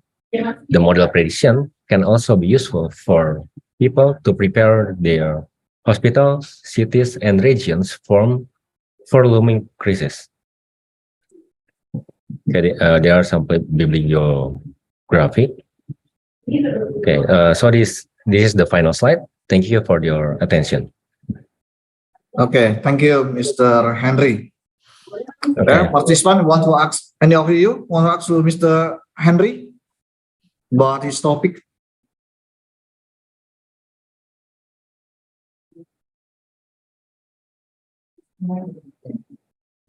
Okay. If not, maybe I want to ask a little bit of questions about this topic, Mr. Henry. You Yes. hear my voice? Okay. Yes, yes. Okay. This research use change model, yeah. Yes, we use CHAI model. Time model. Okay. Can you tell us the accuracy about this model, the percentage of the value as the result of the time model. Okay, so with using time model, we actually doesn't really calculate the accuracy. However, it's only used for projection because on that time. Oh, only just prediction, yeah. Yes, maybe. Yes, because on that time we still don't have the data for December when we do this research. Oh yeah, I see. You're collecting that those data. Use data set, or maybe how do you collect that data? Maybe you can tell us. For the data like the population and the hospital, we use the Jakarta one. Jakarta one data. Oh, only Jakarta one, yeah. Yes. Including North Jakarta, South Jakarta, or yes, center of Jakarta. No, it includes all of the region in the Jakarta, include like East Jakarta or yes. Your research have a knowledge contribution of this material, Mr. Henry, or we call it novelty. Okay, actually, this is from this research we made the dashboard. So dashboard. Yes. Only the application, I think. Yes, mainly the application actually. Maybe the next time you can follow up this application. This was maybe the for the next conference, Mr. Henry. Yes, there's something that we still have not done, like optimizing the parameters of the time model, because we still use the default parameters. Yeah. Okay, thank you, Mr. Henry. Okay, thank you. Now we can move to the next presenter. The paper ID 60. Sorry, here. Recording in progress. 60. Oh yeah, Mr. Gali, yeah, Mr. Gali. Yes, sir. Yes, sir. Yeah, you can present your topic.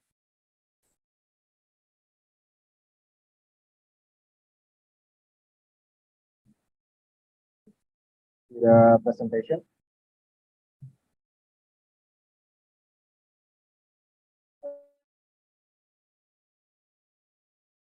Recording in progress. E-procurement in Indragiri Huru and in the other regions, but there is some we can see about how the model is processed by government of Indragiri Huru. The study used data collected from state procurement agency to explore model of e-procurement use the purchasing activity. Some literature review we study before, we can see the result of the research form in Malaysia state that implementation of e-procurement had not found a defined and reliable technical pattern. There is no specific pattern that the e-procurement system is stated to be not optimal and cannot guarantee the continuity of the e-procurement system is a sustainable manner because there is some change in using of system. I think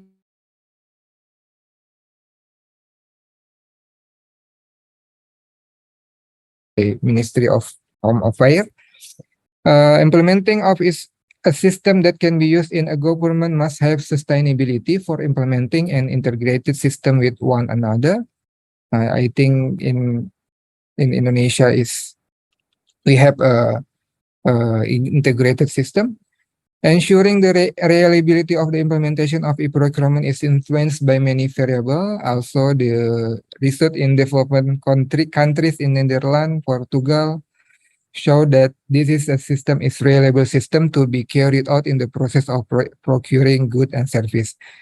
The two studies show the difference in research result obtained from the two countries with different characteristic. Developed country with good and reliable information system show positive result from the use of e-procurement. Meanwhile, in developing countries, implementation still find obstacle to finding reliable pattern in implementing of e-procurement.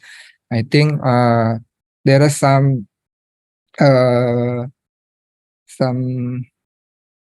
obstacle that found in Indonesia also, because there is no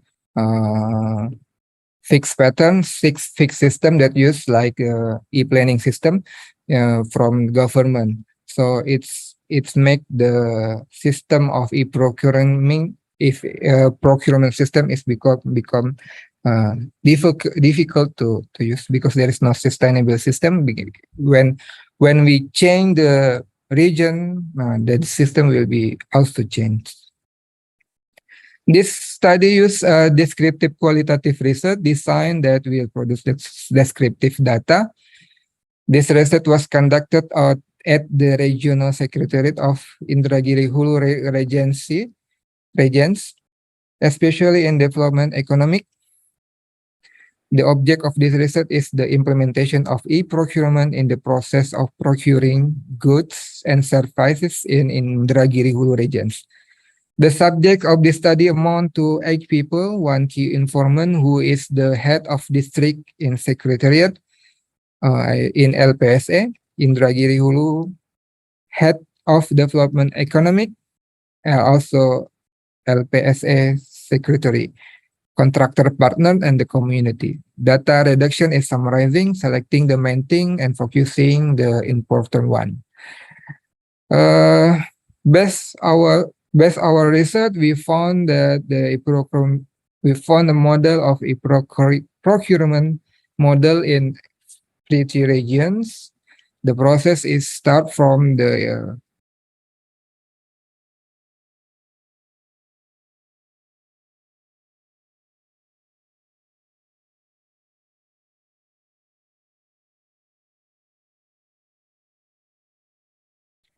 OPD needs.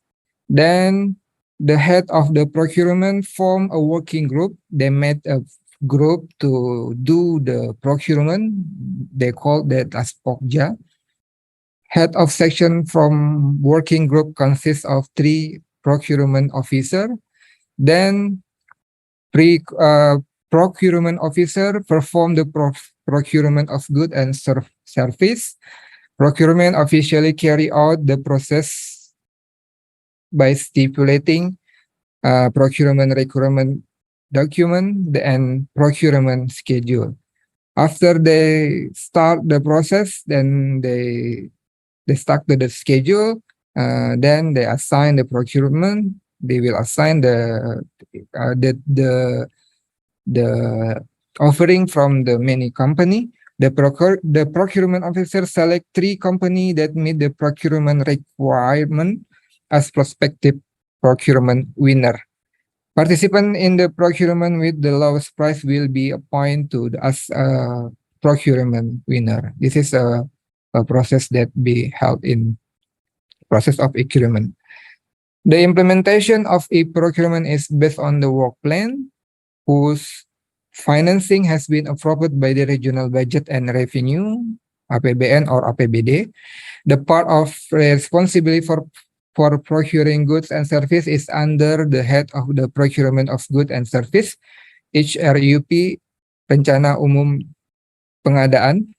Organizing from PPK, Pejabat Pembuat Komitmen, will be processed by the head of the procurement of goods and service. Each proposal that comes will be appointed by a working group who will then carry out the auction. The working group consists of 3 procurement officials in charge of conducting the auction process. As the conclusion, Indonesia already has an electronic procurement system that allows the electronic procurement process to be carried out properly.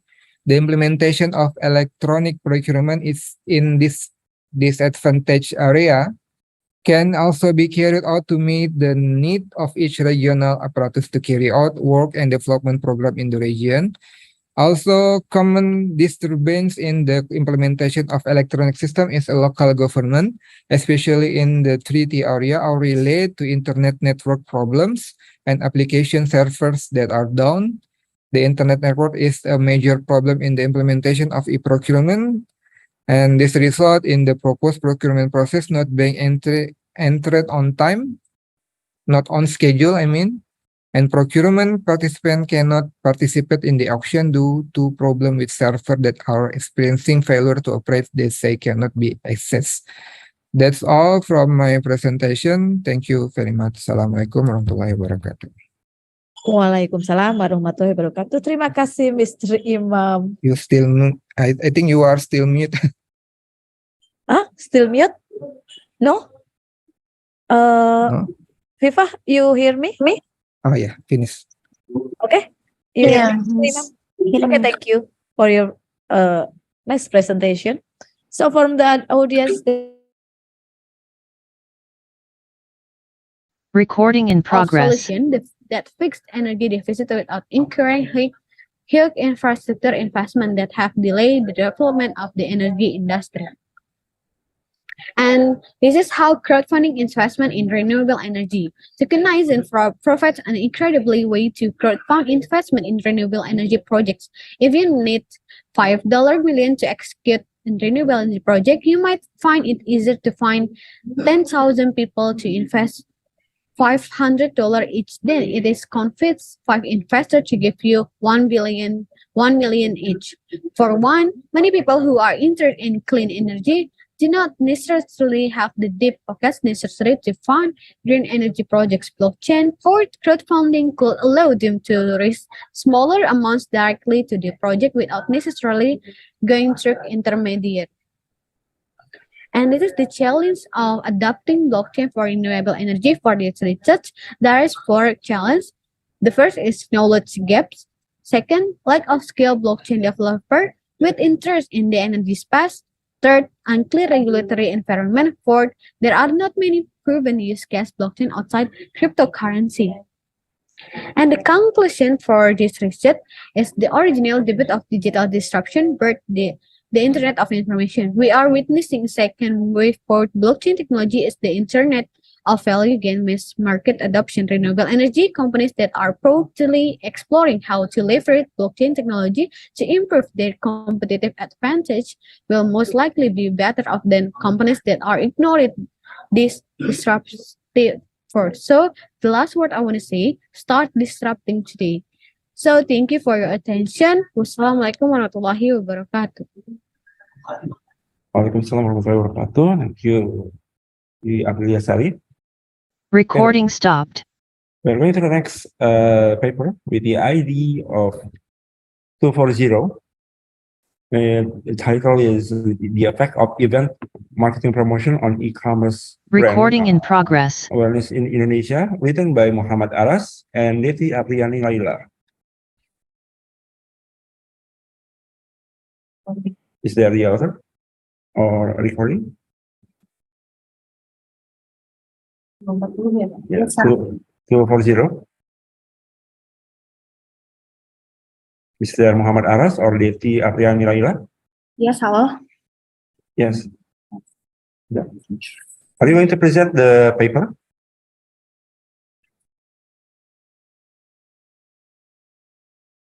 Okay. Okay. Okay, so the place is yours, Desi. You have 10 minutes to present the paper. Yes.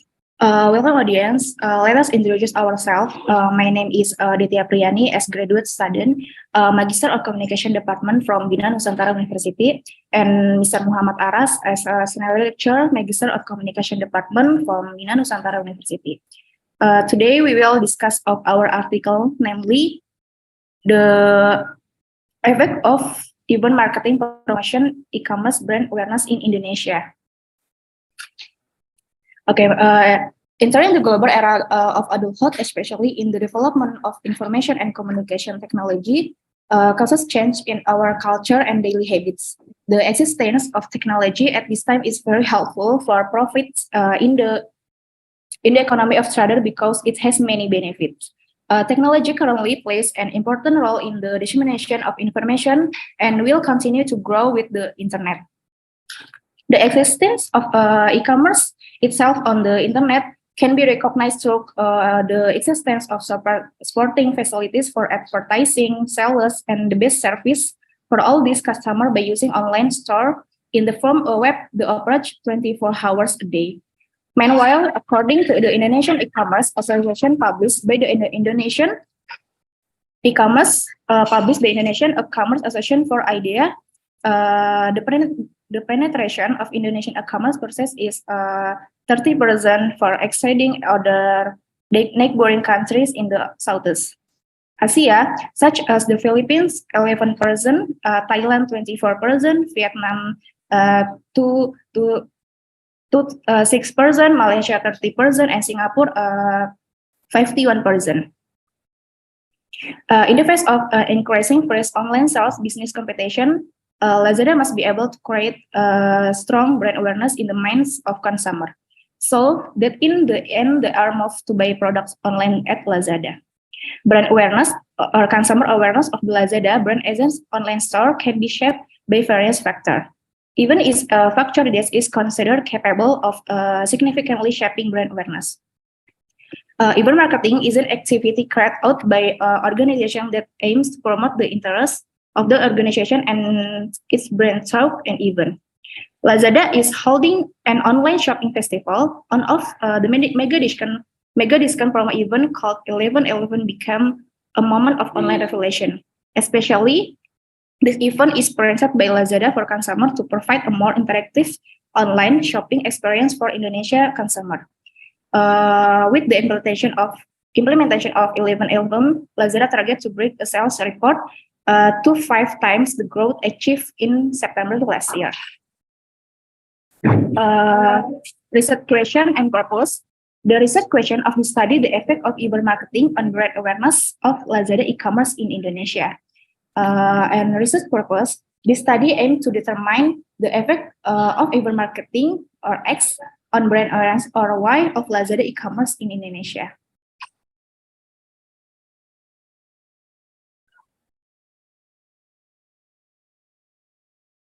I use literature review.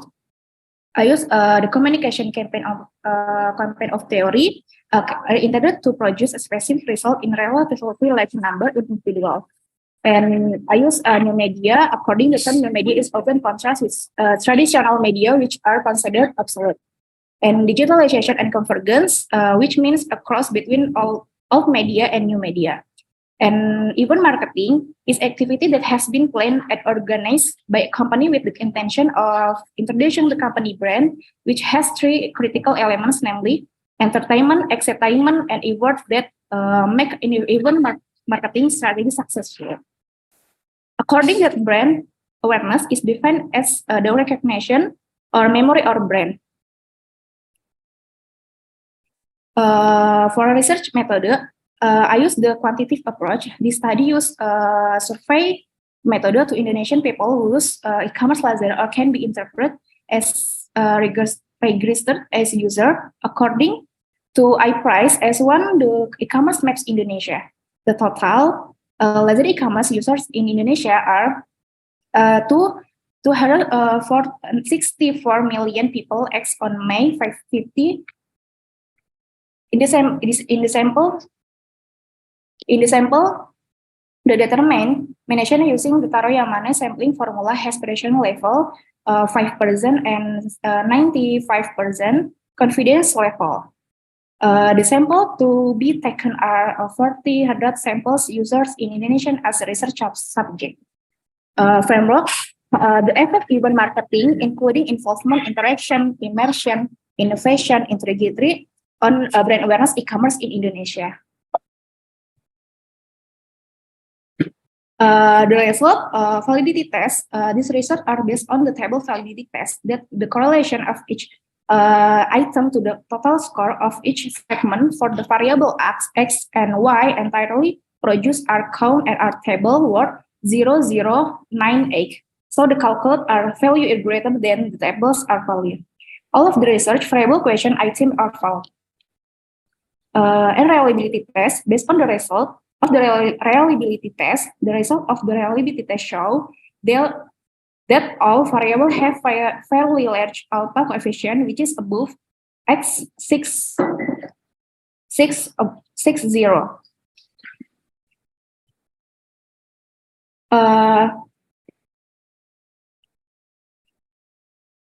Consider label Cambridge alpha based standard item value on variable bigger 0, 6, 0. For table F test, the result obtains significant value of 0, 0, 0 F table that is 3, 1, 6, 8, 8, 1, 6 bigger 2, 2, 3, 9, then HO is rejected and HA is accepted. In conclusion, the event marketing variable simultaneously affect the Lazada e-commerce brand awareness in Indonesia. The table coefficient of determination based on table 5, the summary model is known that the value of the correlation coefficient or R is 0.943. The value of the coefficient determination is 0.888. This value can be used to see the magnitude of the influence of the event marketing variable and brand awareness. The coefficient determination means that independent variable is 8.88%, while the remaining 11.2% is influenced by factor other than the study. Table coefficient regression of the result at signification level.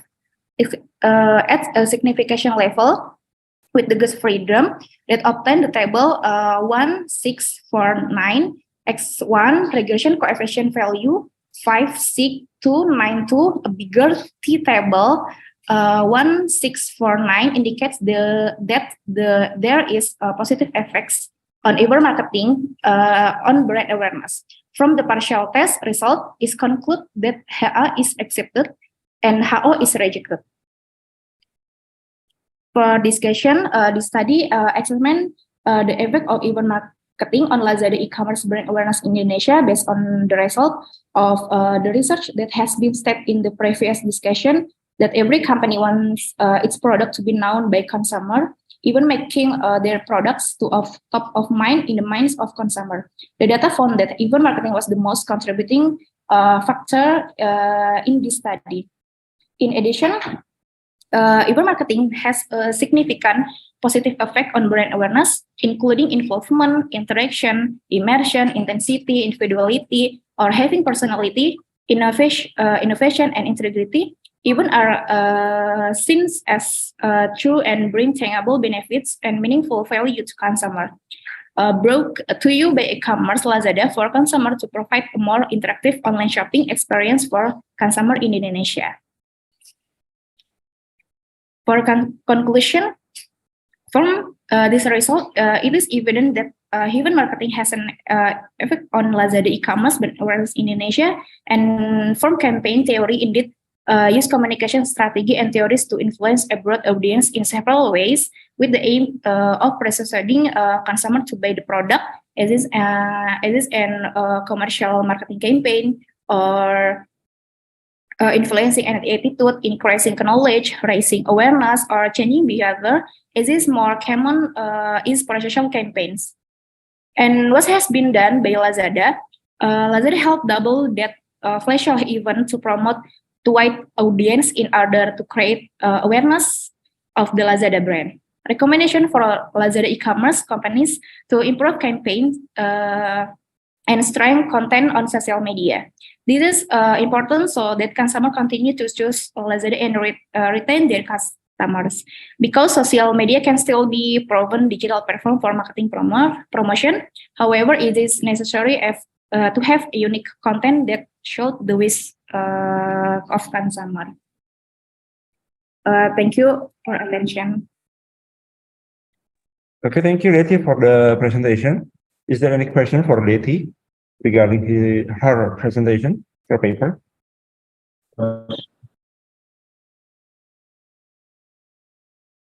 Any question for Leti? Still have time for another one or two questions.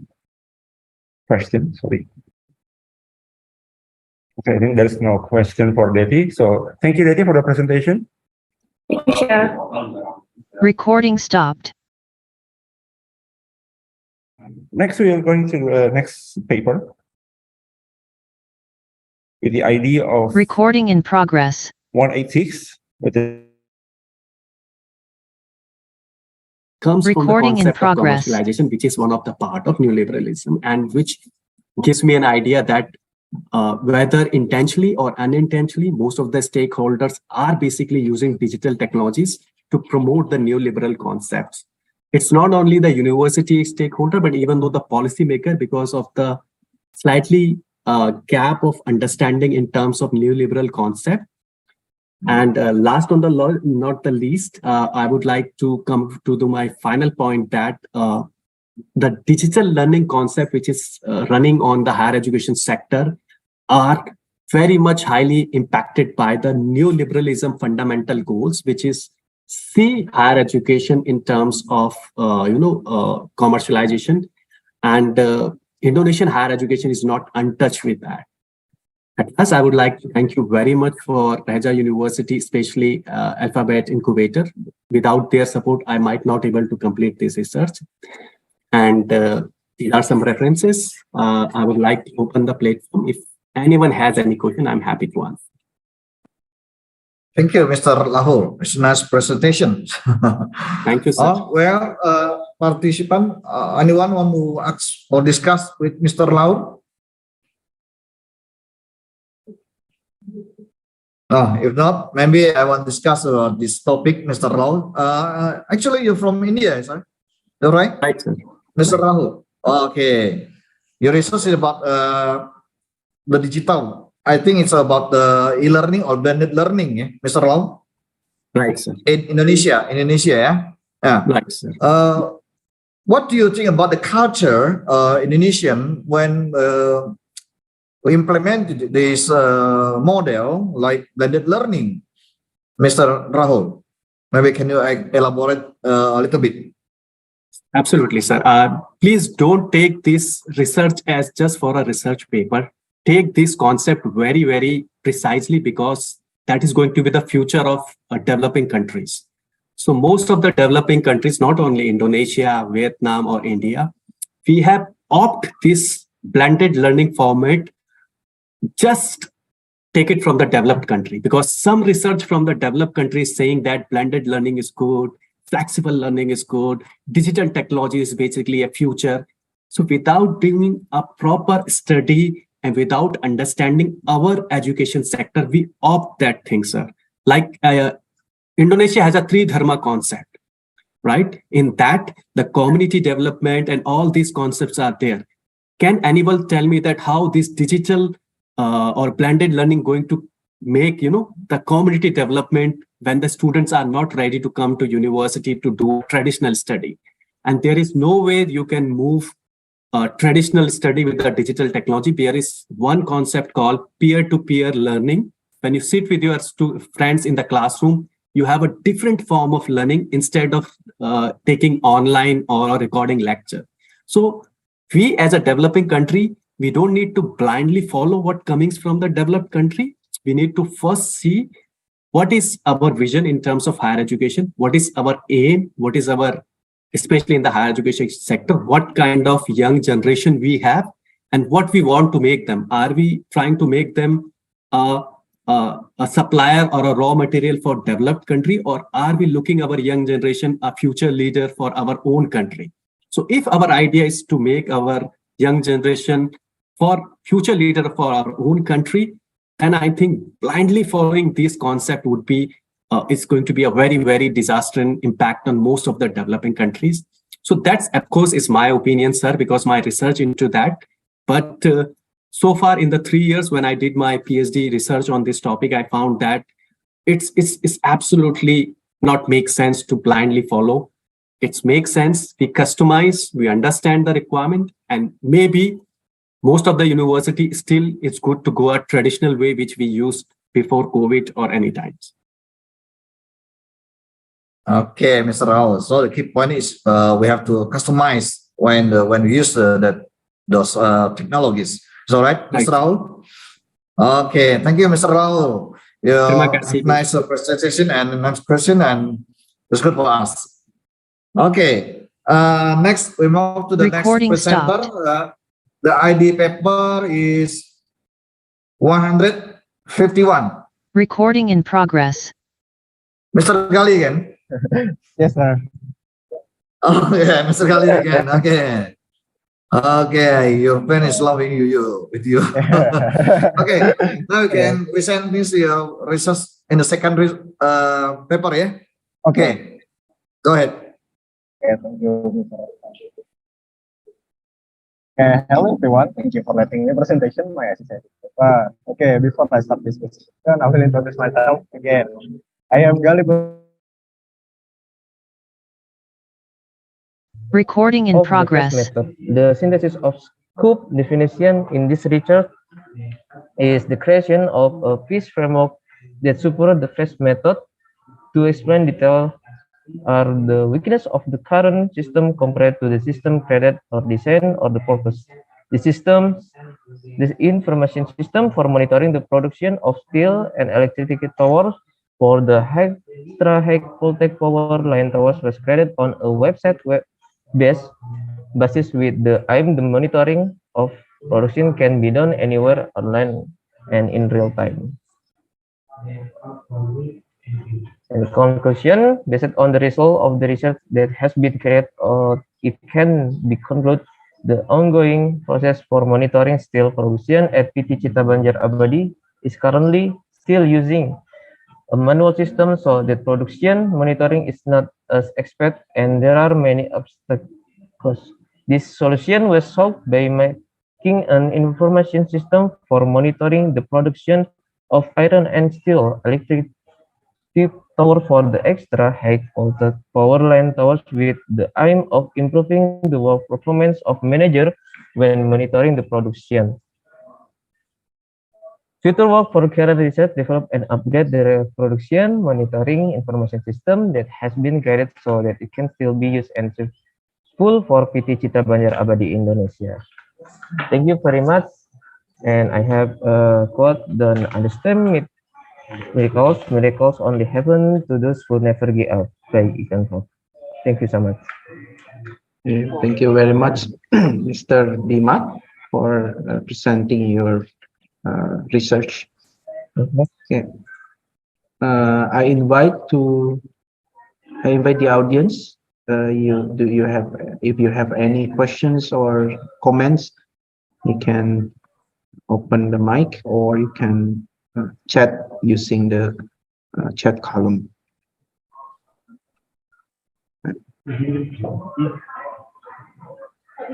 Yeah, there is a question from Mr. Ahmad Ramadan. What is FAST, framework analysis system thinking? So probably you can explain in more detail about FAST. Okay, thank you very much, Mr. Ramadan, for your question. I will answer. The method FAST is one of the information system development method which has scope, definition, problem analysis, requirement analysis, decision analysis, logical design, physical design, and integration, construction, and testing, installation, and delivery. Definition and other information FAST is a framework that is flexible enough for many types of project and strategies. Okay.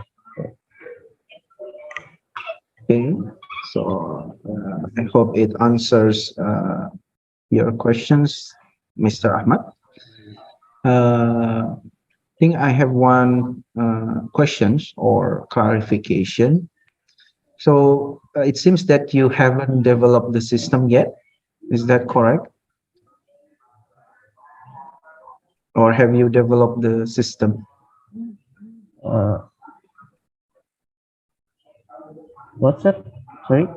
Have you developed the system? Or is there any like prototype that can show us that you can, like the software, the application, the website? Oh, I haven't developed. Oh, you haven't? Oh, okay. Yeah. So did you use the design model when doing the analysis, like OML, Unified Modeling Language, or flowchart or business notation modeling? Did you use that when to design the system? Or you only use fast? I only use fast. Okay, so Fast paper. in using fast, there is no like diagrams or Yes, there is a diagram. Mhm. Okay, can you show one or two diagrams in your paper?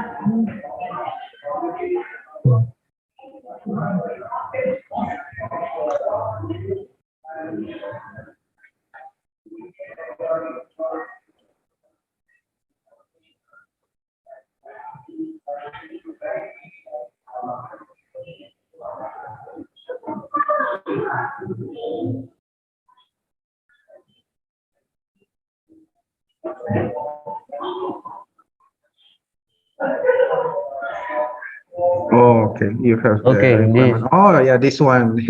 Yeah, this is the UML diagram. Yeah. Yeah, you can see Oh. from the D, logical design. In the study, logical Yeah. design, yeah, uses object-oriented unified modeling language. Yeah. Okay. Oh, so you use it. Yeah. Okay. Yeah, it's great. Okay. So it's all right. So you have the use case diagram, yeah, and activity diagram, yeah, and then what kind of diagram figure? Oh yeah, you also have sequence diagram. I think that that's a complete diagram here. Okay. Okay. Yeah, that's good. Thank you, sir. Yeah, thank you, Biba, Mr. Thank Biba. you so much, sir. Yeah. Okay. Yeah, we can move on to the next presenter.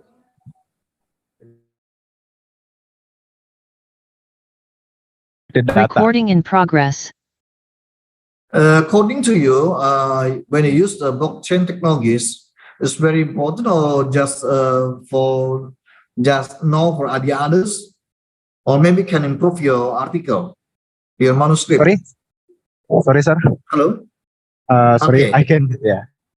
I want to know about the little about this topic about when you use blockchain technologies. Yeah. Yeah. When you said you focus in the education management, all right? Yeah. Okay. Which parameter you use for this analysis? When you use blockchain, because we know blockchain have many parameters when we decision for use this topic. The parameter that I use is like maybe like a gamification in management, so that is can improve and upscale the excitement in the education, like more focusing on gamification. Yeah. Is your novelty about this or my novelty? Gamification is what gaming game notification or another? My novelty is like using bibliometrics to analyze the growth of the blockchain technology, so that can improve reputation and overcome problem, especially in the management, like in the intellectual property, to expand and improve system or application. Just it, or maybe another improvement. There just it. Okay, Mr. Gali. Okay. Okay, I think you can for the next research you can continue and elaborate more detail about this topic. Okay, Mr. Gali. Thank you so much. Okay. Now we Recording move stopped. to the next presenter. The paper ID is 200 24. Recording in progress. Mr. Hello. Ryota Ito. Yes, yes.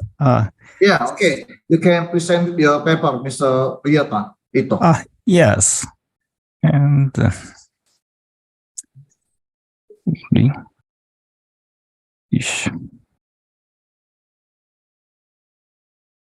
can you see my presentation point? Yeah, I see your slide. Thank you. Thank you. Yeah. So I'm start my presentation. Yeah. Yes, thank you for attending my presentation. My name is Ryuta Ito. I'm belonging Kanazawa Institute of Technology in Japan. Today, I talk about new business search model using patent landscape in Japan. And next slide is show the background. And recent years, Japanese intellectual property department in Japanese company is asked to search new business for our company from the board of directors. And intellectual property department, IP department, use patent landscape and to search for new suitable business and propose to board directors. And hence, the patent landscape defines the method of analyzing information on intellectual property, such as patents, and applying it one's own business strategy. The next slide is the previous study. It's called mirror method. This figure shows the concept of mirror method. The left side, one company, and the right side is other company. It's non-competitor company. And if the other company cite core technology of one company, it means further citation. And the count of higher is, it means ahead of other company. So it is non-core technology for other company. Then other company trying to new business area, it's green area, by combining their core technology and non-core technology. And if one hence our company in same or more superior capability of their core technology have one company, mirror method consider the one company consider to qualify to enter new business, same business as a company trying to enter. The mirror method of name is derived from the company's technology and non-competitors' technology appear to be symmetrically positioned, reflected in mirror. And this slide shows the characteristic of mirror method. There is 3 points. First, focusing on non-competitors' site up on patent. The reason for that, exploring different business from our core businesses. And the second, focusing on new business in which are on core competencies. For reason that, demonstrating a technological superiority by core competencies. And third, using the patent classification, FY thema code FTAM, which is independently assigned by Japan Patent Office, JPO. For reason that enabling search for new business by classification for use application. That is beneficial to for searching new businesses. This slide shows example of patent publication gazette issued by JPO. FY thema code FTAM. It is assigned independently classification for use application to Japanese patents only. And this slide shows the problem of the previous study. The prior study confirmed the validity of the mirror method for one case only in this table. That is, Fujifilm Corporation confirmed that mirror method can extract it new business cosmetics. That is a new business in 2000 years of Fujifilm Corporation. But its only case confounds the validity of mirror methods. So we think that is a problem. The effectiveness of mirror method has not been verified for other industries, other products, or other periods. So this slide shows our study of purpose. In this study, we applied mirror method to different cases from prior case to verify whether method works effectively. Especially Ajinomoto Corporation, and their new business in 2010 years. New business is disease risk screening business is new business, but this company's core business is food business. So it is a very different business of core businesses. And this slide shows the web page of Ajinomoto Corporation. And this slide shows the service of disease screening assessment, disease of risk assessment business services. Ajinomoto has obtained trademark amino index and operating under the name amino index.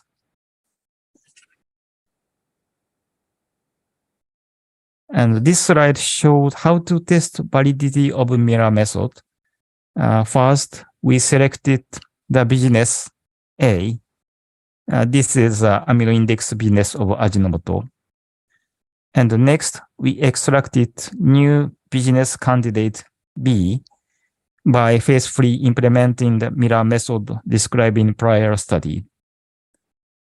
And if can confirm the business A and B related to business, we confirm the effectiveness of mirror method. But its business and B is different business, we can't confirm the effectiveness of mirror method. This slide shows the results. The blue region is Ajinomoto's strong technology determined by citation analyst. And gray region theme code assigned by JPO to technologies which equal or greater technical capability compared to non-competitor companies. And overlapping area, that is red region, that patents included in region are collected to form patent set D. So patent set D is corresponding to technologies in that Ajinomoto's core competencies are concentrated. And this slide shows summary of the result. Following results of extraction of new business candidates from Ajinomoto from patent set D, the theme code 2G045 that JPO, Japan Patent Office, define analyzing biological materials, and 2G063 define analyzing materials using chromatography. And chromatography method is used for analyzing biological materials. So these two theme code integrated into one business. And the other theme code is dyes. To summarize this above, two new business candidate is there are two businesses. First, business related to investigation analysis of biological materials such as blood urine using chromatography techniques, or business related to dyes. And this slide shows the discussion. Which issue is which of two new business will be more successful? In previous study, using two criteria used to determine. First, are there high barrier to enter new business? Second, will business be succeed? The first point, typical business is medical related business. It's hard to enter for newcomer. But Ajinomoto is doing a business related to medicine. So we conclude that there are no high barrier to enter Ajinomoto. And the second criteria, will business succeed? In prior study, evaluation is 3 axes. That is market growth, market size, market growth, and relative technology share ratio. This third point means ratio of patent share between Ajinomoto and competitor patent share. And the competitor for business related to investigation analysis of biological materials such as blood and urine using chromatography techniques is Dynabot Corporation, which has the largest share of the business. And the ratio Ajinomoto and Dynabot's patent share for this business is calculated. And for data of market, we use market data on diagnostic reagents. Since diagnostic reagent is used to detect the specific disease from blood, urine, etc., collected from human body. So we determine that these reagents are suitable for examining the marketability.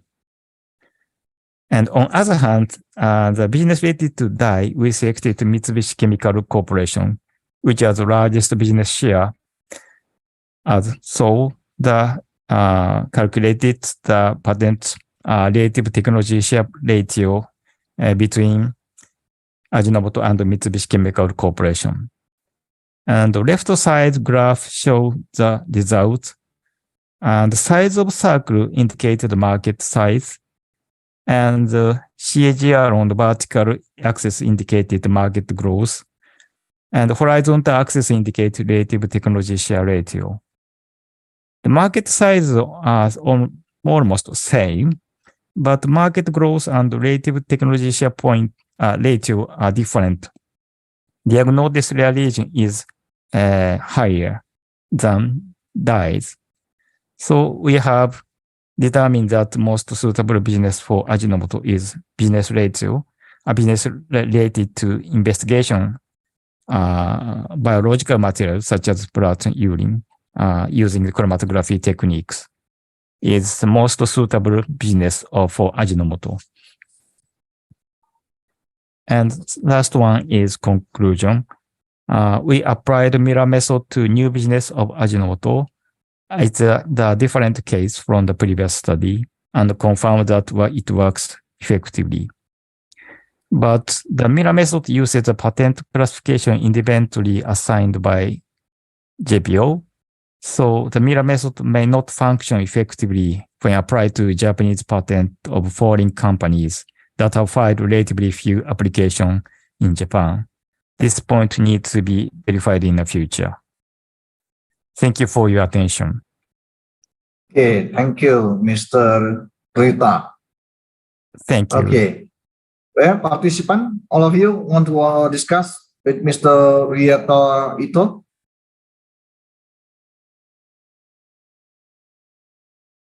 Okay, Mr. Rita Ito, will you close your slide first?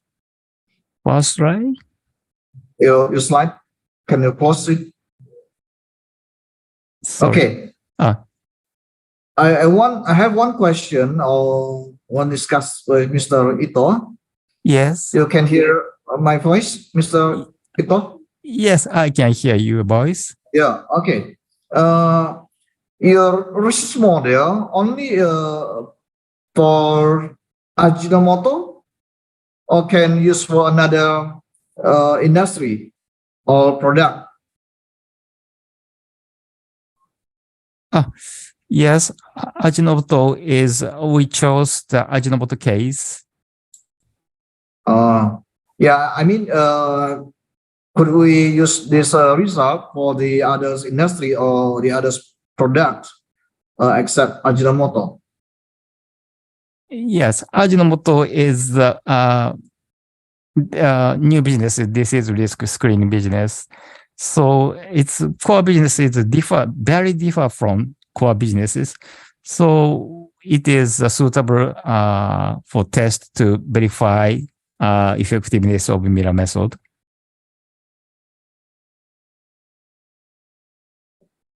Okay.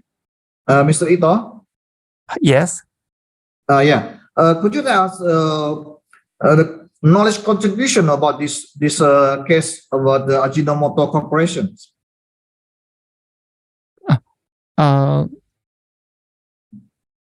Sorry. Mr. Priyataito, you can hear my voice? Yes, I can hear your voice. Oh yeah, I want to know about a little bit about the use of this result, like your research. Could you ask use the other business, not food business, or maybe others? Can you use this case? Yeah, so it's this my study is only one case that this Ajinomoto Corporation. Oh yes.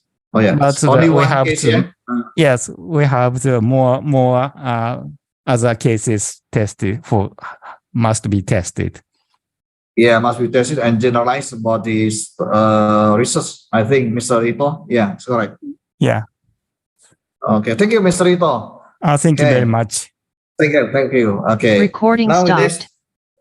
Next for the next presenter, the paper ID is 184. Recording in progress. 184. Yeah. Okay. Co-session. Nura. Yeah. Okay. Go ahead, Miss Nura. Okay, let me share screen.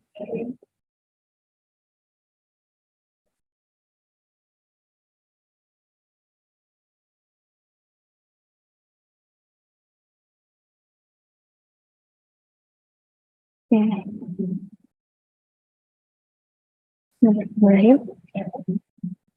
Blockchain technology has undergone various revolutions. Bibliometric research on the publication of academic journals, which focus on the growth of blockchain technology, are seen to be important, especially in Indonesia. Hello everyone, my name is Nadia Nuraziza from University of Raja, and I'm here to deliver a paper presentation about a bibliometric study for blockchain technology in academic journal that has already been summarized in 9 slides.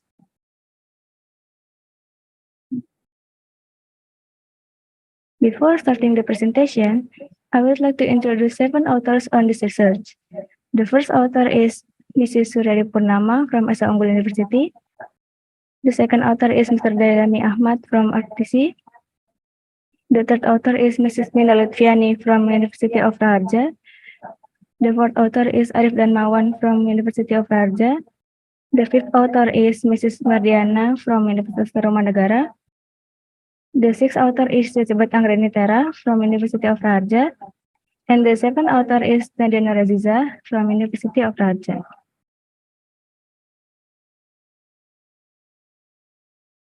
The topic of this study is to analyze the blockchain academic journal in Indonesia, since blockchain has become a revolutionary found in various sectors, including education. This study contributes to assisting researchers in creating a theoretical framework and to provide an initial reference source for mapping research in this area. The use of bibliometric technology acts as an indicator of research status. This support applying statistical methods to specific scientific research topics and manage the profile of publications on those topics.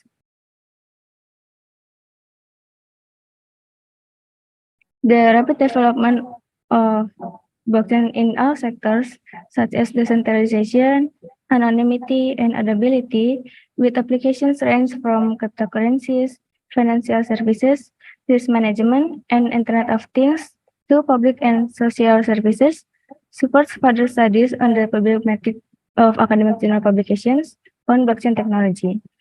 And for this reason, the authors want to analyze the blockchain academic journal in Indonesia in order to provide an overview of the academic journal development on the theme of blockchain technology.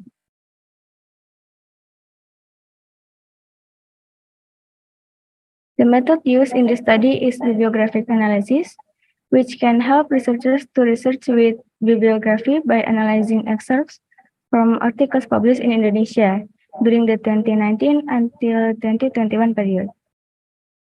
Bibliometric analysis is divided into 4 phases, which are as follows: database selection, data collection, data analysis, and result.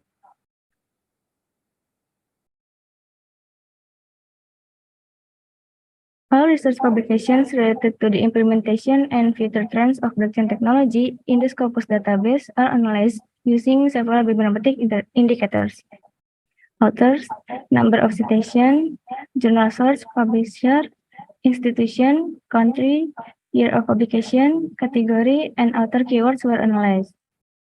After retrieving data from published or perished, 2 keywords were searched in the Scopus database, namely blockchain, as many as 200 articles, and the keyword blockchain in academic, as many as 11 articles.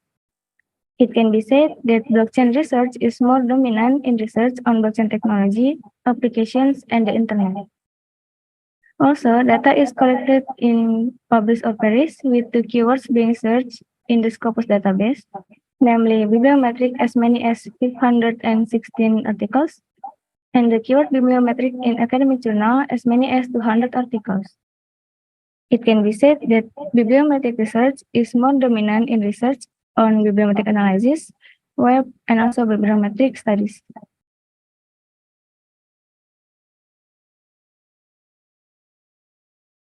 The evolution of the growth of academic journal publication in the field of blockchain technology can be seen in Table 1, showing that 2019 until 2021, it experienced a decline, where in 2021, it only produced 24,000 academic journals, or 20%.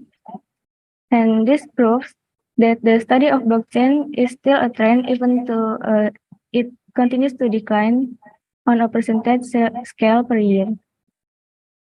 The evolution of growth of academic journal publications with bibliometric terms is fairly stable, as can be seen in Table 2, which shows that in 2019 until 2021, the growth of academic journals with bibliometric terms is quite consistent, with the increase in 2021, which produced 16 and 100 academic journals, or 34.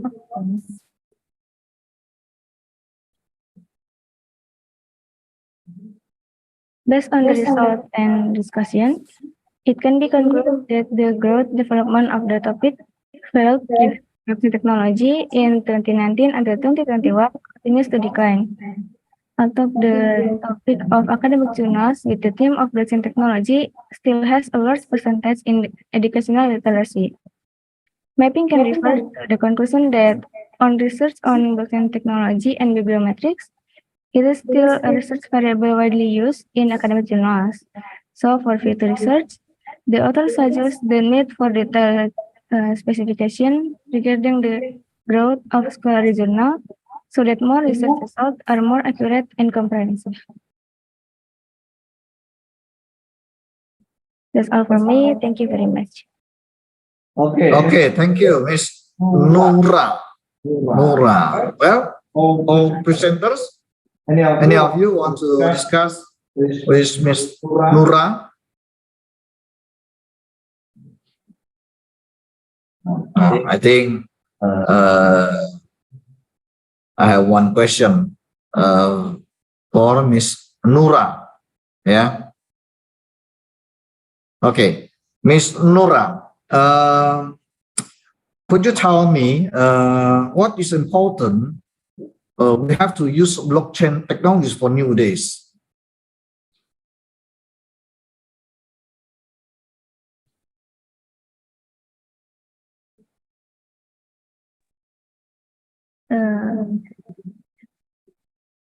We can see blockchain is going through many evolutions, such as blockchain 1.0. It's focused on Internet of Money, Like it allows peer-to-peer financial transaction.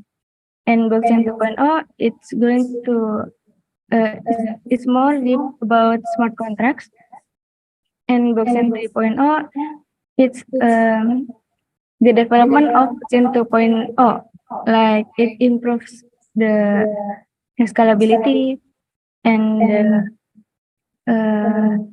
speeds, network speeds. So when we look at the evolution of blockchain, the authors boleh pakai bahasa Indonesia.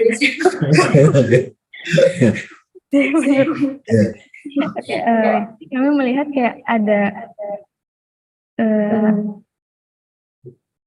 potensi blockchain akan digunakan untuk pendidikan.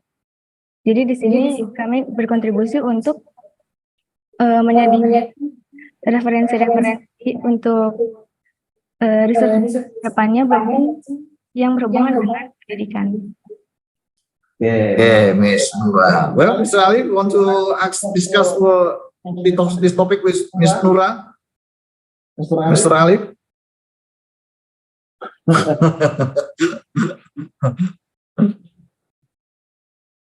I am preparing my own presentation right now. Oh, you're preparing your own presentation. Okay, thank you, Miss Nura. Okay. Maybe you next to the next presenter. Yeah. Recording the paper stopped. ID is 250. Recording in progress. 250. Yeah. Start. Oh, Mr. Harry Agustian, yeah? Yeah. Yeah, okay, you can present.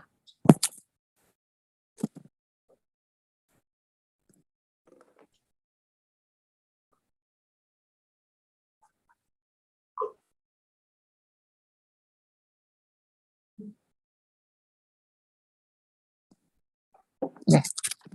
Well, before I start this presentation, I will introduce myself. I am Hari Agustian from Raharja University. I will present. Recording in progress. Better R-square, but the build model that I found in this research is a low energy consumption model. So it is not far enough from the previous R-square from other research, but it has the low energy consumption, so it can be run on the rapid prediction system. It's okay. It's clear. Thank you.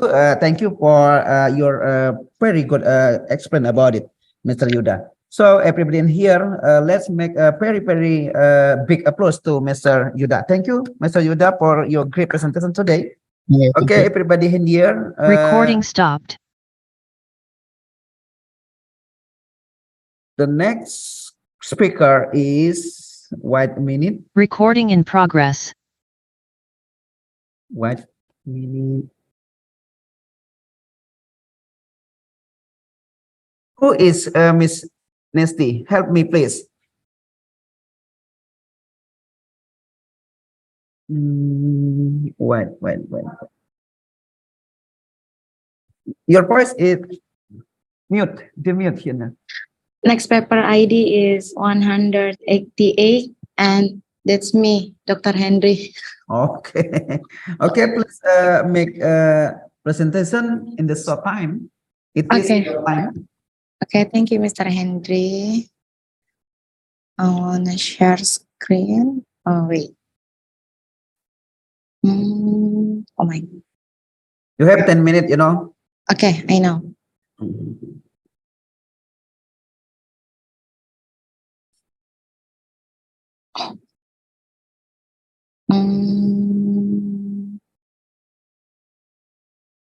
Okay. Okay, hello everyone. Thank you for letting me presentation my ICCIT paper again. Before we start, my name is Nesty and I will deliver a paper presentation, the title Blockchain Technology Evolution Trend Bibliometric Analysis on Scopus Database using False Viewer with 7 slides. And before discuss this paper, let's get acquainted with 5 great writers. The first author was Miss Herianti. Second author is Miss Nur Aziza. Third author is Mr. Galih Putra Chesna. Fourth author me, Miss Nesti Yang Reini Santoso. And the last author, Miss Yulia Putri Ayu Sanjaya. Okay, firstly, the abstract, the emergence of the blockchain technology revolution in several industries is a privilege because it has opened many opportunities in research. Thus, blockchain has gained much hope from the research community. Meanwhile, there is still a lack of in-depth exploration of blockchain in bibliometric reporting. And the studies aims to address the gap by analyzing to the scope of blockchain research activities carried out to date need to be analyzed. The evolutionary trend of the digital world bring blockchain technology into a new perspective that is internally varied and varied both in the security, resilience, and efficiency of system. In the picture above is the development blockchain technology in abstract from 1.0 until 5.0, which has rapidly increased with continuous breakout innovation. Blockchain technology can be attributed to advancement of research using bibliometric method. Bibliometric is an analyzed trending in article or journal in research circle with quantitative method in reviewing citation, reference data, scientific mapping fields, and grouping article according to one file. Using 2 tools to support this research, namely false viewer as visualization point and publish or perish to collect the research data. The next session was the method we use. The study centered around blockchain engine management and education of executive accords, financial matters, bookkeeping, finance, science, sociology, energy, the board, and ecological science and the executive, using false viewer as the tool's complement method to collect and analyze the data.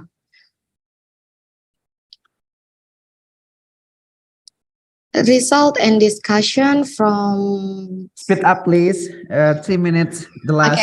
From the result of explanation above, after conducting an analysis using false viewer for clusters, red, yellow, blue, and green, indicated a relationship between one topic and another. There are 3 visualization of bibliometric mapping in false viewer, visualization in the network, visualization in the overlay, and visualization in density. The colored circle labeled with keyword indicated the correlation of the title, keyword, and abstract. Therefore, the appreciation of letter and circle is determined by frequency. 2 minutes, the last. Okay. In the conclusion, based on the result and discussion, it can be concluded that the development of technology growth, especially blockchain and bibliometric, is increasingly rapid and is used in various sectors such as education and storage and security. The result of the study proved that blockchain technology with bibliometric can help researchers who will develop bibliometric blockchain research trend. Okay. Okay, thank you. Thank you very much for your presentation today, Mrs. Nesti. Okay, everybody in here, any question? No question. Okay, thank you. Thank you for your great presentation, Mrs. Nesty. So everybody in here, let's make a very, very big applause to Mrs. Nesty. Thank you, Mrs. Nesty. Thank you, Prof. Recording stopped. Okay, the next speaker is Mr. Tubagus Muhammad Isnaini. His paper with me and friends. Recording in progress. Comparison analysis of prediction the number of COVID-19 case using support vector regression and long short time memory. So, Mr. Tubagus Muhammad Isnaini, it is your time to make a great presentation today.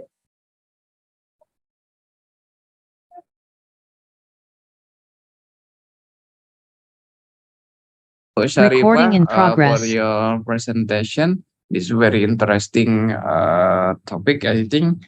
And again, thank you very much for your presentation. We moving to other presenter. Okay, Bu. Thank you, Bu, again. Okay. Recording stopped.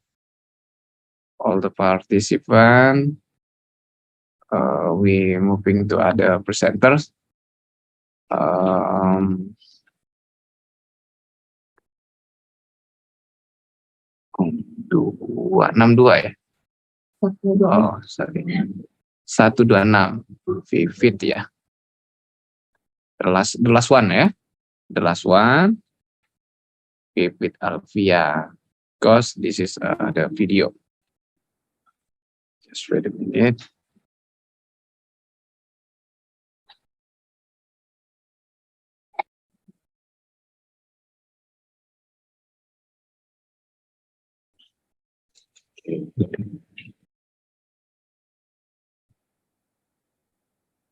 Wait.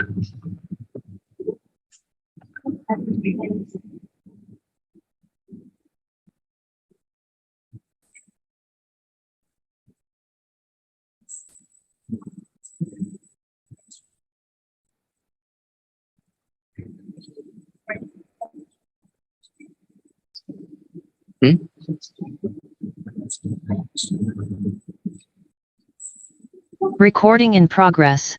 Ada.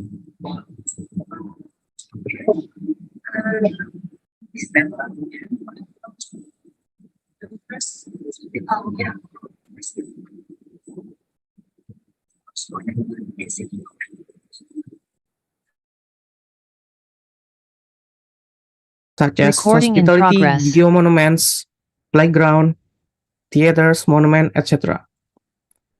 And in 2021, from Crabo Cookies, they investigate the factor of the tourism attractiveness in Greece. Right? Here, Crabo Cookies only use 5 variables, but in these 5 variables, they also measure the attractiveness of the spot. So that's why they can produce better accuracy using less variables, right? However, these 2 papers is not really relevant, I would say, in the COVID-19 pandemic, because the study has obviously conducted before the pandemic come, right? So in here, our objective of this research is to also measure from the variables, but we add some variables that correlate to the pandemic situation, especially in Indonesia, which is the PPKM. So besides we measure the hospitality, playground, theaters, we also measure the PPKM level. So based on that, with that being said, we said that we have 2 research problems. The first one is tourists are not sure the safety of the place. Of course, the pandemic is scare all of us. And the second one is no geopolitics variable added within the recommender system. As I said, because this paper is not really relevant in the COVID-19 pandemic, since they didn't include the geopolitical variable into their system. So our contribution is to implementing multiple linear regression with 8 variables including the geopolitics factor, which is PPKM, to produce the ratings for the recommendation itself and provide an attractive and safe tourism place. So I think this will help to recover the tourism industry in Indonesia. All right. This is our method. As I said, we are using multiple linear regression. Here you can see the basic equation of our research, which are the y is defined as the rating in tourism place, and beta 0 is the intercept if every variable is 0, and beta I is the weight of k variable for tourism place I, and the x key I is the number of point of interest or POI near tourism place I. As you can see on the right side, these are the tables. Define the variables of this research, including the PPKM level. As you can see, the PPKM level has the highest value among other variables. This is relevant because during the pandemic, of course, the tourist is more concerned about their safety since the pandemic itself, right? So this is quite relevant to the research since PPKM level being the main factor of tourism of the tourist decision. All right. Now let's talk about the method. If you see the result of calculation yi is a tourism place rating with range 1 to 3.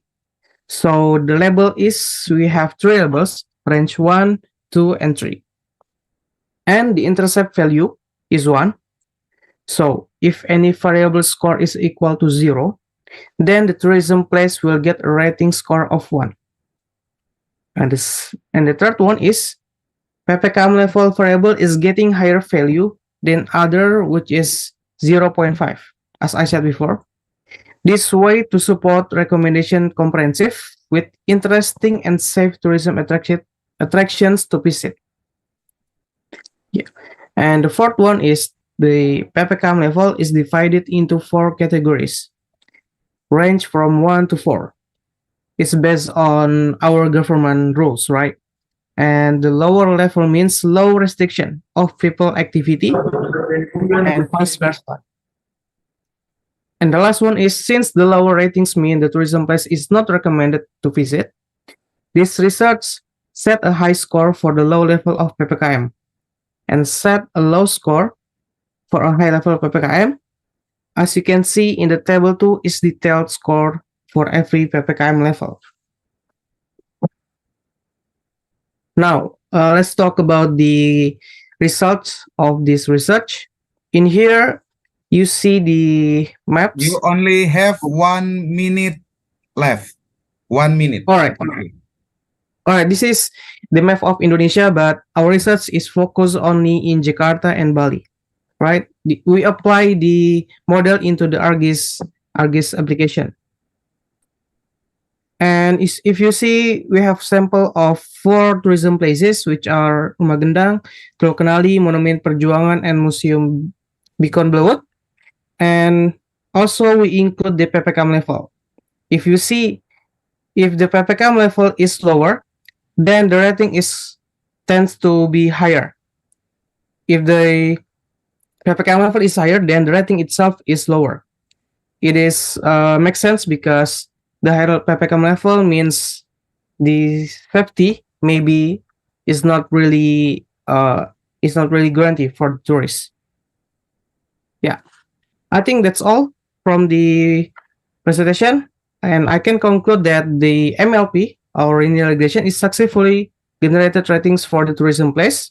And the second one is the formula, weight, and score for every variable, especially PPKM variable, that proposed in this research can be implemented in wet area in Indonesia. And the last one, tourism place is rated by range 1 to 3, and low rating means the tourism place is less attractive, and vice versa for the high ratings. I think that's all. Thank you for your attention. Okay, thank Yeah. you very much for your presentation. Is there any question?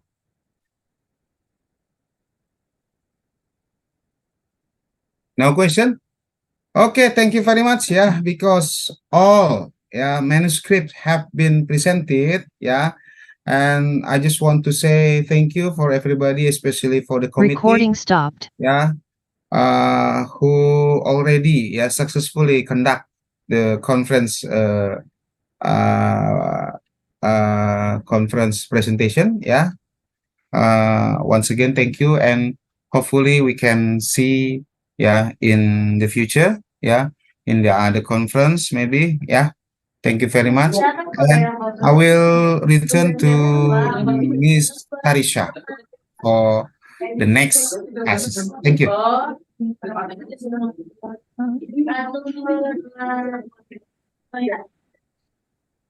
Okay, thank you. Can you submit it? Yeah, send me through my email. Yeah, Miss Tarisha, please submit it to my email. Tarisha? Halo Tarisha. Yes, Mr. Yeah. Recording Can in you send my progress. certificate? Can you send my certificate? Yeah, to my email. Okay. Okay. Thank you, Mr. Arisa SRPSD, for your assistance. Here is a certificate of appreciation, Mr. Aris, who has become the session chair at ICCIT 2022. Yeah, can you send it to my email? Okay, Mr. Okay, thank you. Okay, go on. Okay.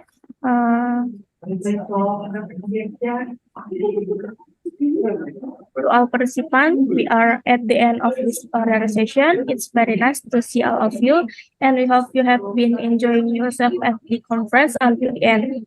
I hope you found the oral session are informative and helpful. Before ending this oral session, allow me to documentation the activity. Please, all participants can turn on the camera.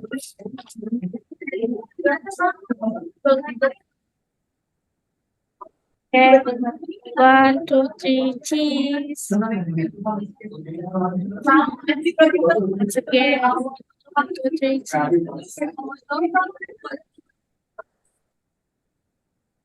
Thank you for your participation. Recording stopped.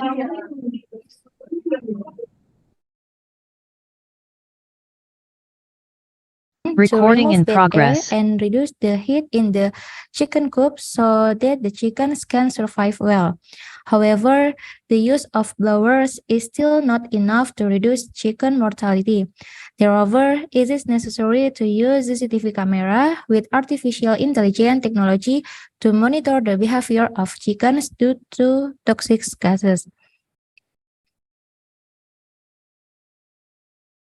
Production of broiler chickens reached 3.15 billion head, with the largest production center on the island of Java. Based on data from the Central Bureau of Statistics in 2021, the need from consumption of per bird chicken per year for the Indonesian people in 2021 is 639,000 tons per year, an increase of 35,000 tons or 5.8% compared to the previous year's production.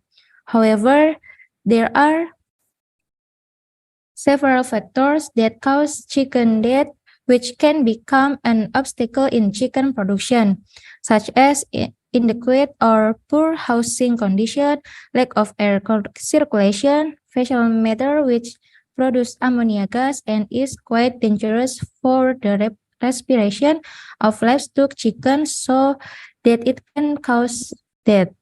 Therefore, it is necessary to have technology that is used for breeders in dealing with this problem. The technology that can be used is the use of blower to remove bad air and reduce the heat in the chicken coop so that the chicken can survive well. However, this is not enough to minimize the death of chickens.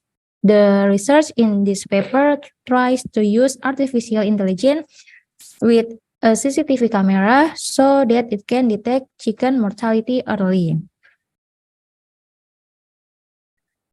The method is first set survey and identification of problems in the cage to find out information.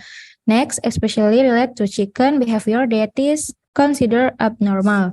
Then conduct the literature study and literature review and other reference relate to chicken farming. After that, design the system and conduct tests in the cage to ensure the system runs properly. Then the installation as well as training is carried out in certain areas, especially at the end of the cage, which is close to blower fan.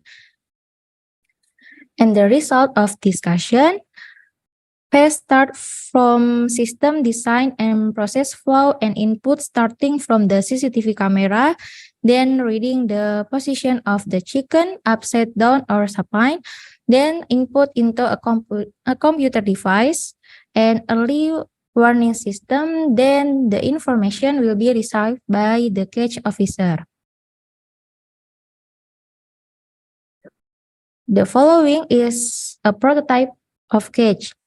Hazardous gas is in section A and B in the form of ammonia and methane are drawn in by blowers installed in section C.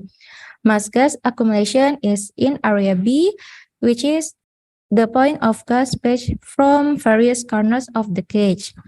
Cameras 1, 2, 3, and so on are placed in area B and will capture the image of a recumbent chicken that has the potential to die from ammonia gas and being trampled on.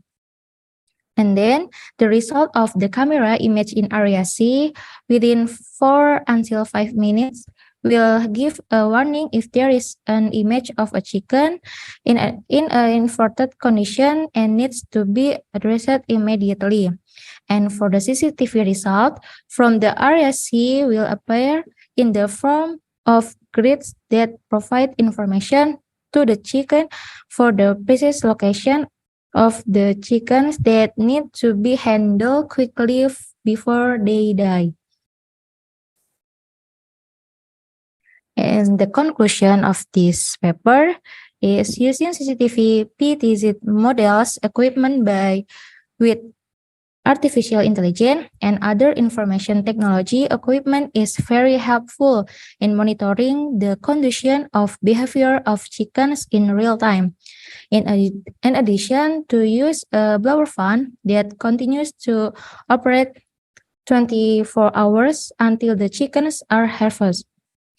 From the test result, that change in conventional level do not affect the result of accuracy. And this can also prove that the classification using the AI method is relatively reliable for parameters change. By using this imaging, the mortality rate can be greatly reduced and provides great benefits for breeders as well as losses, whether it's the cost of feed or time can be minimized. I think it's enough for me. Thank you so much for your great attention. I return to the president chair. Okay, so thank you very much, Ms. Anand, for sharing your research with us. Of course, it's a very useful application since I think Indonesians, not only Indonesians, but a lot of people around the world like to eat chicken, and reducing the mortality rate is a good way to sustain the availability of the chicken distribution in the food market. All right, we will continue to the next paper, paper ID 87. Recording stopped. IDS performance using machine learning, comparative study of single classifier and ensemble learning. Is there any Mr. Andika R. Hananto? Yeah, present. Yeah, you may present your paper now. Recording in progress.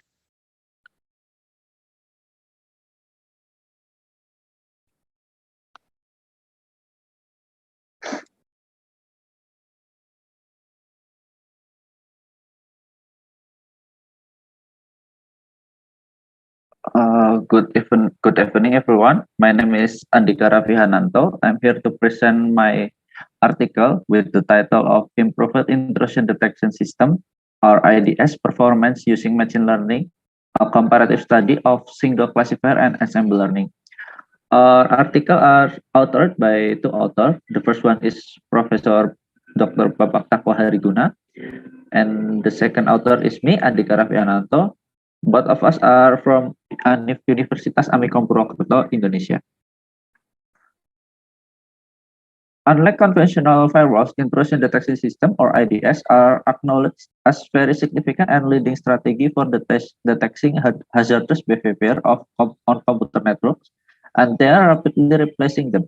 Unlike traditional firewalls, IDS employs analytical methodologies such as data mining and machine learning techniques to intelligently identify threats. They are traditional firewalls, whereas traditional firewalls do not. Ensemble learning has supported progress in machine learning and pattern classification research in recent decades, with results that surpass single classifier research has carried as part of this study to improve the accuracy of an intrusion detection system to evaluate which technique worked best. A singular classifier has used to identify the given data in order to obtain the highly accurate result, which were then evaluate the finding of ensemble learning and filter selection using ensemble learning. The goal of this study is to obtain the most accuracy out of a single classifier. In the methodology section, the research flow as presented now. The first step on this research is by collecting dataset. The dataset used in this research are secondary data we collected in UCI, if I correct, in 2018. And then the data is split into two parts: the training data and testing data. After the data is split, we spread the data. We proceed to pre-processing process, and then we model our algorithm and test it using single classification and ensemble learning. As the result of this study are, before carrying out the data cleaning process, there are several data gaps or missing data in the dataset used in shows in figure 2 now, and there are differences in the number of categories in the training and testing data, namely the difference between 6 categories in service filter. The next process after finding the missing categories and process with equalizing the dimension of the data as shown is following code snippet. And the data transformation and class scaling, the next process is the transform of categorical data into numerical as shown in table 1. On the variable filter, this process select 13 filters using RFV or recursive filter selection with a random forest classifier as an estimator, which will generate new data used in the classification process as shown in following code snippet. In variable filter, the classification process built with naive as following code snippet.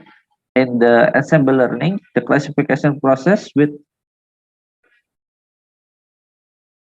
the test result after the pre-processing process is carried out. The classification process is carried out using naive-Bayes algorithm and ensemble learning. From the result of the classification, followed by the validation process and obtain the value of accuracy, there are two scenarios in this research. The first scenario or simple classification. The results are shown in table figure X, in scenario 1. From the figure X, the naive-Bayes classification produced 77.4% accuracy, 98.8% precision, 61.1% recall, and F1 are 75.5%.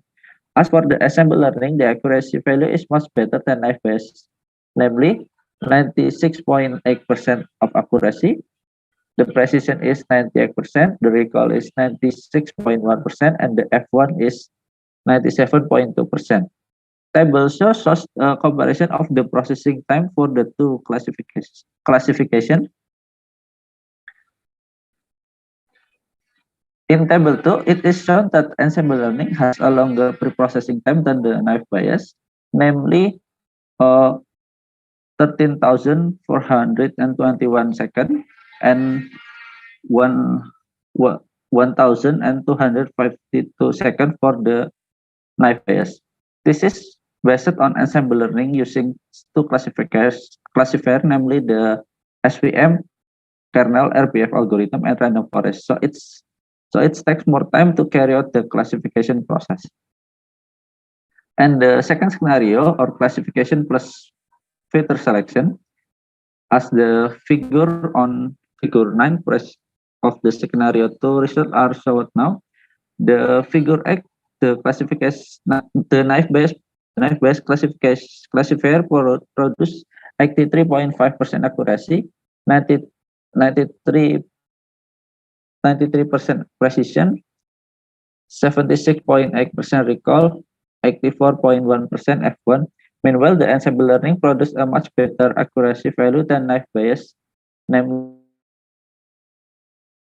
94.5% accuracy, 97.3% precision, 92.8% recall, and 94.9 F1. The following table 4 follows a comparison of the processing time for the two classification. Table 3 shows that ensemble learning has a longer processing time than naive Bayes, namely 9,144 seconds and 0.286 seconds.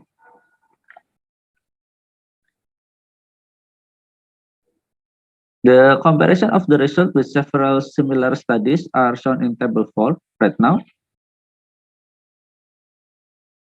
Table 4 shows the result of comparative study of different studies, which shows that the suggestive technique of ensemble learning and filter selection is extremely competitive in terms of an effective approach for the case of anomalous intrusion detection in comparing to other methods. In addition, the accuracy results obtained are very high than compared to some of the studies before, namely 95.6% and the precision value of 98.1%. This study proposed execution time performance or time statistic with the result of the use of filter selection in classification can produce processing time very significantly. In several studies, the comparison did not include processing time. It was found that the use of ensemble learning succeed in increasing the value of accuracy, and also the use of filter selection was very helpful in selecting important new features and reducing processing time compared to using all features.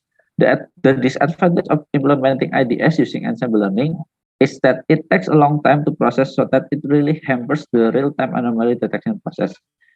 This proven after two scenarios above, we have been carried out. It has been concluded that two methods used for namely ensemble learning and filter selection are able to improve the classification process, especially the NSL KDD dataset. For future research, it is hoped that the selection of important features can be further development so that the maximum classification results are obtained. Apart from increasing the accuracy value, the current processing time should be longer because of the ensemble learning still does not support real-time detection system. It is hoped that the future there will be development of detectable anomalies so that the scope of IDS detection that is built is wider.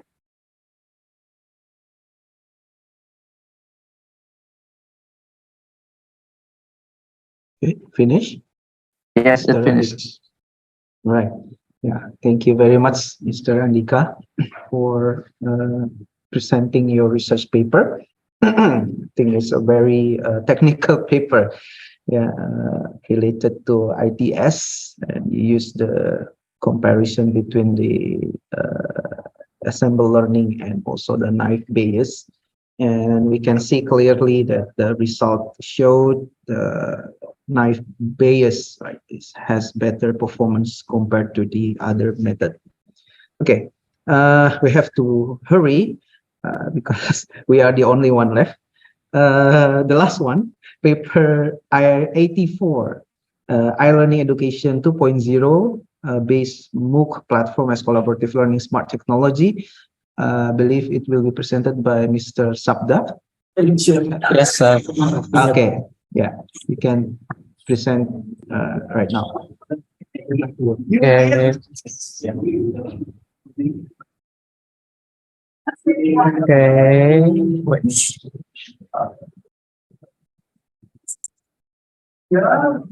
Okay.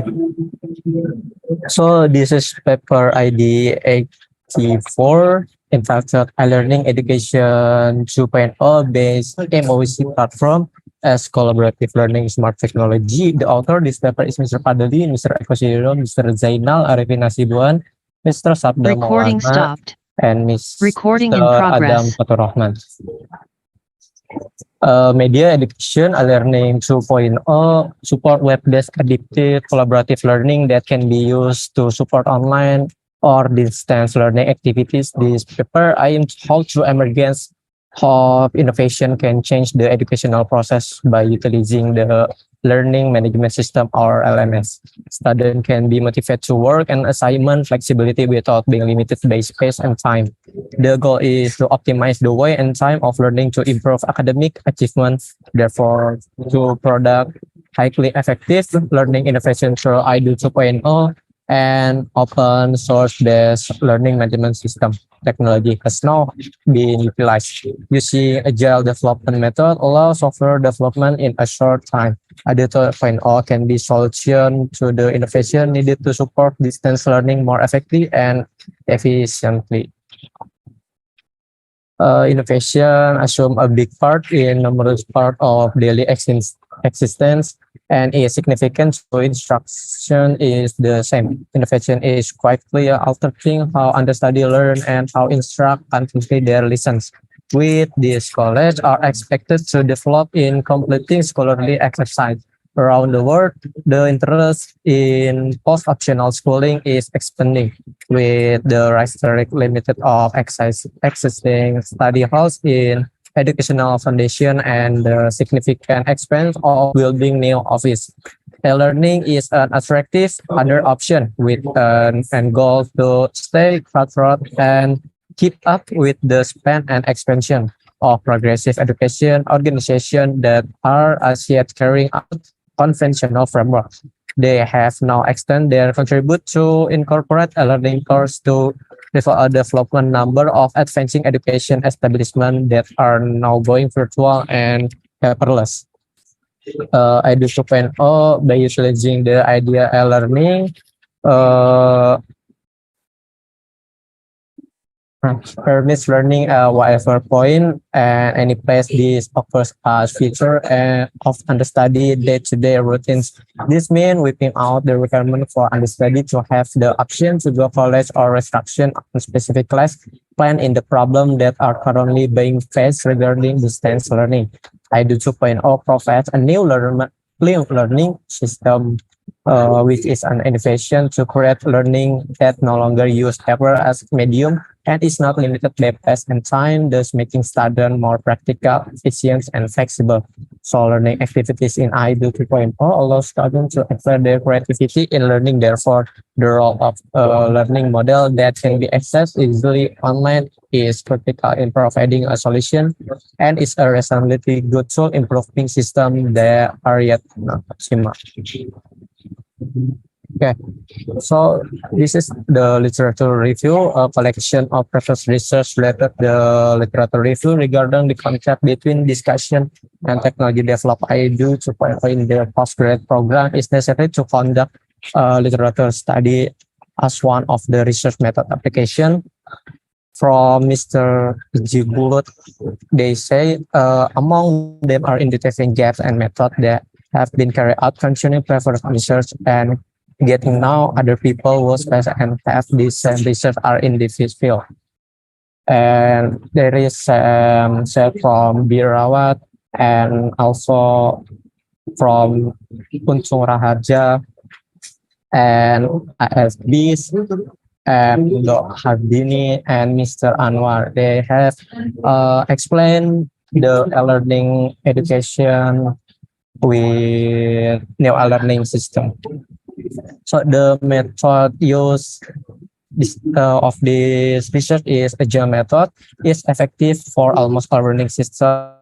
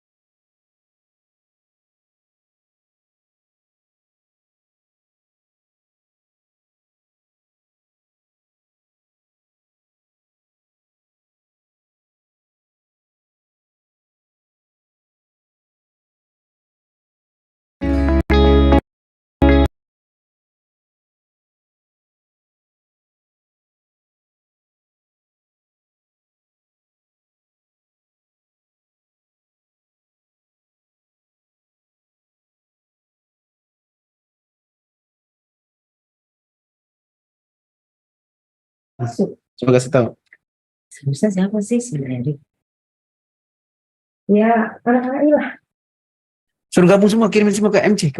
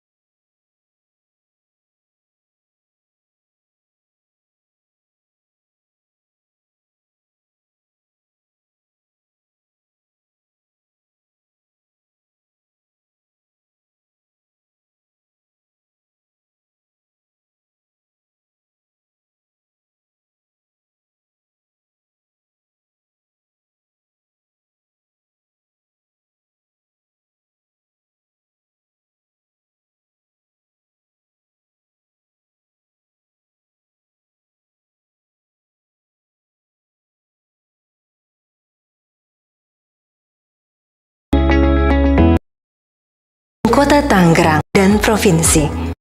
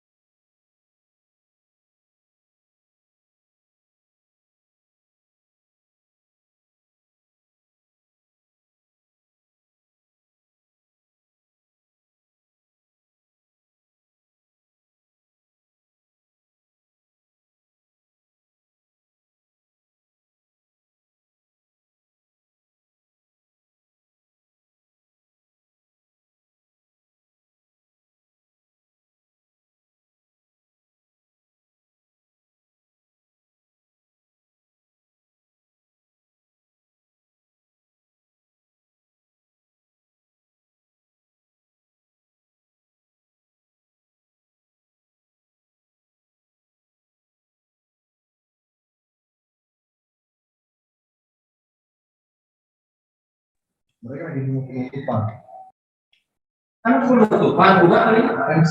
ladies and gentlemen, the closing ceremony is going to start in 2 minutes. So,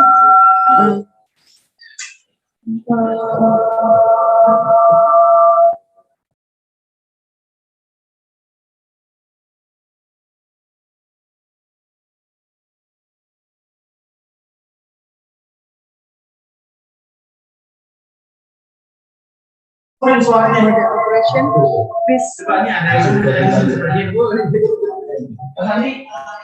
to recording the Oh iya, pada saat ini betul.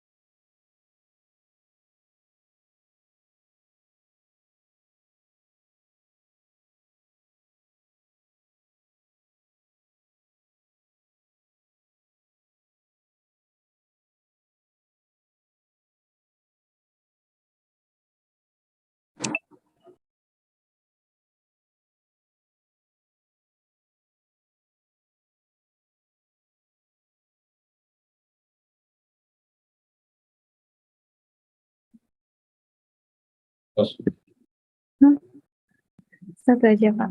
Makasih, Pak.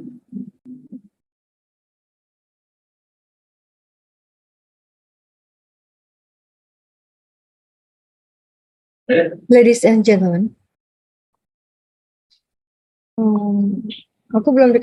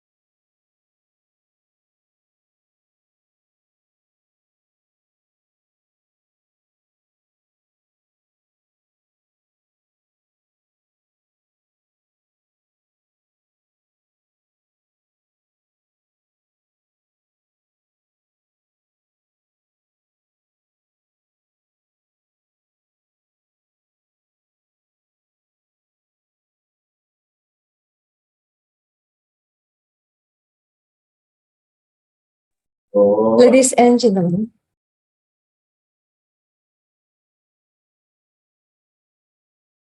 ladies and gentlemen, the closing ceremony is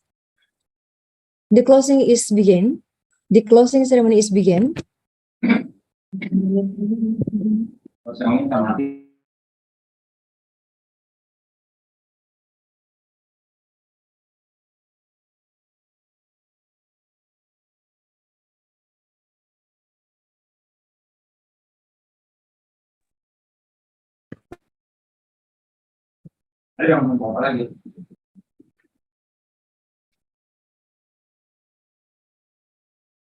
Saya belum. Baru ngomong.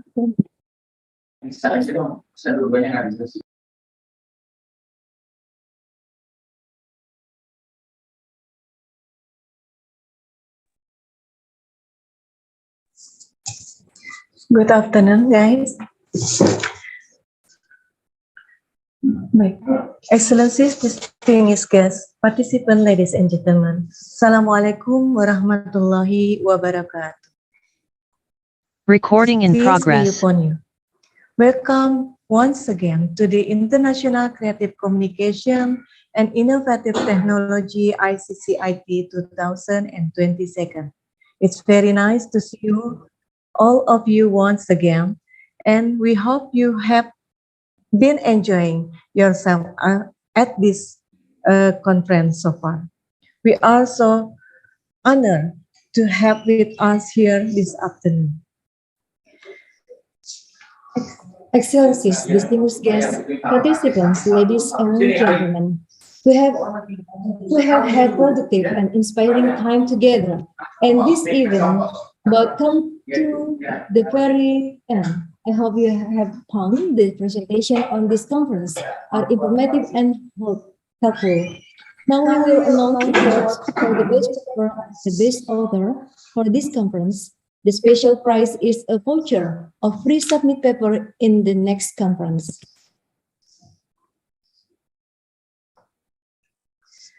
Now the time that is award for the best paper. Best paper for International Creative Communication and Innovative Technology ICCIT 2022. Today we'll announce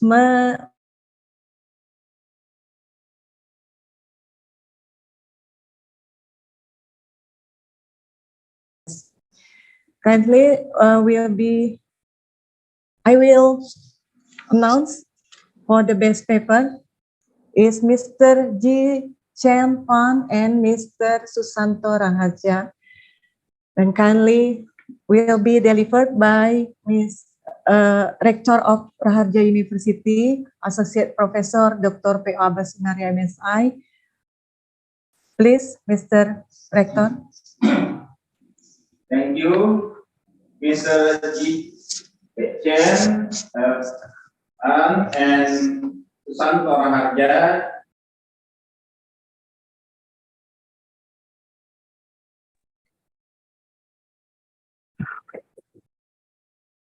Apa sih ada suaranya?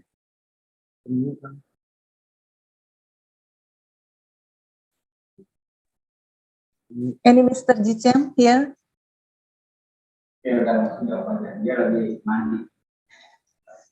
Okay. Congratulations for Gisem Fan and Mr. Susanto Raharja. And now we will announce the Best Author Award of International Creative Communication and Innovative Technology ICCIT 2022. Tadi di opsi nih sama saya mesinnya. The Best Author of International Creative Communication and Innovative Technology ICCIT 2022 goes to Kalandra Alencia Haryani, Brian Liming, Andre E. Wijaya, and Harry, with the paper title Development of Case-Based Recommendation and Sound and Lighting Rental System on UPRO Sound and Lighting. Congratulations. The special prize is a voucher of free submit paper in the next conference. And to present the ceremonial gift voucher and e-certificate, we invite to the Rector of Raharja University, Mr. Associate Professor Dr. Pio Basunaria, MSI. Please. Yeah. Congratulations. Yeah, please. Mr. apa Mrs. nih? Hah? Kalandra Alesia Haryani, Brian Liming, Andre Wijaya, and Harry. Yeah. Thank you. Here is the certificate. Please accept. Thank you for giving the prize, and congratulations for the Best Author Award of ICCIT 2022. Excellencies, distinguished guests, participants, ladies and gentlemen. Now I would like to call upon Rector of Raharja University, Associate Professor Dr. P.O. Basunaria, MSI, to present us with the closing speech. Please welcome Associate Professor Dr. P.O. Basunaria, MSI.